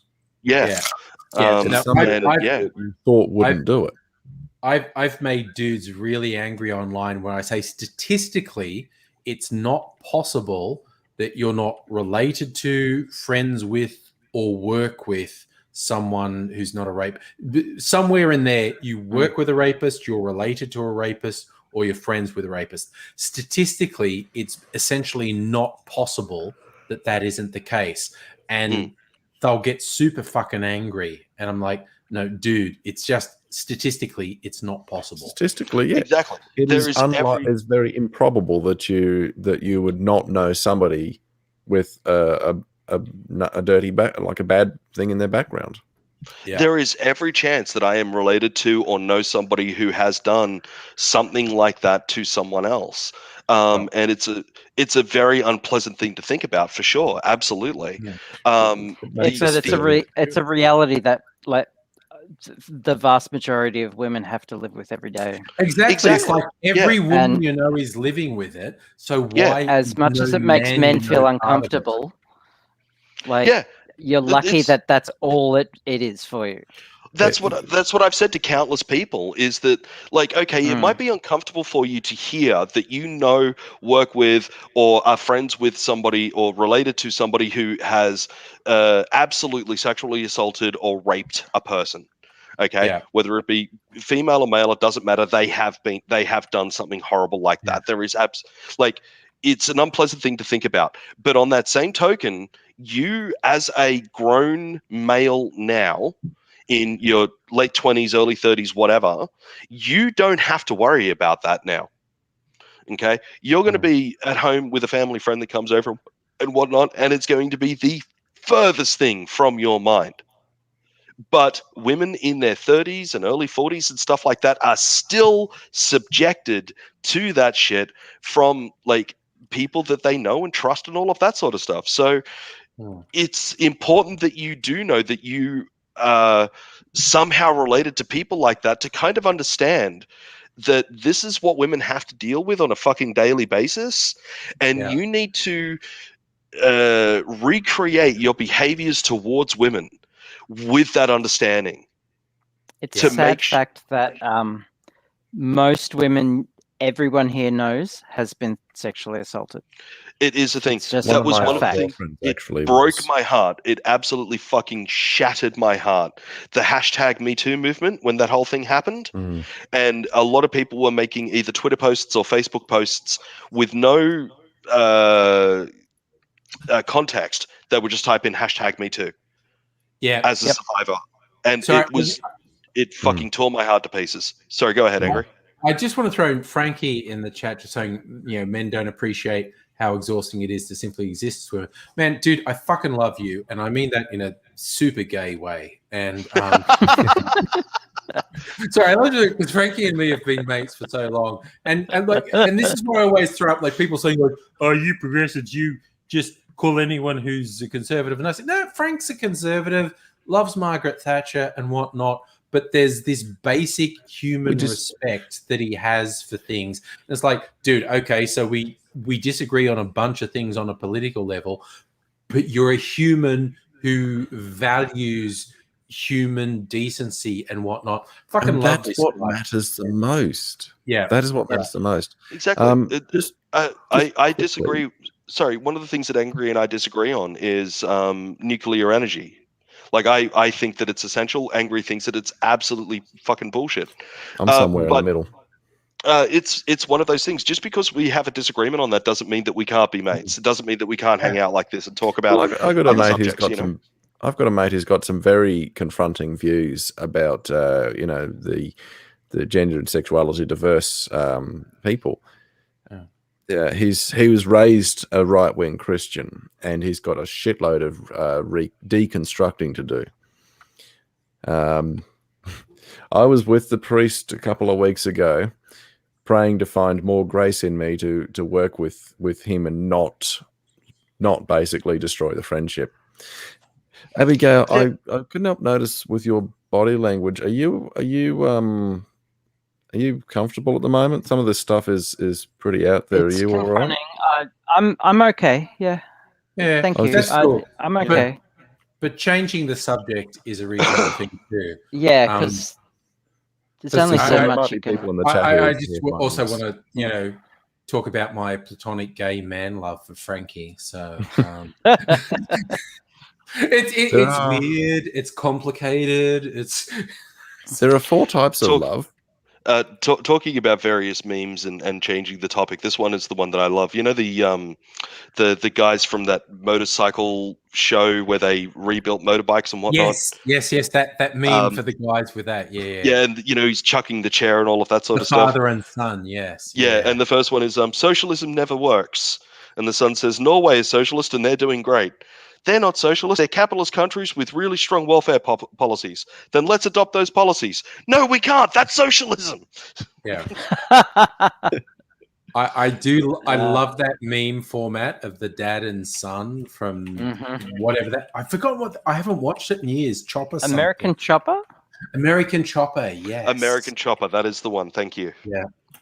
Yeah, it was the dad and son, and a lot of that shit was clearly for the cameras, but it was still a very entertaining. Oh yeah, the editing. And we also got Max groomed today, and just have a look at how cute he is right now. That's some beautiful grooming there. He is blind as a bat right now, but he's absolutely things adorable. Not to be quoted out of context. Valid. Yeah. No. Are you drunk? Are you too drunk to get that joke, Angry, or are you just? I'm not drunk. I'm just having a martini, which is like my 5th drink of the night. Fine. Okay. I'm not drunk. No, I don't understand. What have I missed? Oh, the quote, not to like, of all the quotes to be taken out of context, that's some beautiful grooming right there. Is the worst. Okay. Oh my god! Now I'm just imagining these hideous sexual predators sitting around going, "Dude, I love your grooming. The way you groom is just great." God. Okay. Oh. Yeah. Now I need to have a fucking hot shower. Oh, now I need a shower. Yeah. No, that reminds me of the joke that Alex copped the last time that he was over here. Jack had jumped up on my lap, and I was Jack is my puppy dog, to be clear. Had jumped up on my lap, and I'm giving him a pat, and I'm scratching him right near his tail. And the bum's going up and down, and the legs going for it. I'm like, look at that cute little bum. Just look at that cute little bum. Oh my god, it's so adorable. Look at that cute little bum. And Alex turns around and he goes, yeah, sure, it's all nice and adorable when you're saying that to a puppy dog, but you say that at one kindergarten.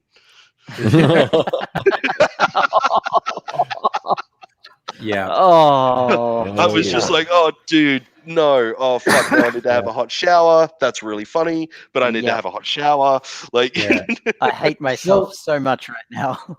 Yeah. What was the old joke about, and there's, okay, I'm going to do one version that I've seen, like someone saying, like they're in a TV studio and they're working with this guy, and the guy's saying, yeah, I designed the whole sort of set here.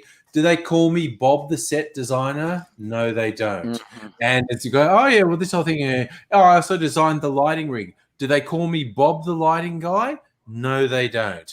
And the person go, okay, how about this whole sound system here? Like, oh yeah, do they call me Bob the sound engineer? No, they don't. And this person's really confused. What's wrong with this guy? And then someone shouts out, Bob the goat fucker, what are you doing? And he goes, seriously, it was once. It was one time. you fuck one goat. Oh man. It's like Alex's timing on that couldn't have been better though, because my wife was halfway through taking a sip of tea and literally spurted tea everywhere. That was absolutely hilarious. Snorting out hot tea is just the thing. Oh my god! Oh man, that was. It's. Speaking of Star Trek, my ex came over today, William's mum. And she had a couple of hours to kill. because she had to catch a V-lane train. It's complicated. She had a couple of hours to kill. So she came over with her youngest daughter and took Will out for a bit, and then she came home. He came home, and like she was just here for like half an hour, and we were just chilling out. So I made her tea, and like she wanted milk in it, and it was Earl Grey, and I'm like, well, I guess I can't stand milk in Earl Grey, but if Captain Picard drinks Earl Grey with milk, I guess you can too. Like, and just that tea reference, reminded me of that. Yeah, tea, Earl Grey, hot. It reminds me of the meme of various music figures and sorry, go ahead, Abigail. He only is seen drinking tea in all 7 seasons of Next Gen. He's only seen drinking tea a handful of times, less than 10. Captain Janeway is a coffee fiend. She's seen drinking way more coffee than Captain Picard ever was drinking tea. Yep. Eleanor and I are working our way through Voyager at the moment, and we just finished watching War Games, where the hunters take over Voyager and do the whole thing with the holodecks and whatnot. And she's absolutely loving that. No, cool. God, I've forgotten what I was going to say now. It doesn't matter anyway. If you lovely people excuse me for 2 seconds, though, I'm going to go use the little boys' room. Sure. Just do us a favor and turn your mic Tell off. us if you find any little boys. Yeah. Don't take your mic with you. No. I've used that. That's line. a Naked Gun reference as well. Yeah. Yes, when he's wearing the pin on mic when he's he's a bit vocal when he's hissing. Yeah. Wasn't he receiving an award or something? Yes. Yeah. I think that was. I remember seeing a thing. Yeah, I remember seeing a thing. Yes. I remember seeing a thing on social media where someone's going, I did that for real at a conference where my mic was still on and I was taking a piss and it was just like such a relief and I'm pissing into this urinal and I'm like, who's that? And he said, who's a thirsty boy taking it all? No. That broadcast out to the fucking conference. No. Of all the things to say. The person was like, I was just embarrassed because it was so daggy. Jesus. Oh, gee. What type of conference was it? Like, it was like a tech conference. One to which you were never invited again. Yeah, it was a conference to which they were never invited again. Yeah. If it was DEF CON, they would have invited him. But some of the more professional conferences, you could actually not get an invite back or get blacklisted. So suspect too. Yeah. Oh, I want to share this thing that Frank just actually shared with me. I'll get the right thing. This meme, which I've seen. Was it the one about Clementine Ford? Because I fucking love it when she's trolling people. Leave your husbands, #kill them, and I love it. This one's like, I'm not homophobic. I just don't want a random guy hitting on you. It's weird. Oh yeah, heaven forbid guys feel what it's like to be a woman. Well, I've had a couple of occasions where men have hit on me. Me too. Now, as long as it's but that was last Thursday, and as long as it's not that big of a deal. You just go, hey, it's cool, but I don't go that way. That's because you're secure in your masculinity. That's why. Yeah, exactly. Yeah. It's not a big deal. Yeah, it's just not. Take it as a compliment. My biggest concern, and this hasn't. I was just today. I had women eyeing me off. Yeah, it's like I haven't been out. Probably some guys too. I haven't been out to parties and shit where dudes would hit on me for 20 years because I'm like fucking old now. But it's like 20 years ago when I realized, oh, this dude's hitting on me. Oh shit. And it's like my biggest concern was, how do I say that's cool, but I'm not into it without sounding homophobic? Because it was just like my biggest concern was I don't want to sound like a homophobe, but I have to let this dude know it's not going to happen. I think just respectfully saying it's I'm cool with you being you, but I'm not like that. No, I just left the party. I wasn't that together. I was just like, okay, I'm just grabbing my friends and going, yeah, we're leaving now. Dude's hitting on me and I don't know what to do, so we're leaving. Kill Bill sirens go off in the distance. Yeah. And I'm also, with what we're saying about the Clementine Ford stuff, I think it's piss funny when she says stuff about kill all men or leave your husband. She's just doing it to get a response, and it works. Yep. And I'm just going, every time. You sad fuck. I apparently missed a meme, according to Frankie. Oh yeah, I shared one. It was a bit. The moment's passed. Sorry, I'm drinking another martini, and I don't think I can open the tab again. What was it again? It was okay. It was this. Oh. It's actually still here. It's actually still here. I'll just share it again.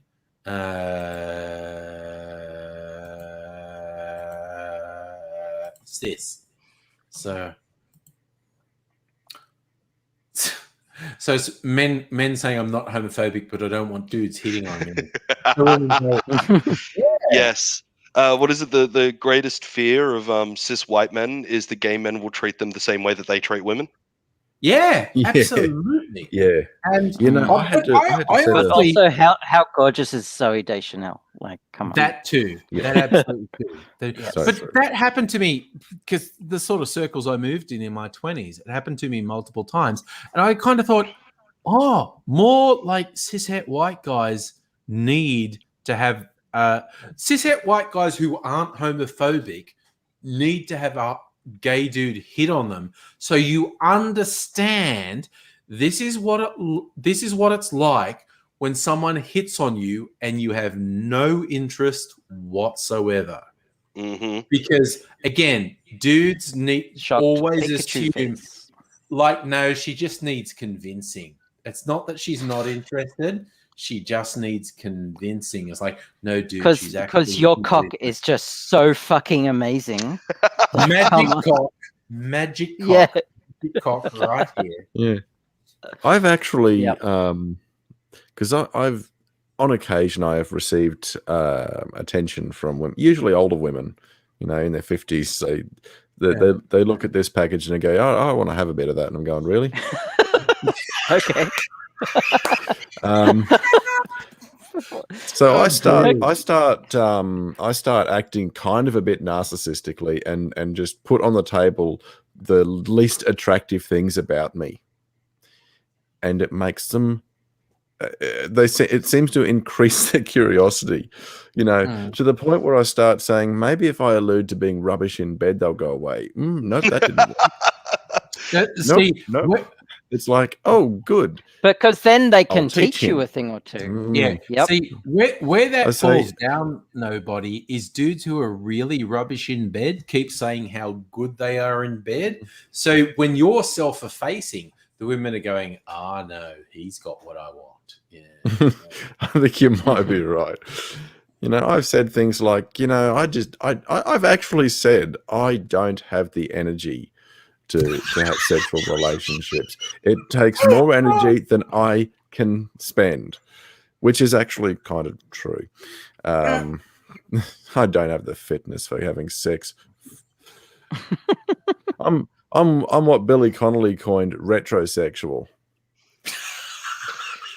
I still say my favorite thing from Billy Connolly. A long time ago. Trying to remember how it went. One of the I actually did bodyguard work for Billy Connolly many moons ago, and I actually got Billy Connolly to crack up laughing. That's pretty cool. Yeah, and I turned around to him and I said, and it's because it's old people no longer have bedroom sex or house sex or anything like that. They have hallway sex. And you looked at me, you said, "What the hell is hallway sex?" I said, "It's where you stand at opposite ends of the hallway and scream 'fuck you' at each other." He thought it was the funniest thing in the world. It is a good one, isn't it? So in the chat, Frankie's saying he makes jokes about having a tiny ding dong, and women don't believe him; they want proof. It reminded me of a friend of mine who worked in. He was actually as an Australian dude who was working for the Indonesian military in Indonesia for a while. So he was in Bali and stuff, and he was going to bars. And he told me, oh yeah, one time, when a hot girl in a bar picked me up, and we're in the taxi going back to a hotel, and like she goes down on me, and I started to suspect something was up. She had very strong jaw muscles, and yes, that she had a penis, and I was like, really? The problem was that it was bigger than yours. Muscles? That's a thing. And I went, so anyway, after you finished, and he went, no, I didn't finish. I went, don't lie to me, dude. Someone's going down on you in the back seat of a taxi. Doesn't matter who it is. Yeah. Yep. But in the term, what Frankie may think in the proof, he then used the thing in bars of if one of the bar girls was making moves on him, he's going, I'm up for it, but I'm like putting my hand up your skirt now because I just want to be sure of what's happening later. And, and then he would relate the story, and I'm like, I don't believe you about stopping them in the backseat of the taxi, right? No one stops that. And your line about they seem to have strong jaw muscles, I'm not buying for a second. It's just like, I actually have a story. I can sort of relate a little bit with what a lot of women have had to put up with when somebody's really pushing hard to get something they're not entitled to. Yes. Because I had somebody I had no desires towards hitting on me. And it wasn't just, flirting and trying to get permission. It was, I'm taking it. And the feeling for me was, she was advancing on me. It was kind of like if you've ever seen a child with a cat cornered somewhere, and they're trying to smother the cat with affection, and the cat's just going, how the fuck can I get out of this? And they'll just about turn themselves inside out to try and wriggle out of that position. That cat was me with a woman one time.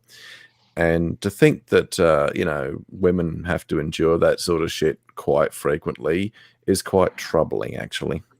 Yeah. And it's actually can be borderline dangerous as well. Because, like borderline, I'd say outright dangerous. Yeah. Because at like men fear being humiliated by women, but women fear getting murdered by men. And it's true. Like, it's just, one time, this was a few years ago, I'd been at a friend's place and a little party, and okay, I'm driving home now, and I at an intersection, it was raining, and there was this young woman at the lights in the rain looking super pissed off, and I put like my window down and said, I'm going this way home. Do you live that way? Do you want to lift home? And she was clearly super pissed off with the world. And she said yes. And I dropped her off home. I think she probably sensibly got me to drop her off a block or more from where she lived. So I didn't know exactly where. But part of my mind was, am I actually doing a bad thing? Because I surprisingly didn't molest her or whatever. And when it's like, what? is like, he's your I'm not a rapist award. Yeah, I know, right? This is the thing. I was genuinely worried.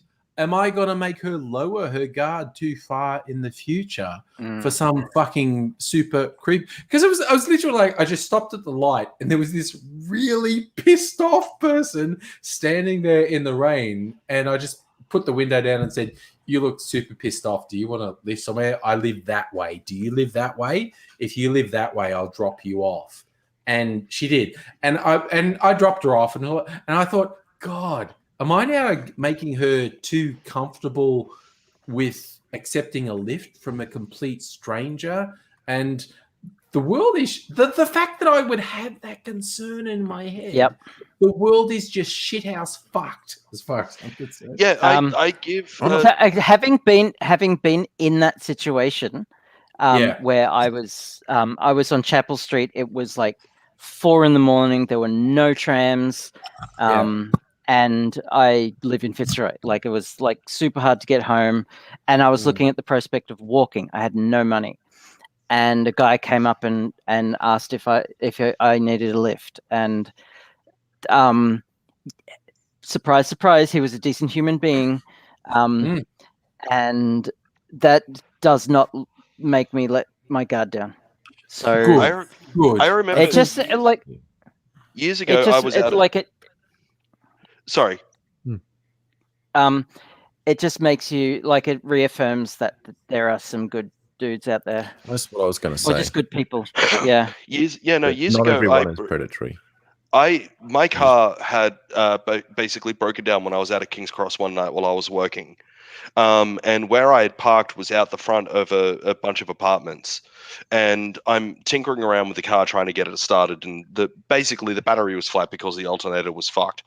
But I had NRMA roadside assistance. So I've called them and said, hey, car's not working, come out and get it working for me. They were like, oh, we're an hour and a half at least away, if not longer. We've got a lot of calls, And I'm like, well, this is going to suck. Prepared myself to sit down in the car and, read or listen to the radio or whatever until this guy arrived. And this random lady that lived in the apartment block, she overheard the conversation and she was like, hey, it's going to be ages and it's raining. Would you like to come inside? And I was like, thank you. That would be lovely. And went in, sat down, chatted with her while watching TV and all of that sort of stuff. And she was a perfectly, perfectly lovely lady. But I remember thinking to myself while I was sitting there in the living room, it's like, isn't she afraid that I'm going to hurt her? Yeah. Yeah. Yeah. And it's a truly fucked up, and I remember thinking this to myself in the car on the way home. Like, it's a truly fucked up world where I feel bad for a lady inviting me into her house. Yeah, I know what you mean. Yeah. I had a weird one once. We had one of our various YouTube meetups very late in the night. I was down with the last couple of people. It was about 2 other people. And I said, I know a place that's still open. Let's go. And we were walking down there and we saw this woman and she was like slumped in the doorway of this office building, and we just went, wait, this doesn't look right. This looks bad. And so I stopped and said, are you okay? And she sort of sniffed and had tears in her eyes and said no. And I said, okay, come with us. You shouldn't be sitting here by yourself. And the thing that worked out with my other YouTube buds was like, we'll take her to the bar where we're going and we'll only get her water and she'll hopefully sober up and whatnot because she's really fucking drunk. And they're like, yeah. And I picked her up and I don't know, something, and she starts like falling over me and like trying to kiss me. And I'm like, ew. Whoa, okay. And so like my female friend who was there was like, after about 5 minutes of trying to get her to be reasonable, she's going like, no, she's fucked. And she just gets on the phone and she's calling the cops and say, hey, we found a person who is inebriated to the point that they are at massive risk and we don't know her and we can't look after her. We need you to look after her. And so a fucking squad car came off and took this person. And I was spinning the whole time going, drunk tank. Stop trying to stick your tongue in my mouth. It's really fucking weird. And again, my female friend was finding it hilarious. Like, dude, the fact that you find that like really troubling is hilarious. And I'm just like, it's weird. What's she doing? Why is she doing that? And we were just trying to take her somewhere, and we were just going to get her glasses of water. And Oh, goodness. Anyways, lovely people, I am actually going to jump off, get a couple of things done, and then go to bed. All right, mate. Great chatting with man. Take care, man. Live long and prosper and all of that sort of fun stuff. Frankie's got a question for you there. Peace and long life. Nobody. Who do you have a question for? Oh no, For I think me. Frankie was talking about a scenario Frankie about the skin. What should I do if what's not possible? Oh, Han. Okay. Every time I So, walk behind a Frankie, woman in the dark, I wonder walk whether she behind a might be scared woman. of me and try to walk. Yeah, inside, no, if no, possible. that's Frank. Yeah, no, that's absolutely a thing. Just keep walking.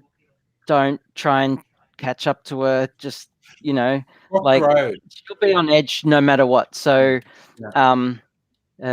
so just don't talk to her. Just keep walking. Just don't molest her. You're allowed to walk on the street. So I just want to pipe in with Frankie there. Sorry, I just want to pipe in with Frankie there. Frankie, in those a couple of places where I work at, to get out to where my car gets parked, I need to walk down a couple of one-way streets, and sometimes there is a woman in front of me, young, old, whatever. I will see that they are obviously female, and I'm the same as you. I naturally walk very fast. People actually get annoyed with me. What I do is I make a mental note: slow down, give plenty of distance, because you can definitely tell that the hairs on the back of her neck have kind of stood up, and she's kind of like this, and the moment that knowing that I'm there and she gets a little bit more on guard, I understand that she's going to have that reaction. So I'm not going to try and defend myself. I'm not going to be like, hey, it's fine, you're fine, it's fine, I'm not a rapist. I'm not going to do anything like that. All I'm going to do is I'm going to back it off. And what I try to do is I try to do something that is completely non-threatening. So I will do something like pull out my phone and fake a phone call. Yeah, I've done that one. And just be like, hey man, how you doing? It's been great. We're out doing this thing, and I'm going to be heading back out home and all of that sort of stuff. And it's in a weird way trying to reassure her that, hey, I'm not going to run up and try and steal your purse or do something horrible. I've actually sorry. I was just imagining the fake phone call being, I'm going to be there at the Respect Women seminar, and I've got. It is worth pointing out that ready predators probably would try these sorts of things to put people off guard too. But one of the things I'll do sometimes is, in that scenario, is if there's a bus stop, for example, I might sit and wait at the bus stop for a little while.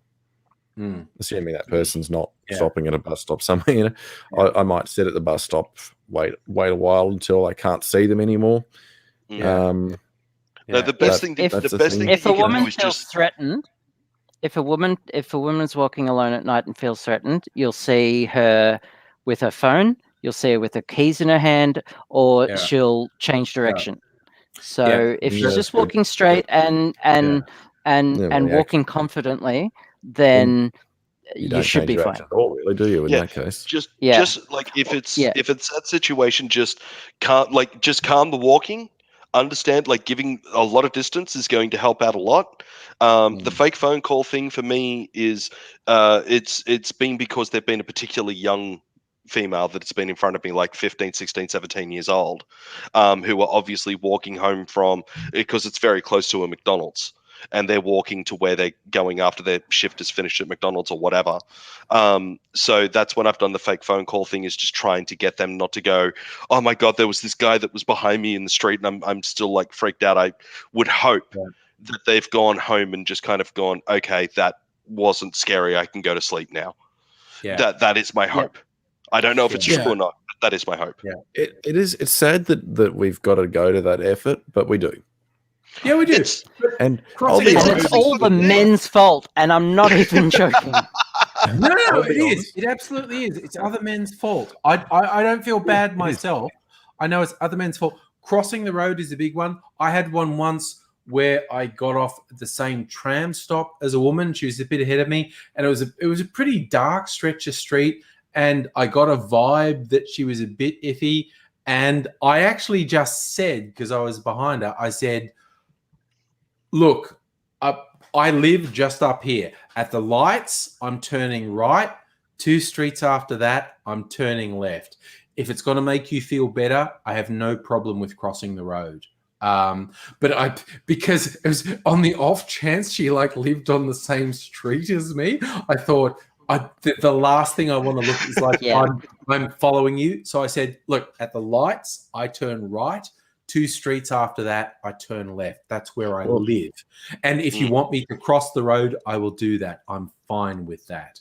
And what that tells her is that you've already got a plan of where you're going. And if that coincides with where she's going, you've already said it in advance. Saying, I want you to know where I'm going, so it doesn't seem like I'm following you. And and she was actually cool and said, "Oh, I go left at the lights." And I said, "Excellent. Then we're like cool. You know where you're going, you know where I'm going, and it's cool." But I also said, like, if you want me to cross the road, I have no problem with that. But it's just kind of weird. I got off at the same tram stop as you, and it's very late, and this is very dark, and I get it. And so I just want you to know where I'm going, and it's cool. Having seen women on like almost deserted late night train stations who were sitting down on a bench by themselves, and there is a bunch of other benches to sit down at and a bunch of other places to go, and other guys get onto the train platform, they see her sitting by themselves and immediately go up and sit down next to her. Oh, that's fucked. And it's and you're just like, okay, that is fucking creepy beyond. Like, I don't care if you have got no want to try and hurt her at all. You still don't need to do that shit. Yeah. Also, hello, Stella. Yes. Stella has joined us again. I'll be honest. In those situations, like late night train stations, even I feel kind of nervous in those places. Yes. You never know who might be there, who might have what intentions. A guy that I knew, he was like, "Oh, guys have got to be just as afraid when they're walking down the street, because if they see a group of guys walking towards them, they might want to, mug them or whatever." And I'm like, dude, I'm not going to say just as afraid, but it is a world of fucking difference if somebody punches me and takes my wallet versus somebody takes me out the back and rapes me. There is a world of fucking difference between the two. Yeah, I wouldn't. I'm not saying please? that I get nervous. Sorry, Abigail. We're going to invalidate things. Something really because we've been talking about this for like an hour and a half. I know. We have been talking about it quite a while. Actually, one of the things that I was going to mention earlier that I forgot before I went away for my little boy's room break was a meme that I saw in regards to Star Trek. And it was pictures of various like rock stars and movie stars that have aged very poorly over the years because they're very heavily into substance abuse. And it's, a photo of Amy Winehouse, and it was like heroin and all of these sorts of different things. And then you got a photo of Jean-Luc Picard, who still looks the same, and it goes tea, Earl Grey, hot. Great. Patrick Stewart has looked the same for 30 years. It's kind of like and I cannot wait for Picard season 2. Yeah, Steve Martin cheated by being sort of white-haired grey at about 40, so he looked the same at 70 that he looked at 40. Yeah. Whereas the dudes also like Steve Martin is a killer banjo player. Yes, he's a fucking banjo player. Yeah. Speaking of, cool. Ant-Man, the guy who plays Ant-Man. He's like Paul Rudd. Paul Rudd. How old is he? He's like he's 50. He's 50. He looks the same as he looked at 25. Yeah. Yeah. Let's see. Paul Rudd is 52 years old. It's a long-running gag in this house that in Endgame, Avengers Endgame, the scene where Paul Rudd is they're experimenting with the time travel thing. Yes. And when he comes back as a baby, and then he could just come, like the old person was just someone else completely. Because Paul Rudd is he never ages. So he just comes back as himself. Paul Rudd is in the same group as Keanu Reeves and Steve Carell. They're part vampire, as far as I'm concerned. Oh my god! Keanu Reeves is like in his early fucking 60s. Steve Carell is 58 years old. Yeah. It's the same as you, Abigail. You do not look your fucking age at all. But have you seen? Not just Keanu doesn't seem to have aged since 30, but there's a painting from the 18th century that looks exactly like Keanu Reeves. Yeah. Yes. It's like he's 200 years old. I turned 45 this year. Holy! I agree with Grasshopper, Abigail. You don't look that. She really doesn't. The first time the camera helps. The camera really helps. I've met you I've met you real life, you bitch. You still look that fucking young. Don't you give this that shit. All right. And I've hated her every day since because I look like a 42-year-old man. She does not look like a 45-year-old woman. She just does not. Thank you. Yeah. Anyways, my love to you all. I'm gonna actually get going now. Good night. Thanks for joining us, Grasshopper. Oh, there he goes. All right. Are you heading off to? No, I'm not going yet. Frankie's saying he's 45, gets called a vampire by young women.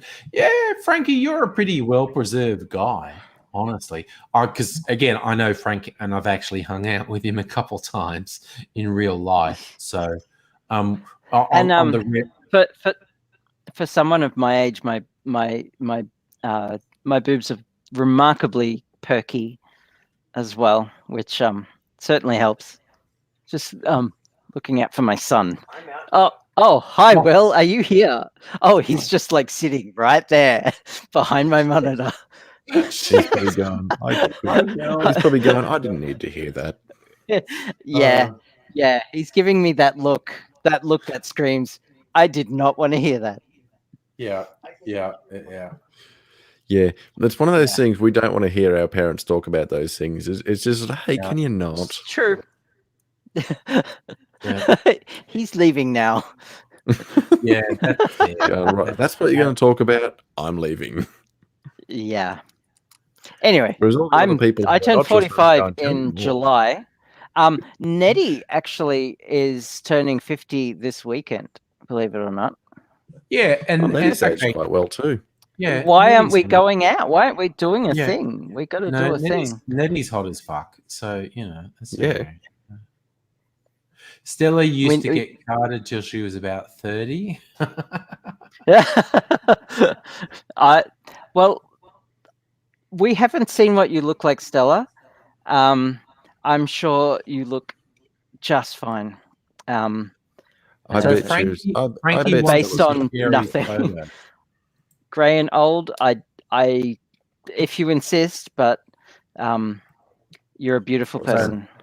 I'm just doing this because Frank wants me to share his photo because I don't know. Frank's a really cool skinhead that you used to scare your friends with. So, but he's actually. I kind of respect that. Actually reminds me. There's a subgroup of Jewish people, and I used to know a guy like this. They're called Brews. Brews, and they're skinhead Jews. With all the trappings except anti-Nazi stuff. But the original skinhead culture in the UK came out of Jamaican culture, as rude boy culture. Okay. So the original skinheads were very anti-racist because they were very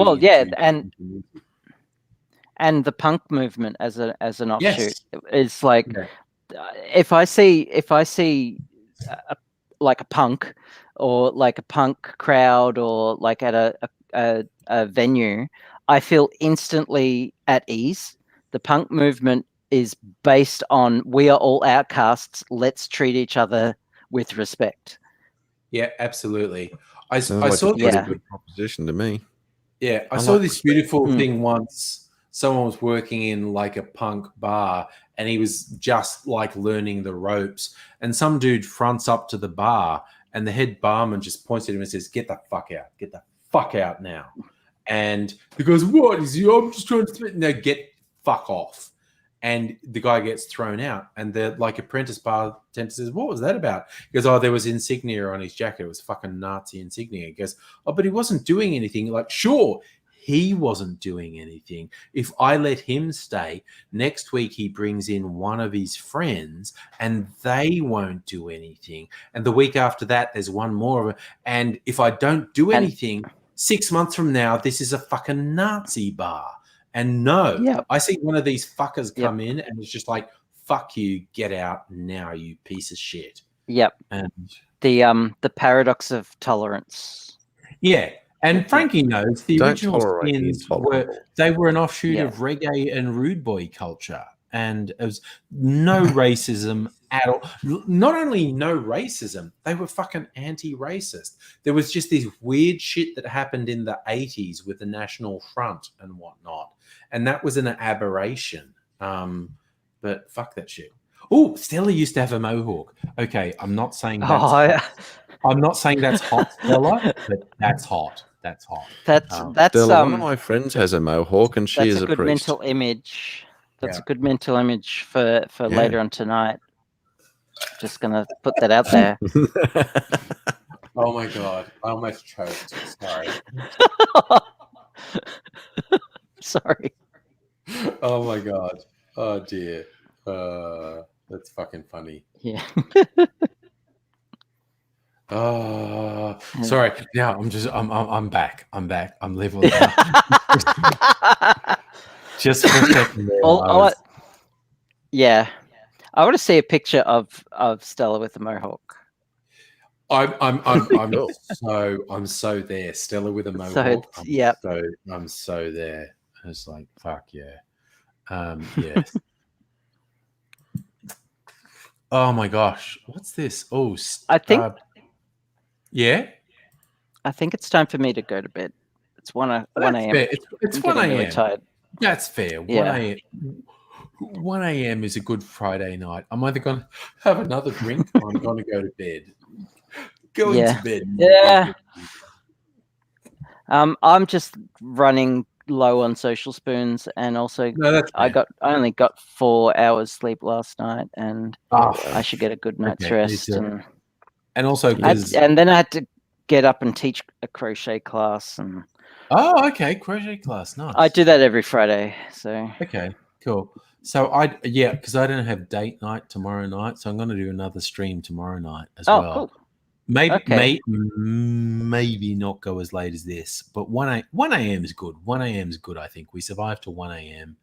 And I'm still feeling I'm feeling compos mentis at the moment, so I feel like that's good. I had a couple of drinks. We had some good chats. It went in weird directions, which is what we always do. We always go in weird directions. I know. I love it. We cover a very wide variety of topics. Yeah. It's like Mrs. Angry says to me, you talk about weird shit, don't you? Yeah. Okay. I do. If you want a visitor, I could come over. I am fucking bang up for that. Sorry. If you want to come over, I'm fucking bang up for that. Because we're awesome. Because Mrs. I'll have Angry to catch a tram in. So I'll catch a tram in and you can sleep. You can sleep in the spare room. That's fucking fine. Cool. Okay. So you actually have privacy. So if you want to, you can either get a tram home later, or you can stay here, and you can sleep in the spare room. So you don't get woken up by people who are waking up on Sunday morning. So if you want a literal annoyed Mrs. Angry who wanted her seat back so she could play. What was it? The Witcher, I believe. I think she's playing Witcher 3. Yeah. Anyway, I must go. Yeah, if you want to, just hit me up. Even if you want to come over for dinner, we can get fucking something for dinner. But hit me up tomorrow. That would actually be super fun. So cool. And Mrs. Angry would like to see you. So night everyone. Okay. So we might have an all-star stream tomorrow. Fucking yeah. Woo! Okay. Cool. Good night. Live long and prosper, everyone. Good night, everyone. Bye-bye. Night.